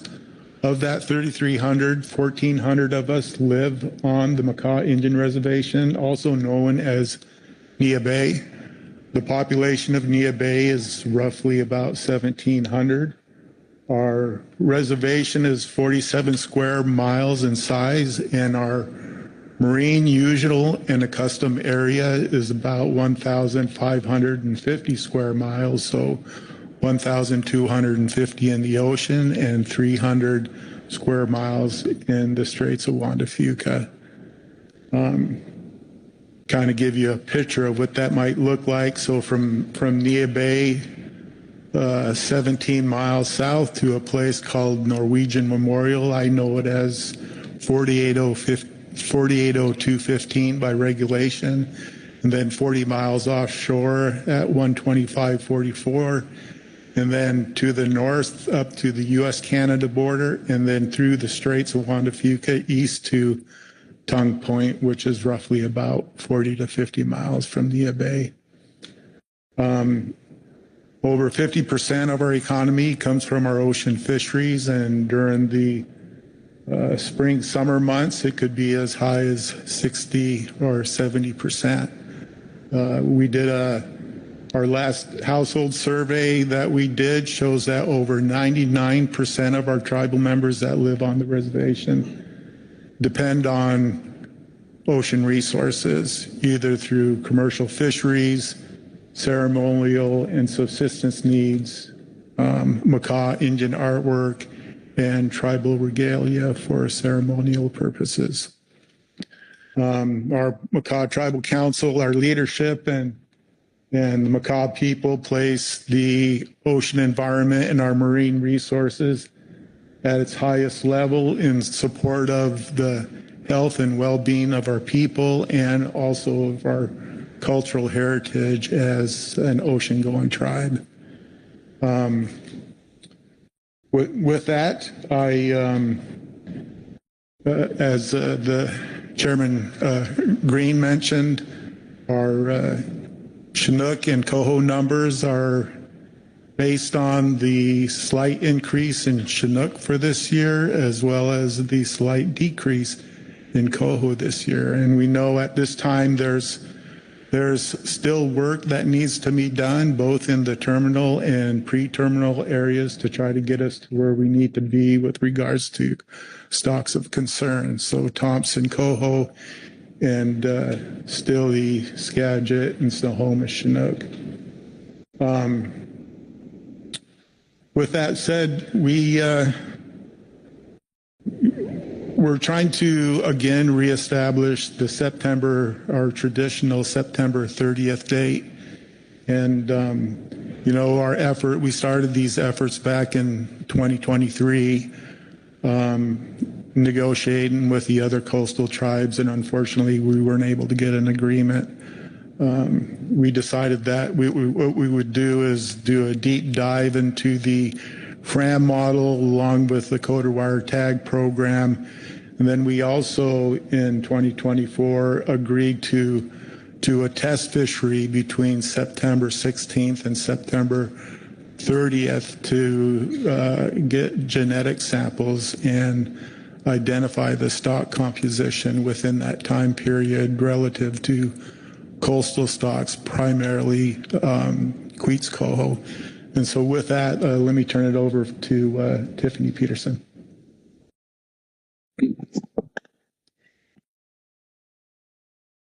Thank you, Russ. And hello, Mr. Chairman and members of the council. My name is Tiffany Peterson. I'm a fisheries biologist for the Makah tribe.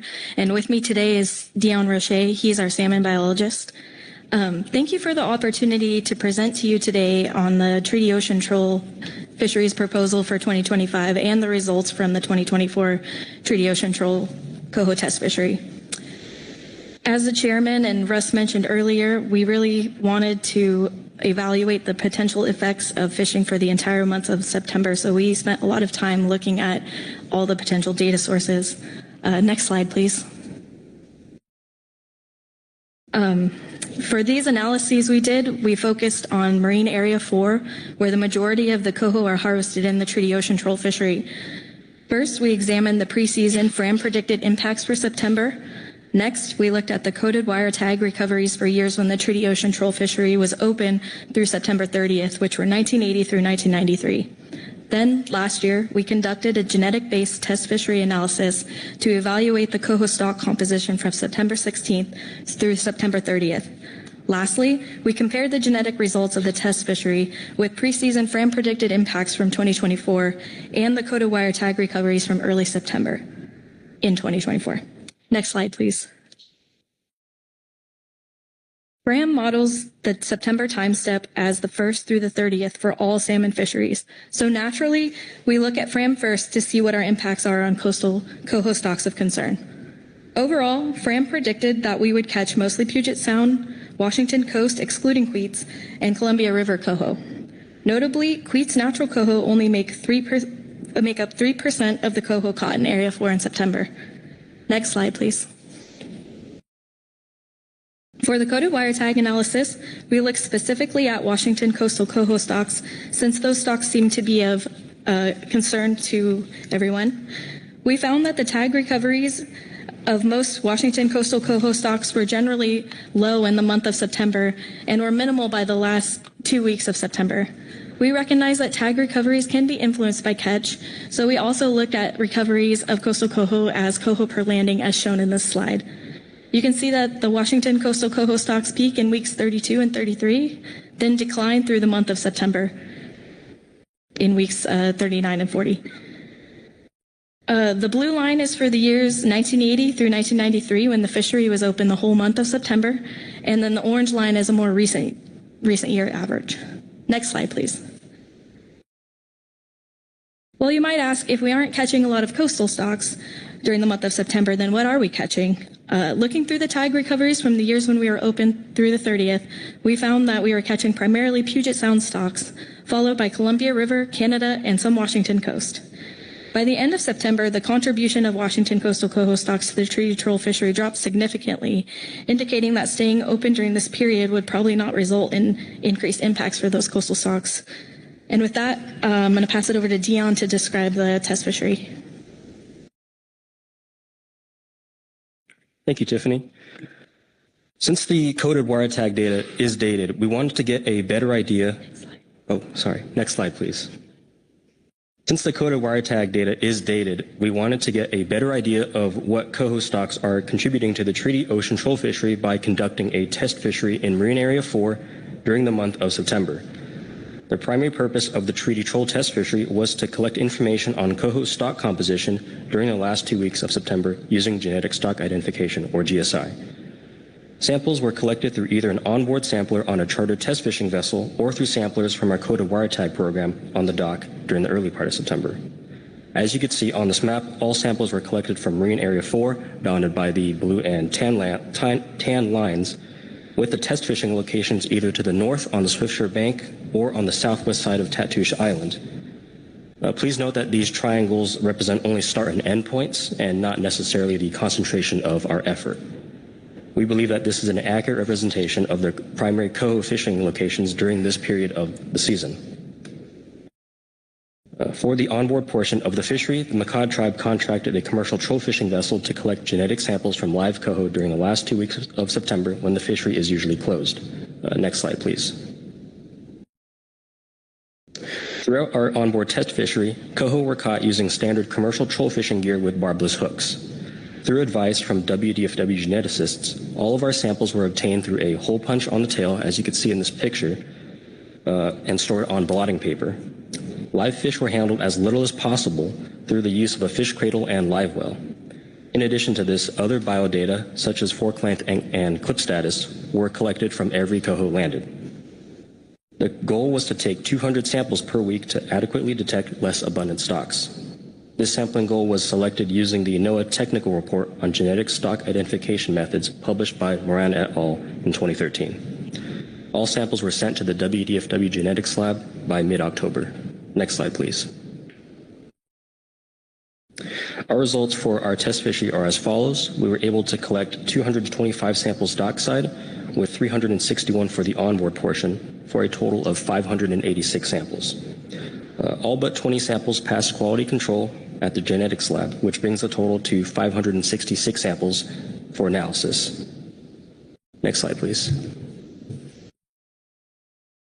Here we have the stock composition results for the month of September. From left to right, we have the FRAM estimations, then the recovered coated wire tags in the month of September in 2024, and then finally a comparison of the genetic data from the first half and second half of September. The bar second from the left represents the coated wire tag recoveries from the treaty ocean troll fishery in September last year. These coated wire tag recoveries were entirely from Puget Sound in Canada. However, please note that the sample size of the coated wire tags was small due to the early closure of the fishery due to quota attainment on September 4th. Focusing on the genetic data on the right two columns, the majority of samples in the first half of September were from Canadian and Puget Sound stocks, with some contribution from the Washington coast and a few from the Columbia River. Notably, there were no samples assigned to Queets River natural stocks in the first nor the second half of September. For the second half of September, the catch of Puget Sound stocks decreased and the proportion of Canadian stocks increased. As you can see here, overall, Washington coastal stocks made up a small portion of the stock composition. And for those curious about Thompson coho, only 1.5% of the samples, of all samples, assigned to Thompson River natural coho in the second half of September. Next slide, please.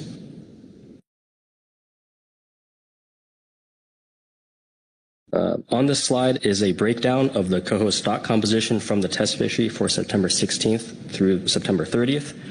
We recognize that this is a lot of information to take in on one slide, so we'll be happy to share this information on an as-needed basis with anyone who wants to take a closer look at this information.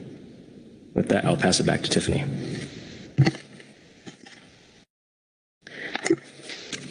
Okay, next slide, please. To close out, we wanted to give a big thank you to everyone who's helped us make this fishery possible, specifically to our Pacific Salmon Treaty Commissioners with their help in securing funding for this project. Without their support, this project would not have been possible. And we'd also like to give thanks to the Washington Department of Fish and Wildlife staff and their genetics lab. And also thank you to you, the Pacific Fishery Management Council, for approving a set-aside for this test fishery in 2024. And lastly, I want to give a shout out to my colleague Dion, who single-handedly served as our onboard fisheries observer and did most of the sampling for this project. Next slide, please. Thank you again, Council, for your time today. And with that, we'll take any questions. Thank you very much. Look around and see if there are any questions or comments for the representatives of the Makah tribe regarding their report. Don't believe I see any hands. Thank you very much. Oh, now I see a hand. Susan Bishop. Thank you, Mr. Vice Chair. I don't have a question or comment, but just a request to see if they would be willing to share the presentation with the council.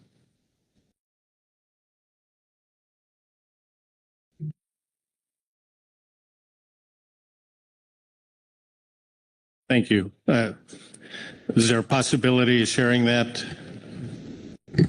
Yes, we could share that with the council. Yes. Great. You can work with our people here behind the scenes and get that taken care of. So with that, thank you very much. Thank you, Vice Chair, members of the council, for your time. Okay. Thank you, Mr. Vice Chair. And last but not least, we will have Phil Hamilton come up from Muckleshoot Tribe to testify. All right. Thank you. Good afternoon.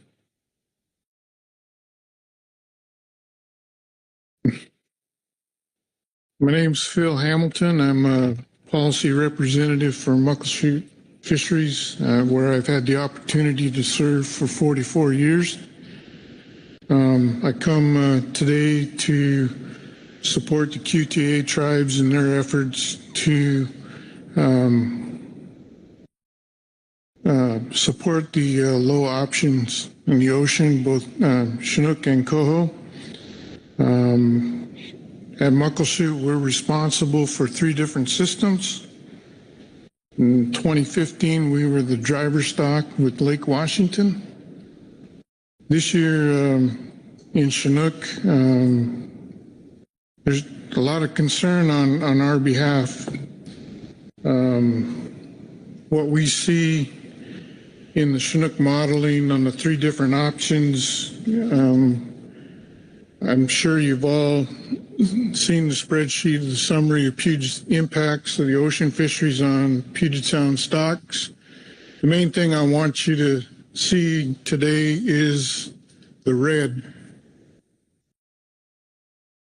In my view, that's a lot of blood across the spreadsheet. These are stocks that are not meeting their escapement objectives or management objectives in Puget Sound.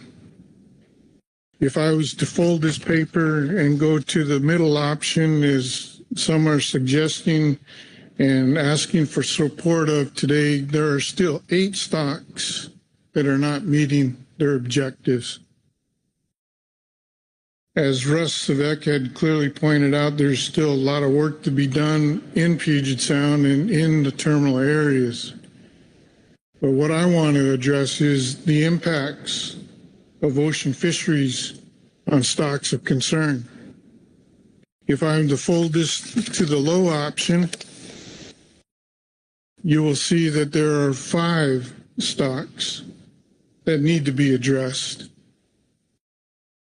Now, as I sit in our tribal caucuses and I listen to the different tribes who have made cuts to their in-river fisheries, many of them are cutting now their CNS fisheries. And in my book, that's unacceptable. They shouldn't be cutting those. The cuts should be coming from outside.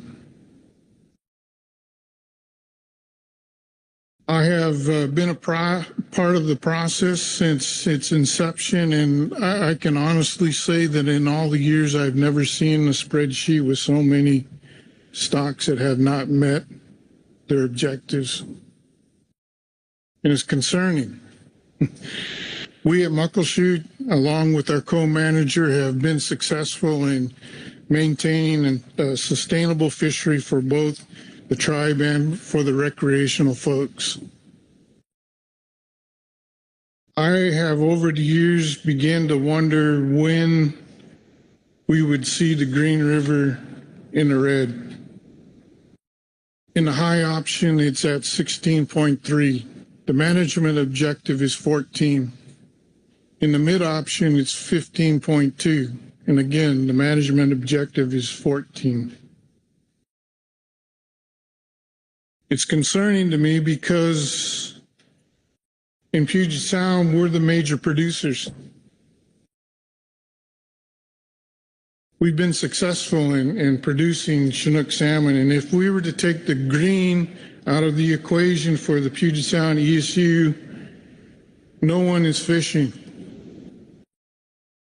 I've said that time and time again.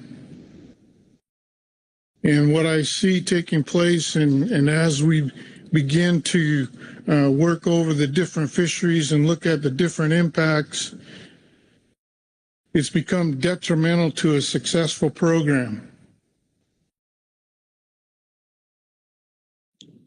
We're failing, folks. We're failing. We're failing the fish, because this is what it represents. And at some point in time, we have to change the way we manage things. In 2002, it was presented to us exploitation rate management. I warned the tribes then that it would never work, because exploitation rate eventually dips into your escapement objectives. It's failing. A number of these stocks now are in your low abundance threshold. And what I see and when I hear my tribal colleagues state that they have to cut fisheries in season, make in season adjustment, while other fisheries out in front have taken place, to me is unacceptable. We have to change the way we manage our fisheries, because we're managing irresponsibly. I've warned another process, the Pacific Salmon Commission, that at some point in time, this current administration is going to pull the plug on the funding, because we're failing.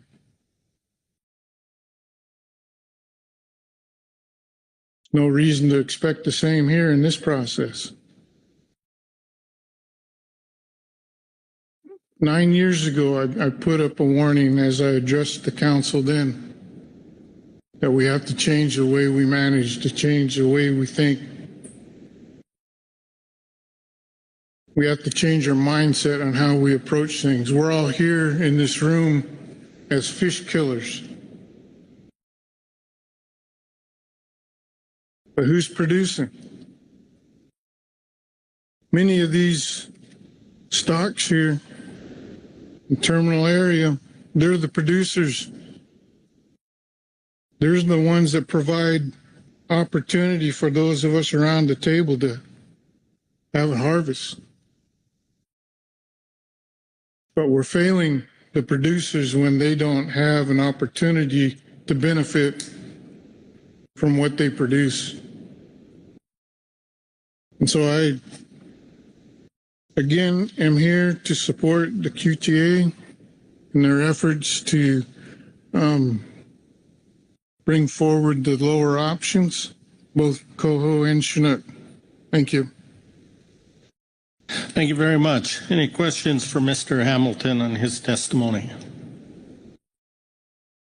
And I need to make sure I look carefully. I don't see any hands. Thank you very much.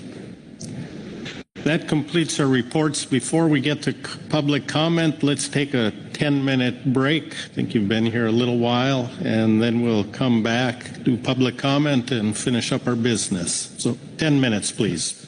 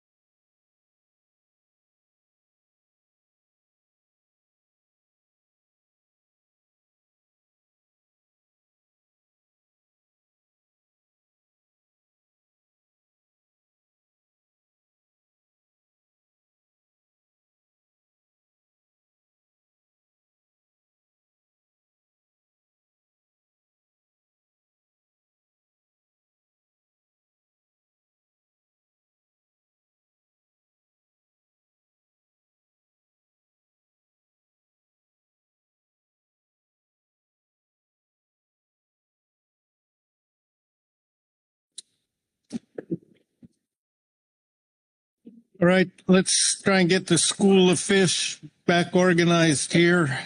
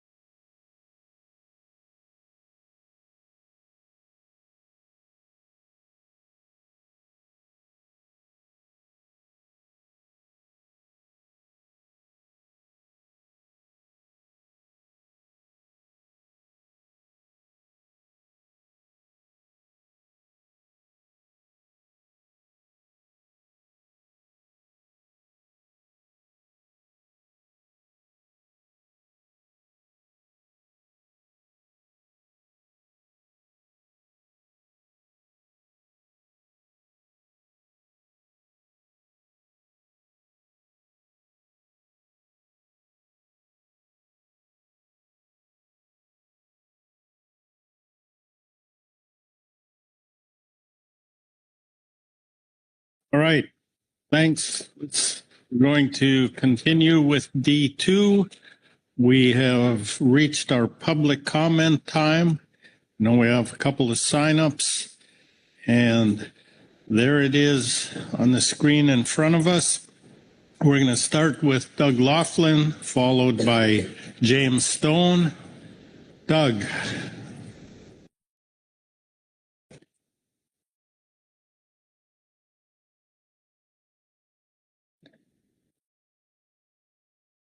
Good afternoon. It looks like you have a couple gentlemen with you. I'll let you introduce yourselves. Thank you, Vice Chair, council members. Yeah, up here with me are fellow Coastside Fishing Club board members Gary McNaris and Kevin Goddess. So I'm up here to support, I'm sorry. My name is Doug Laughlin. I'm currently the lead on Coastside Net Pen program, and my comments today are part of a visual presentation of Coastside's effort to enhance our salmon fishery and emphasize our desire to access these fish.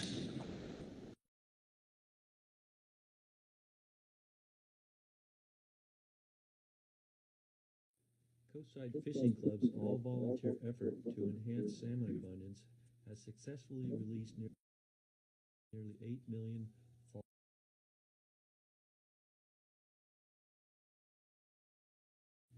Coastside Fishing Club's all-volunteer effort to enhance salmon abundance has successfully released nearly 8 million fall-run Chinook salmon smolt into the waters off the San Mateo coast. Chinook salmon, the lifeblood of the recreational fishery here in California, is enjoyed by many. These smolt, sourced from the Feather River and more recently McCallum River hatcheries, undergo vaccination before being trucked and transferred to our net pen. We're about to begin our 14th year of this effort, with volunteers set to gather at the McCallum River Hatchery in Clements, California. Excitement begins as our most labor-intensive days revolve around building and dismantling the net pen itself. Many volunteers dedicate an entire day to help assemble, repair, and launch the pen. Equipment, towboats, tools, and refreshments all come together for a day full of hope and camaraderie.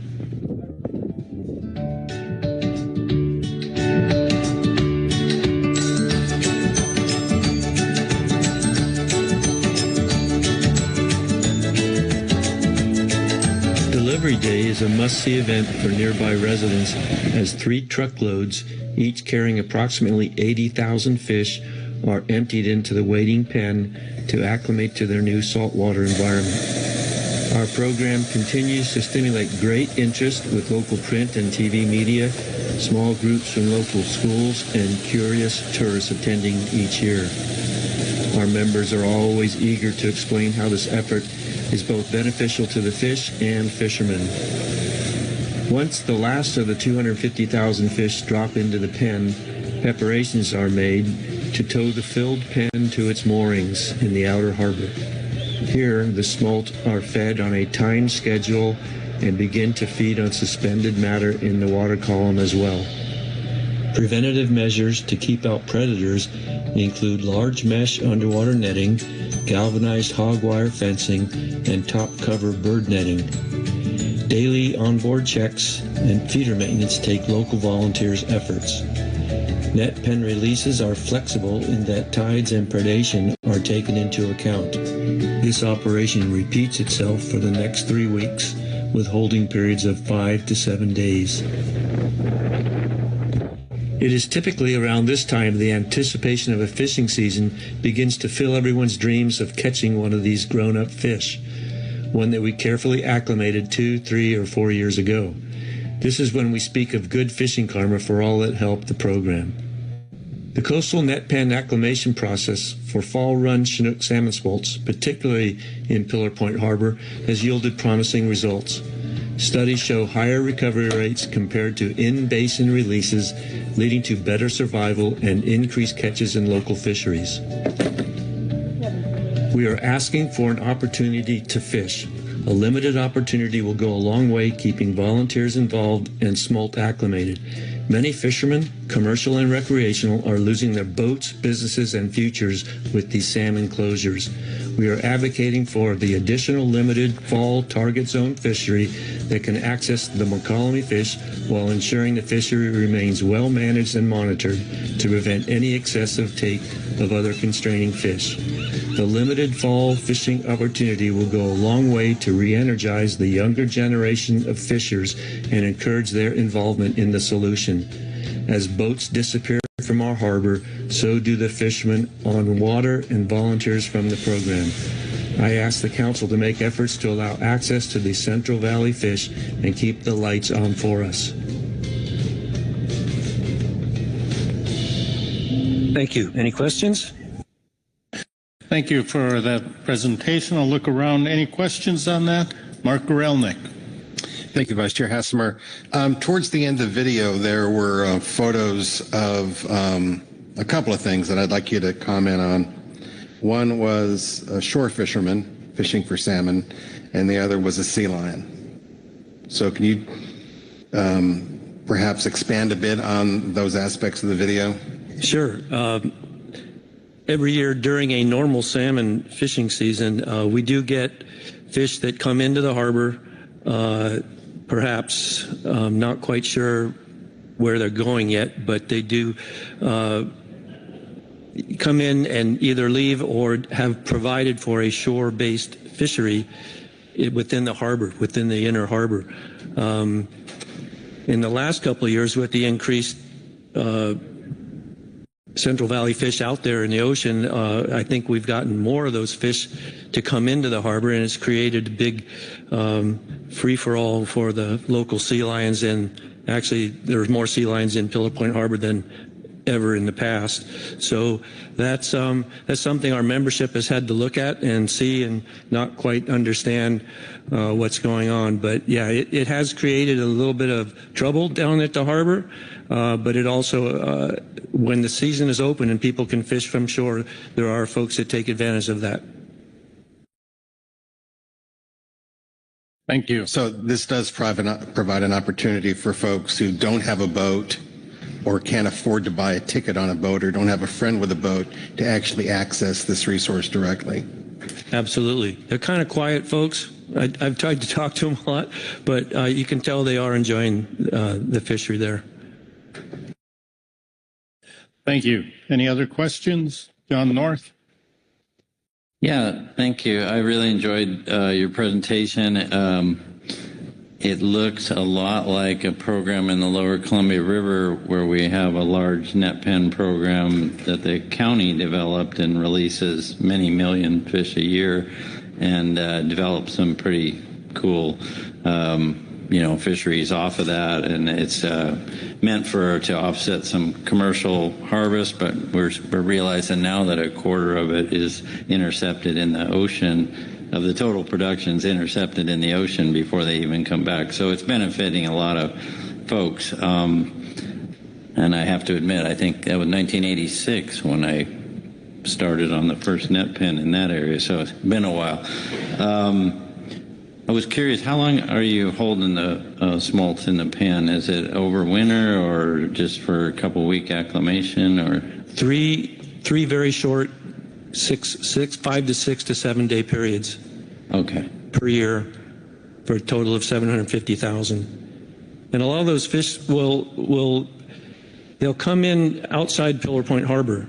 It seems like okay, this is where we're sort of from, and this is, by the way, not very scientific, but we've had great fall fisheries on these fish that don't come into the harbor, but will stand by outside because they were acclimated there, but they do move on afterwards to up into the Bay and Delta and further up. So we're embarking on our 14th year, and it'll put us over 8.5 million fish for that time. Thank you. Butch Smith. Thank you, Mr. Vice Chair. Yeah, Doug, Coastside should get a great big hug and an award for what you guys do, and I really appreciate that. Along with the net pens on the Columbia, we have your brethren, Puget Sound anglers, that do the same thing up there in the Sound, and truly a great educational add to the resource. I was just wondering, do you guys get an additional terminal fisheries there that, additionally to what is being proposed? Is there, because it's in a bay or a harbor, do you get extra time to fish in that terminal area? Seems like a terminal area to me. Are we talking within the harbor itself? Yeah. It's never really been attempted to have a boat-based fishery inside the harbor. I don't know of what that would look like, but right outside the harbor is where we start fishing. But the Bankies get to fish in the harbor there, correct? Absolutely, Is that where they're fishing? No, thank you, and thank you for all Coastside and the time and money and effort you guys put into it. I know that organization for a long time because Mr. Grudek used to hit me on the head until I could say their name forwards and backwards, and it's truly a great club. So appreciate the comments, and Mr. Grelnick was one of the originators of this program, and with our successes, it spawned a couple of other Northern California net pen projects recently. So it's kind of nice to see that it's working. We try to hold the credit down to Mr. Grelnick at this table. So, all right, thank you. Thank you. Rebecca Len. Thank you very much, and thanks for the presentation. And I'm not surprised that my fellow California rep is a part of this. I wasn't aware of it. I saw that the tankers that come in with the smolt, are they smolt at that stage, are from the state. Can you tell me what share of the rest of the expenses and the labor and all that are either donated or volunteered? Thank you. Well, the fish are provided for by proceeds from the Salmon Stamp Program, from general fishing license. We provide, the club itself provides for the vaccination and the actual acclimation part of it. The department helps out with obviously raising those fish, feeding those fish, transporting those fish, advising us on how to take care of those fish, pretty much all aspects of it. But we rely on our membership, for all the labor, all the time, all the tools, all the equipment necessary to do this. But it's. I hope I answered your question. Thank you. That's really incredible. I hope I get an opportunity to see one of those 5-day periods when you're in action. Thank you for the contributions. I noticed that the netting keeps the birds out. You said something about the sides. What do you do underwater to keep out the cetaceans? Thank you. We have a small opening fish net that holds the smolt, and then outside of, on the outer perimeter, is a larger mesh, heavy-duty net that keeps predators out, diving birds and seals, sea lions. Thank you. Any other questions? Susan Bishop. Thank you, Mr. Vice Chair. Thank you for your presentation today. I do have a couple of questions. One is, how are the fish marked? So it'd be nice and so we could track them.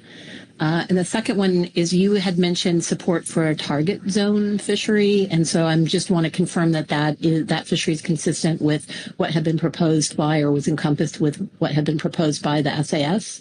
I'm not familiar with the California fishery, so I'm just trying to track how all these pieces fit together. Thank you. Sure. We were required to do 100% fin clipping, and I think based on the success of the program, it was reduced 3 years ago to 25%, which is the norm for the other releases, at least from McCollum River Hatchery. And as far as the fall target zone fishery, I think we'd love to fish on those, access those fish now, but we would certainly consider an even smaller zone to access these fish further into the fall. Thank you, Mr. Vice Chair. Just a follow-up. So, again, help my ignorance and for tracking, can you just define, when you refer to a target zone, can you just describe that a little bit for someone that might be an outsider like me to understand specifically the area you're talking about? Well, these fish seem to congregate along the San Mateo coast, and that's pretty much the area that we would fit into this proposed fall zone target fishery from Point Reyes to Point Sur. But if that needed to be redesignated, our fish populate the waters off the coast, not in shallow water, from anywhere from like San Gregorio up to Pacifica, 30, 40 miles of shoreline.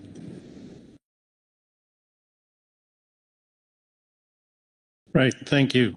Any other questions? Not seeing any. Thank you. Next, we have James Stone online. James, can you hear us?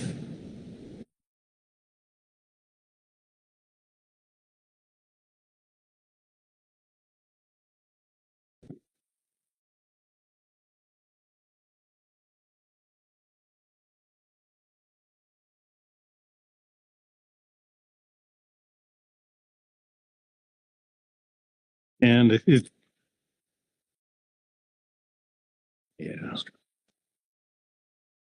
James, if you can hear us, I understand you've got the invite to connect. We'll go ahead to the next person and then come back and check in with you. So, apologize, Kevin Goddess. Get some exercise, marching back and forth. Good afternoon. Good afternoon, Chair and Council members. I am here in my private capacity as a representative of Coastside Fishing Club. I'm going to read a prepared statement because I'm not doing so good with the spitball talking. So, on behalf of Coastside Fishing Club, we would like to express strong support for a salmon season alternative which maximizes statewide opportunity while adhering to the conservation guidelines. While proposed fishing opportunities remain limited, we fully understand and respect the ongoing need for conservation measures to protect salmon populations, especially the most vulnerable stocks of concern. We appreciate the deliberate and thoughtful work by the Council and the California Department of Fish and Wildlife in developing a set of alternatives that are both cautious and meaningful. These alternatives provide carefully managed access while continuing to center the long-term recovery and sustainability of California's salmon resources. We recognize the challenging circumstances under which these alternatives were crafted. Balancing biological conservation with the socioeconomic needs of coastal communities and fishing-dependent stakeholders is never easy. The inclusion of tightly controlled fishing access, especially targeting hatchery-origin salmon, represents a thoughtful and practical compromise given the constraints. We commend the Council and the CDFW for engaging with diverse voices across the state and ensuring that access, limited though it is distributed fairly. By offering regional opportunities, the proposed season helps preserve community involvement, cultural traditions, and the essential sense of fairness among those who depend on this fishery. It's also critical to acknowledge the very difficult position facing California's commercial salmon fleet. We expressed our deepest sympathy to the commercial fishing families who, after enduring 2 full seasons of closure, are now facing an extremely poor outlook. Many are weighing whether they can even participate this year, given the slim economic margins and low abundance forecasts. These families have already borne immense hardship in support of recovery goals, and they now face yet another uncertain year. Their contribution to the cultural, economic, and working heritage of California's coast cannot be overstated. We urge continued support for targeted economic relief, access to disaster funding, and inclusion in longer-term rebuilding strategies. In addition to the economic contributions, recreational salmon fishing also provides profound personal and social value. The experience of catching a salmon, whether for seasoned anglers or for someone catching their very first fish, creates lasting memories and fosters a meaningful connection to the marine environment. For many, fishing is not just a pastime. It's a deeply rooted source of mental health, emotional balance, and cultural identity. Time spent on the water with family, friends, or in quiet reflection provides stress relief, enhances well-being, and strengthens community bonds. In the wake of pandemic-related isolation and continued environmental uncertainty, these experiences are more vital than ever. Even limited recreational fishing opportunities can offer a meaningful economic boost. After 2 years of full closure, many small businesses that rely on the salmon fishing are still trying to recover. Charter boat operations, bait and tackle suppliers, marinas, seafood processors, and tourism-related businesses are all interlinked with this fishery. A short but viable season, even one with restricted days and narrow geographic access, can help keep these businesses afloat, retain jobs, and sustain the broader community infrastructure that surrounds recreational fishing in California. We are particularly encouraged to see the inclusion of opportunity tied to nearshore net pen and pier-based smolt release programs. These innovative cooperative efforts, carried out through partnerships between CDFW and community organizations, represent a forward-looking approach to enhancing hatchery returns while minimizing impacts on wild stocks. These programs not only help to sustain abundance in the ocean, but also provide safe and practical harvest opportunities during times of constraint. Their inclusion in this year's alternatives reflects the growing value of locally driven, science-supported management strategies that align conservation with access. Including these programs in the broader management vision also highlights the importance of innovation, public-private cooperation, investment in future-focused tools. We see this as a model for how stakeholder engagement and habitat-smart hatchery strategies can play a productive role in salmon recovery while keeping fishing communities involved and supported. We recognize that the path to a full recovery remains long. We believe the Council's approach to this season, grounded in precaution, fairness, and strategic access, reflects the best path forward under the current conditions. We are grateful for the transparency, hard work, and collaborative spirit demonstrated throughout this process. We remain committed to working alongside the Council, CDFW, and other stakeholders to ensure that California salmon fishery has a sustainable and vibrant future. Thank you. Thank you. Questions for Mr. Gaddis on his testimony? Marcy Remco. Thank you, Mr. Vice Chair. Thank you, Kevin. You began your discussion here with us talking about equity and about the need for access in all areas to fishing opportunity, which I believe is reflected in the summer alternatives that the SAS has proposed. Then in the coastside net pin presentation, we heard from Doug the suggestion that really we're talking about the San Mateo coast. And then your testimony, you mentioned, targeted effort in small locations. And maybe you can reconcile the two approaches for me, because I'm struggling to understand. Okay, well, I think that what the SAS put forward with the fall fishery and the truncated San Francisco and Monterey zone broadly addresses that. I think more aspirationally, what we're looking at is what would be considered a bubble fishery with a smaller, tighter radius. And does that answer your question? Thank you, Mr. Vice Chair. Yes, you say aspirationally a smaller, tighter region. Can you tell me why that's desired or necessary? Well, the idea being that these fish tend to stage in an area that is fairly localized and dense. And by minimizing the area, we should be minimizing any potential contact with any other incident stocks of concern that might be in the broader area. Okay. Marcy. Thank you, Mr. Vice Chair. So would you have any concerns about the concentration of effort or anglers in a small area? Yes. Like that? Thank you. Similar to the concerns that we have for a 2-day opener. You would greatly increase the effort. But if the options are no opportunity or extremely constrained and focused opportunity, I think most people will choose the constrained opportunity. Mark Gorelnik. Thank you. I think maybe I have a clarifying question. So we have alternatives put forward by the SAS, which include this fall area fishery. Separately has been mentioned this harbor target zone. Is that a separate consideration or an additional consideration as opposed to what is in the SAS proposal? Well, if I go back to where I spoke to this idea of the bubble fishery being aspirational, I think part of it is that we don't know the exact roadmap to get there. And I'm certainly not qualified to speak about the necessary steps to get that through the process here and to be included in CDFW.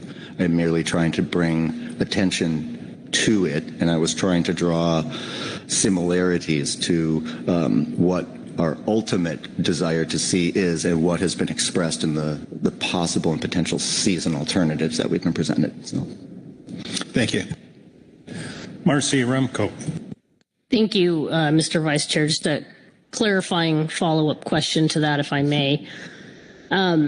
If the SAS alternative for the fall fishery from Rays to Sur is ultimately what is approved, does that satisfy this request for this aspirational bubble fishery? Is that, I think what Mark is saying is, are they one and the same asks, or, I mean? Well, it's a sweet potato and yams situation.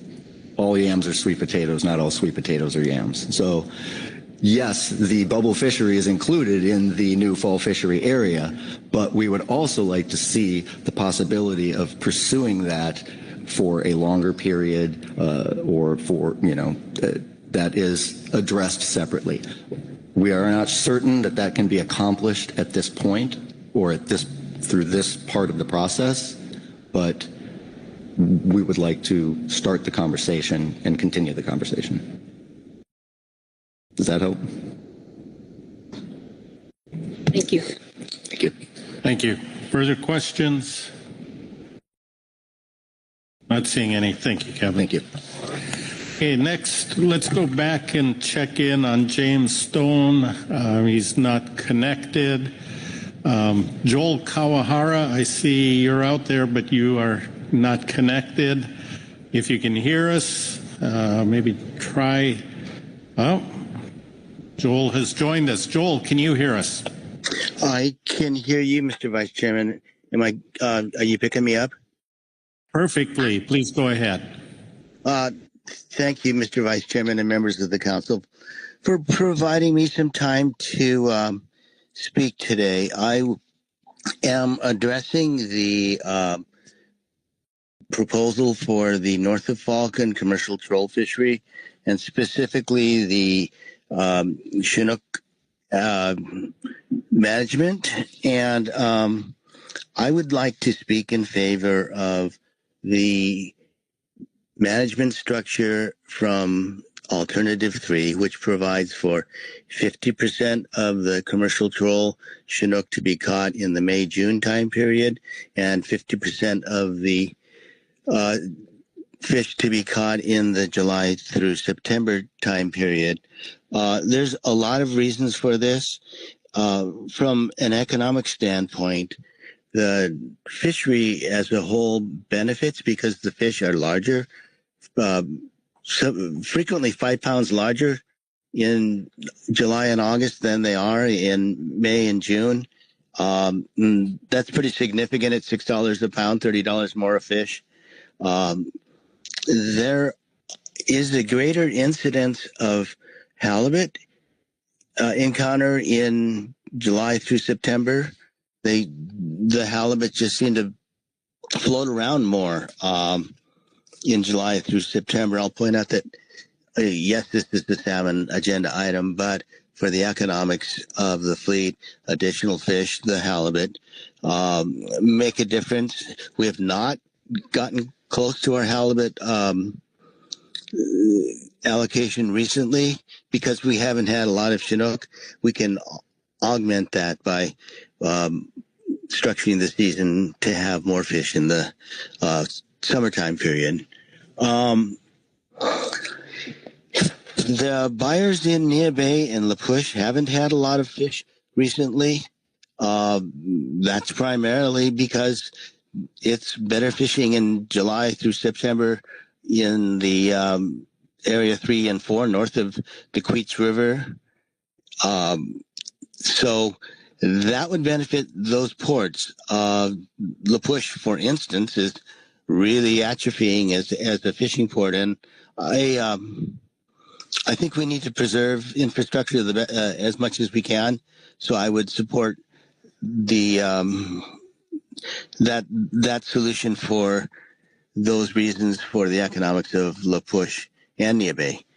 The conservation goal benefits of the later time period are pretty stark.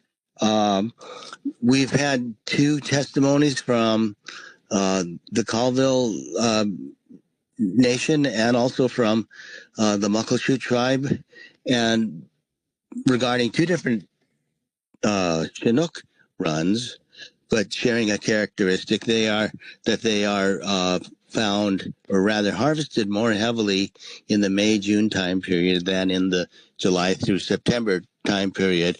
Puget Sound Chinook, as for instance, are almost gone from the catch in the ocean by July through September. And Mr. Hamilton presented some pretty compelling reasons to ensure that Puget Sound Chinook and the rivers that his tribe is responsible for managing need to have protections. And I believe that the troll fishery can provide some of that benefit. And similarly, with the Upper Columbia River Chinook, there's summer Chinook there in the river by June, and we have very low harvest rates on summer Chinook in the July through September timeframe. The more Chinook we catch in the July through September time frame, or the more of our quota that's in the July through September time frame will reduce impacts on the summer Chinook. I'm getting back to Puget Sound. I'll point out that the troll fishery volunteered to close what is known as the Cape Flattery Control Zone, and I believe that was right after the Puget Sound Chinook were listed. I think that was 1998. The troll fishery has given up quite a bit of area for the in an attempt to help conserve Puget Sound Chinook, and I would rather not give up fish. I would rather give up the structure of the season and maintain our fishing opportunity on the TAC as presented. So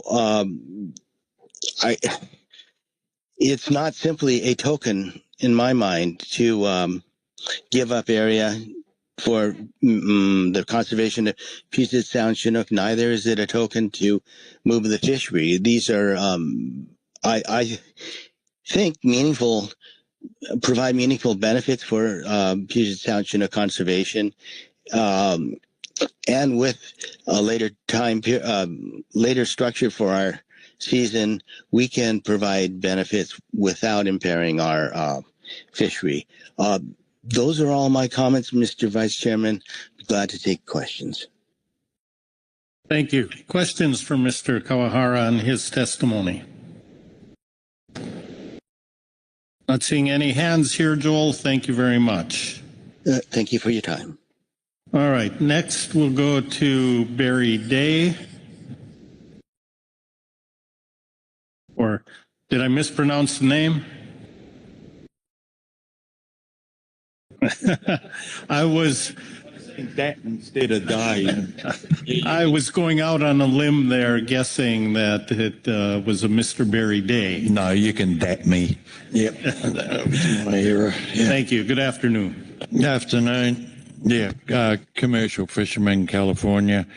It's pretty handy what's been happening here with what's showing the coastside guys. So you're aware, 5% of our income on salmon goes to the salmon stamp committee for those fish. That's Billet McColumy's fish. And also another net result, when we caught too much fish, okay, 52% of them were from that hatchery. So I'm saying we really met escapement, we doubled them. Well, and that's a problem we got in California. This guy's just producing, he's doing a sterling job. So that aside, I'm seeing a bit of hypocrisy here, which I wanted to bring up today. And I know yous are all messengers and, it's no use barking at yous, but I got to bring it up because we do need help. We're going through all these efforts that you're seeing here at the moment, and every salmon is sacred. We have a governor that's bringing out an incidental take permit to suck them all down to commercial land. And what defence have we got against that with all this hard work? And really, I got to put it out here to you as a panel on what can be done, Are we going to have salmon counters here to make sure? And if it is overmet, is there going to be like us? You'll close us down for 3 years. That's this year. What's going to happen there? I'm putting it to the floor because you're the only people we can really come to on this one. Because I go back to what Duncan said earlier. You heard him there, right back to the early days with the dam stuff that hasn't been met, and the Columbia tribals there, nothing there, and I'm damn sure this one's just a wide open hole that's carrying on. What's going to be done about this? We're going to shrug our shoulders and, let all our hard work pump its way down the tunnels. So I got that big question.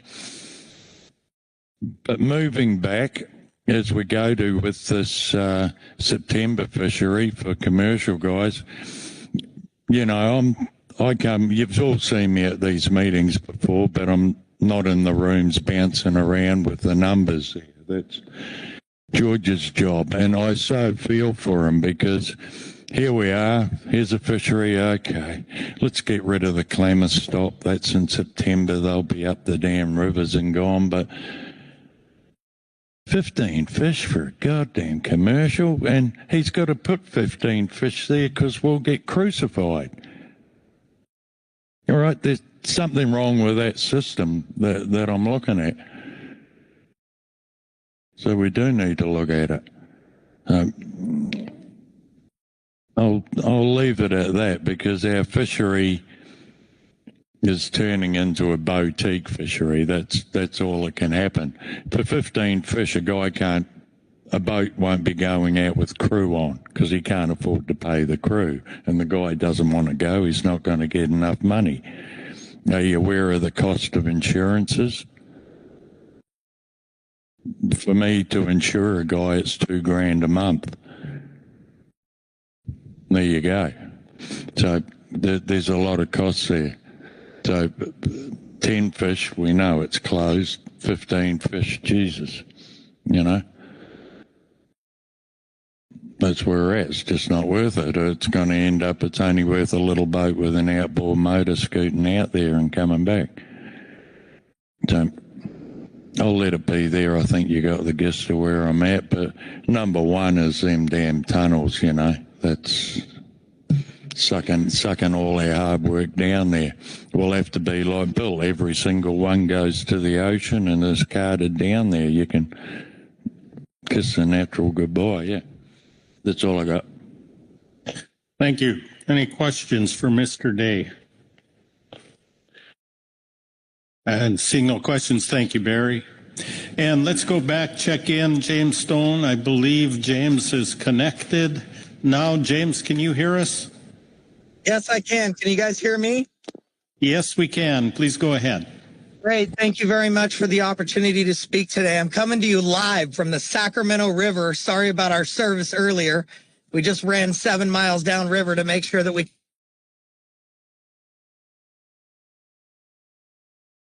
want to thank the opportunity to speak to the council. NorCal Guides and Sportsmen's Association represents hundreds of fishing guides along the inland fleet, as well as commercial members, charter boat members, and over 3,000 recreational members. We'd like to make sure that we understand the gravity of the situation that we've been faced with for the past 3 years. There's much data that's been shown over the last 6 years, and everyone wants to go fishing and catch salmon, from the ocean recreation to the commercial fleet to inland fleets and tribal. But the question is always, should we? If the Sacramento Index is the lowest it's ever been when a season has been proposed, in fact, last year we had higher abundance and the season was closed, setting a 180,000 spawner escapement and not even meeting the minimum of 122,000. The Klamath, as you all know, is on dire shape, and it's not more than an important time to get fish back above the historic rim dams and the removal that happened last year. And the second year fish can achieve habitat above these areas. Our board of directors is very concerned about the escapement of the 122,000, 7 out of the last 10 years, and once in the last year in a full closure. It's already apparent that this year in 2025, 95% of the entire inland Sacramento fishery from the San Francisco Bay, stretching over 50 miles into the interior delta, will be closed for Chinook fishing this year. And the entire 300 miles of the mighty Sacramento River will also be closed for Chinook salmon fishing this year as well, all the way to the base of Keswick Dam. And no opportunity will be allowed. A few opportunities in line will allow only about 5% of the historic inland geographic river miles that would actually be able to harvest if there was an ocean season.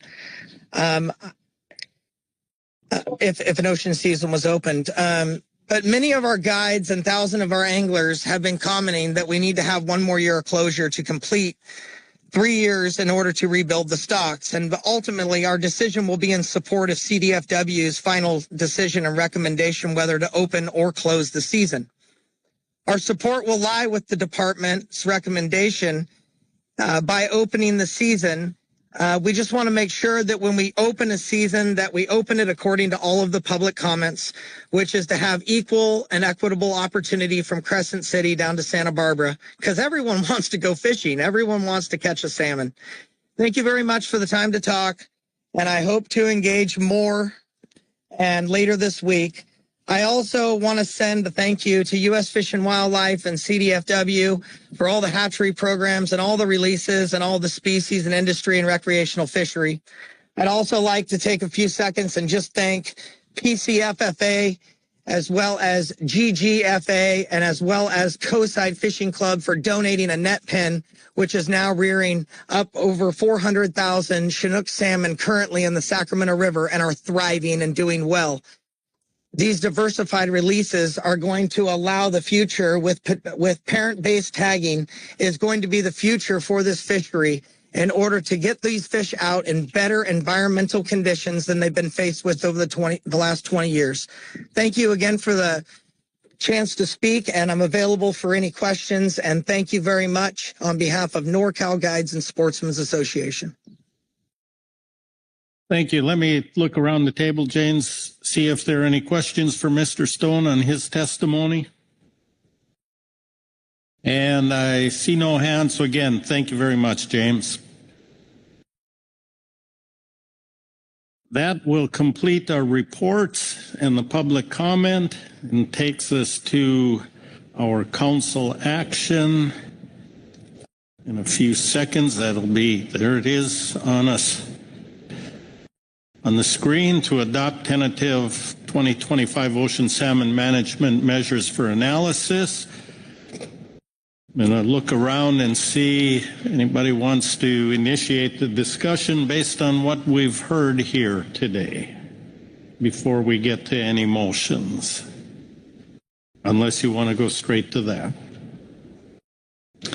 Mark Gorelnik. Thank you. I make up for all my silence during groundfish items on salmon agenda items. One concern I have, and I want to make sure we arrive at the most accurate result we can when it comes to impacts on our beleaguered Klamath stock. We have a budget, if you will, in the ocean fishery for spawners, so basically the spawner reduction rate. And I know that this season that the SAS worked hard to put together is intended to contact a certain number of ocean Klamath fish. But as we heard from Dr. O'Farrell, not all of those are spawners.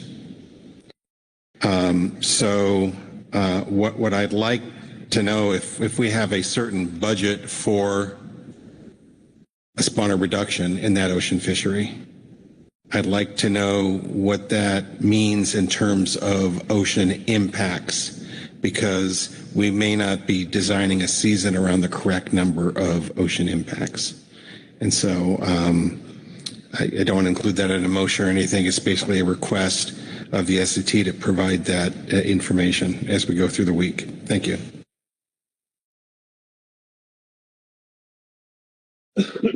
All right. Thank you. Marcy Remco. Thank you, Mr. Vice Chair. I guess I'd like to go back to Kevin Goddard's testimony and his description of the desire with regard to a small target fishery at Pillar Point and how that reconciles with the SAS proposal. And I guess I would just note that based on his answer, my understanding is that fishery would be approved for the dates that currently are reflected in the SAS recommendation. If additional days for fishing were desired, those dates would need to be added for if fishing were to be considered in that area for any longer time period. So I just want to make sure that the expectations are clear, that we couldn't go and add days in a fall fishery just at Pillar Point after the fact. So I just want to make sure that there's broad understanding of that at this time. I guess another thing I'd like to get into, which we'll hear about a little bit more later when I think we get into motions, but the situation with the Sacramento River fishery, the three alternatives that were out for public review had different levels of river harvest between alternatives 1, 2, and 3. And so at this time, we'd like to offer that the river fishery be set at a projected impact level of 8,000 adults. The range of alternatives that were put out for public review had at the lower end about 6,500 fish up to a high end of 21,600. After having an opportunity to consult further with our inland fishery managers about what we might project could be harvested in a river fishery that, of course, is subject to the Fish and Game Commission's decision making, and this fishery would be at their discretion. But what would we project could be taken in a fishery? That is the estimate that that we've come together with, acknowledging that the Sacramento fall run is at low abundance this year, and recognizing that there are some stocks in the complex, particularly the McCollum fish, that are abundant, but then there are also some weak stocks too. For example, some of those in the upper Sacramento where we've seen really poor escapement year over year. So the department's working on developing those recommendations to the Fish and Game Commission regarding open areas and season dates. Those are still in development, but recognizing that in order for our modeling work to proceed here this week, we needed to provide a projection of what the expected sac fall harvest might be in the river fishery. That's the best estimate that we can come up with at this time. So I just wanted to provide that explanation now because you might see that come up later in this discussion. Thank you. All right. Thank you, Marcy. And I think you led that off with a question, and it appears Mr. Gorelnik as a response. Yeah, I think insofar as this harbor target zone fishery, I think we need to discuss this offline. The notion here, it's not really limited to this year, although this year is, you know, we're going to have perhaps, if you know, we'll see on day last whether we have this fall area zone from Point Reyes to Point Sur, and that obviously addresses to a large extent. It's a limited number of days. Obviously, it doesn't happen in November. It's not in our proposal. There's a biological opinion that would prevent those large areas from being fished in November. However, in the harbor is full of salmon in November. So this is not, the notion is, this is something that I think folks would anticipate being a state-managed fishery, not a council-managed fishery. But we need to work with the National Marine Fisheries Service on this, obviously, and whether it happens this year or in the future. You know, I think that those fish that are paid for by the commercial trawlers and by recreational fishermen and are put out there by volunteers. I think that it's better that those folks get access to those fish rather than the sea lions. Thank you. Susan Bishop. Thank you, Mr. Vice Chair. Just following up on that and my tradition of being a broken record on some issues.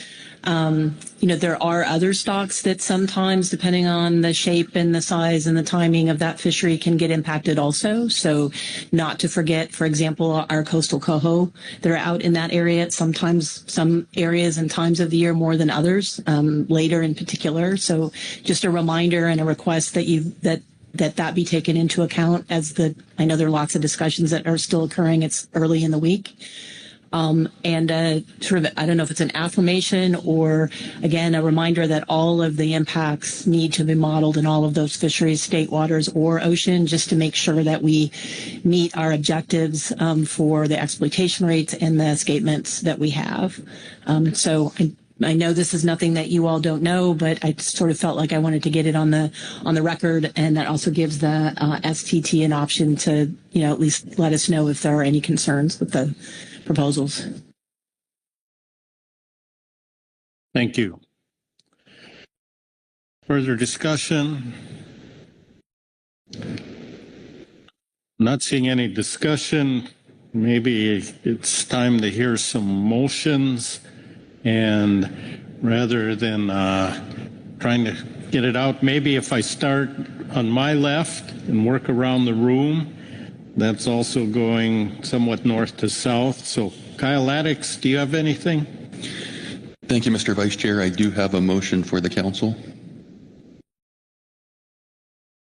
I move to tentatively adopt the ocean salmon fishery management measures for non-Indian fisheries in the area between the U.S.-Canada border and Cape Falcon as presented in Agenda Item D2E, Supplemental SAS Report 1, dated April 10th, 2025, for STT collation and analysis with the following modifications.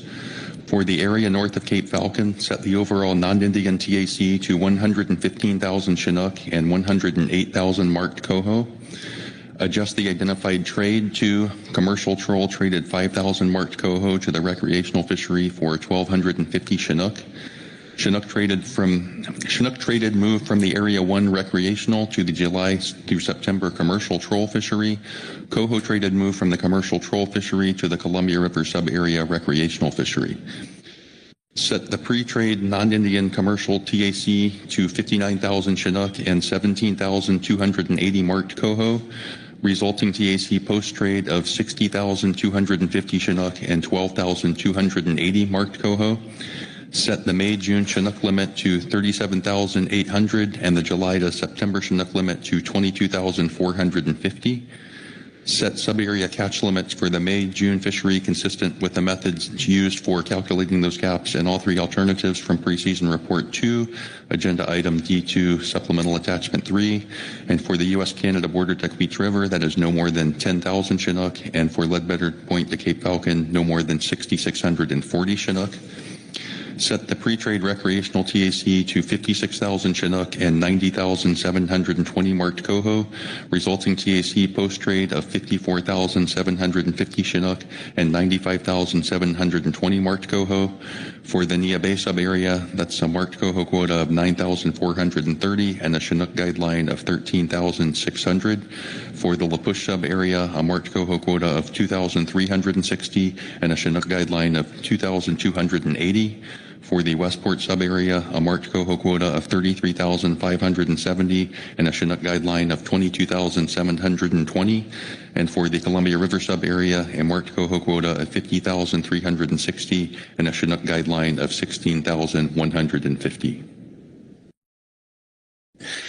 Thank you. I've followed along. The language on the screen appeared accurate and complete. Do you agree? Yes. Thank you. Is there a second to the motion? Seconded by Butch Smith. Please speak to your motion. Thank you, Mr. Vice Chair, and thanks to the SAS and STT for their patience as we moved through some co-manager meetings last evening and into this morning, missing the deadline for the report for today's agenda item, and to the SAS for bringing forward the North of Falcon regulation package with the placeholders for quota levels and related sub-area caps, guidelines, and quotas. The Chinook quota identified here is slightly above the alternative 2 quota of 112,500, but management measures are slightly different than what was in that alternative and should hold impacts on listed Puget Sound stocks to levels from alternative 2 and consistent with NOAA guidance on impact of council fisheries on these stocks, and should also limit impacts on Upper Columbia summer Chinook to levels similar to alternative 2. The coho quota identified is slightly below the alternative 2 quota of 115,000 and should better position us to meet management objectives for coastal Washington coho stocks.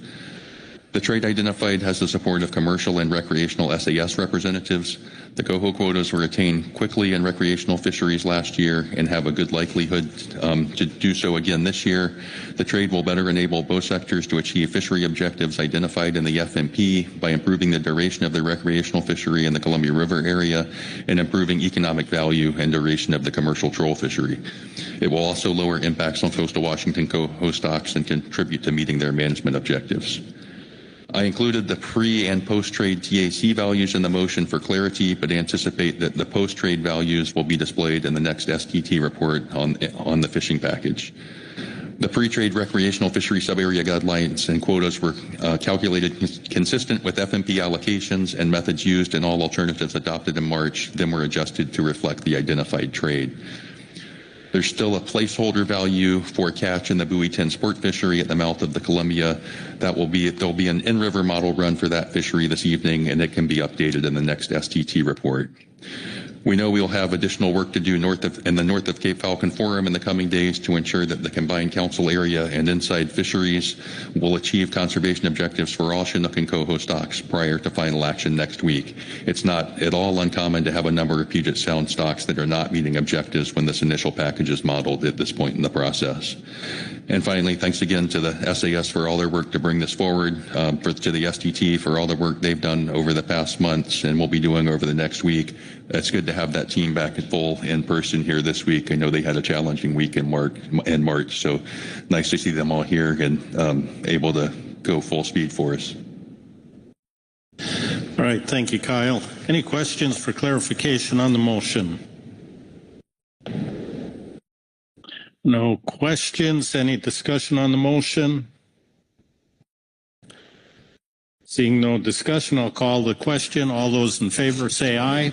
Aye. Aye. Opposed? Abstentions? Motion passes unanimously. Thank you, Kyle.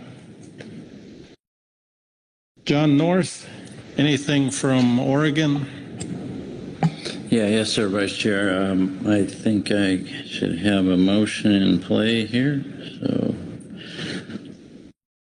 thank you. In terms of agenda item D2, the ODFW motion for today is I move to tentatively adopt for the Salmon Technical Team Collation and Analysis the Ocean Salmon Fishery Management Measures for Fisheries in the area between Cape Falcon, Oregon and the Oregon-California border as presented in Agenda Item D2E Supplemental SAS Report 1 dated April 10, 2025. Thank you. The language on the screen all looks accurate and complete. Is that good? It does. Thank you. Is there a second to the motion? Seconded by Chair Pettinger. Please speak to your motion. Thank you. Yeah, I guess I just primarily today wanted to thank the Oregon SAS members for working together to develop this revised Oregon alternative to help address the public comments we received at the Oregon Public Salmon hearing and those comments that were submitted online that requested more or additional Chinook recreational opportunity in the June and July or summertime compared to what we had in the March alternatives. And I think this proposal, this alternative today, which has reduced June troll time and increased recreational Chinook time, is a good example of how the different user groups can work together to address each other's needs. And overall, I think it's a better alternative and provides a good starting point for continued work the rest of this week. Thank you. Questions for clarification on the motion? No questions. Discussion on the motion. Marcy Yaremko. Thank you, Mr. Vice Chair. Consistent with my remarks at the March meeting, I will not be supporting this motion. The Oregon proposed season structure meets the requirements and objectives that are specified, and also meet the sharing arrangements. I'd note that too. However, that doesn't make the proposed seasons risk averse. The NIMS guidance indicates a precautionary approach on Klamath Fall is warranted, and opening fisheries with no safeguards does not seem precautionary. Klamath Fall is a stock that's in terrible shape. It's overfished. We've got a very small allowable exploitation rate, and we need to be risk averse. We know the harvest models are projecting low harvest in response to the low forecast of abundance. Given that, we should proceed with caution. And in this instance, we were hoping to see perhaps in April, Oregon come back with some restraint on these open periods that would limit their harvest. I realize that their projected harvests are within the impacts, but again, it's our belief that these proposals are not risk averse. Thank you. Other discussion on the motion? Seeing no discussion, I will call the question. All those in favor say aye. Aye. Opposed? No. No. And let me finish the vote first. Abstentions? So I believe there were no votes from Marcy Remco, Mark Gorelnik, Corey Ridings. Were there others? Rebecca Lent? Okay, 4 no votes. I believe the motion passes, confirmed by the executive director. So, thank you, John. Anything else you have? Not right now. Thank you, Vice Chair. All right, thank you. Then I will turn to my right. Marcy Remco, California. Yes. Thank you, Mr. Vice Chair. I move to tentatively adopt for STT Coalition and Analysis the salmon management measures for the 2025 non-Indian commercial and recreational ocean fisheries in the area from the Oregon-California border to the U.S.-Mexico border as presented in Agenda Item D2E Supplemental SAS Report 1 dated April 10th, 2025, including the commercial and recreational requirements, definitions, restrictions, and exceptions, with direction to set the Sacramento River recreational fishery impacts at 8,000 Sacramento River Fall Chinook. Thank you, Marcy. I followed along. That language all looks accurate and complete. Is that correct? Yes, it is correct. Thank you. Is there a second to the motion? Seconded by Mark Gorelnik. Please speak to your motion. Thank you, Mr. Vice Chair. Just want to acknowledge the work that has taken place since the March meeting, including the efforts of council staff to offer us a very nice hearing opportunity, and then also the public comment portal, acknowledging that we've received over 300 comments on this topic. It certainly allowed all of us, including our SAS reps, to receive a wide array of input, which we did. I want to thank the SAS for thinking long and hard about both the risks and the benefits of fishery opportunities this season. We didn't have a discussion with George when he was up here presenting the SAS alternatives, but I just want to acknowledge the difficult decision that the commercial sector has come to for the pre-September fishery, not moving forward with any fishing opportunity for the commercial fishery pre-September in this initial draft of the alternatives and the challenge that they were faced weighing those costs and benefits. So we didn't have a discussion earlier today about that recommendation from George, but I just want to note it. Then also want to look toward our recreational representatives and the discussion that we did have on the floor about their very cautious approach to what very well likely will be derby openers in a recreational fishery, and what can we do to make sure that we take every step possible to ensure that we do not blow through the harvest guidelines that have been developed. Of course, the ultimate need here is to stay within the projected impacts. And so I just want to commend them for doing their own kind of back of the envelope math and thinking about, again, the models that we're working with in light of the very low abundance are projecting we're not going to catch very much. But they've gone the extra mile to really think about what the models are suggesting and perhaps applying, some needed extra caution there with the approach to eliminate 2 of the 4 days in June and July that they were initially contemplating. So they have done a lot of homework and thought about how to be risk averse, and I just want to commend them for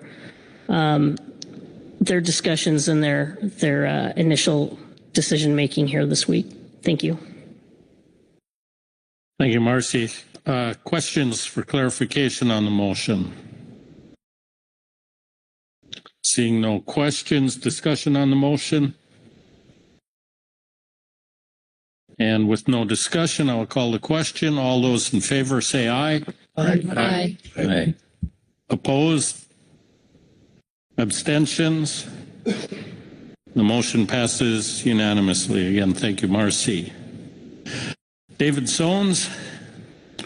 Thank you, Mr. Vice Chairman. I should have a motion that'll come up here. Okay. I move that the council adopt for the STT analysis the following treaty troll salmon management measures. The macaw option is 45,000 Chinook and 40,000 coho. The alternative consists of a May 1 through June 30th Chinook directed fishery and a July through September 30th all species fishery. The Chinook quota will be evenly split between the 2 time periods.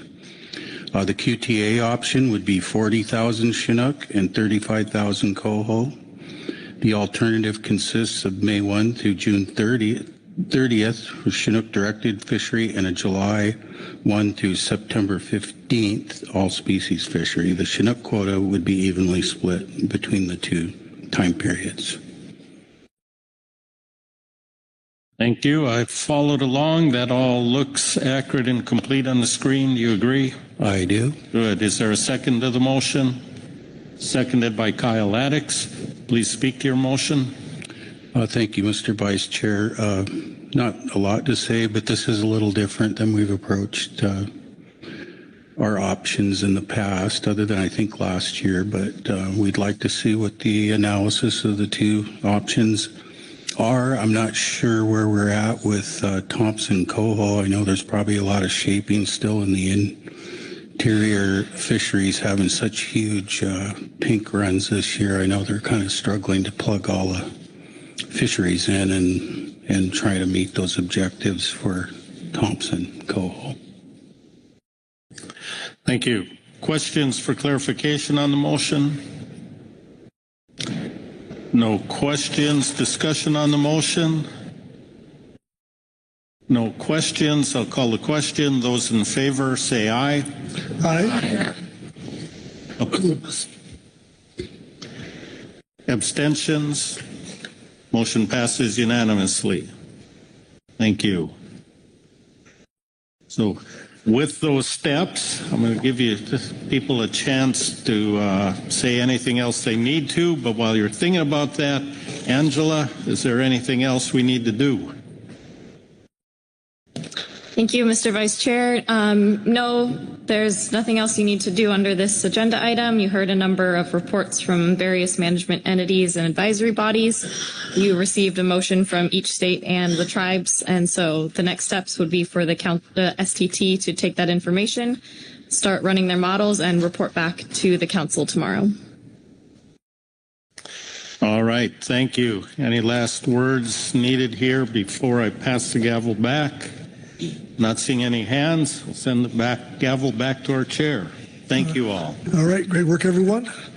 I know we have a reception tonight, but turn to Executive Director Bird if there's anything else to pass along. Thank you, Mr. Chairman. Very nice work today, everyone. As you indicated, we do have a reception tonight just right outside these doors. Starts in about a half hour. So hope to see all of you there. All right, we'll see everybody tomorrow morning and tonight at 6 o'clock outside the door.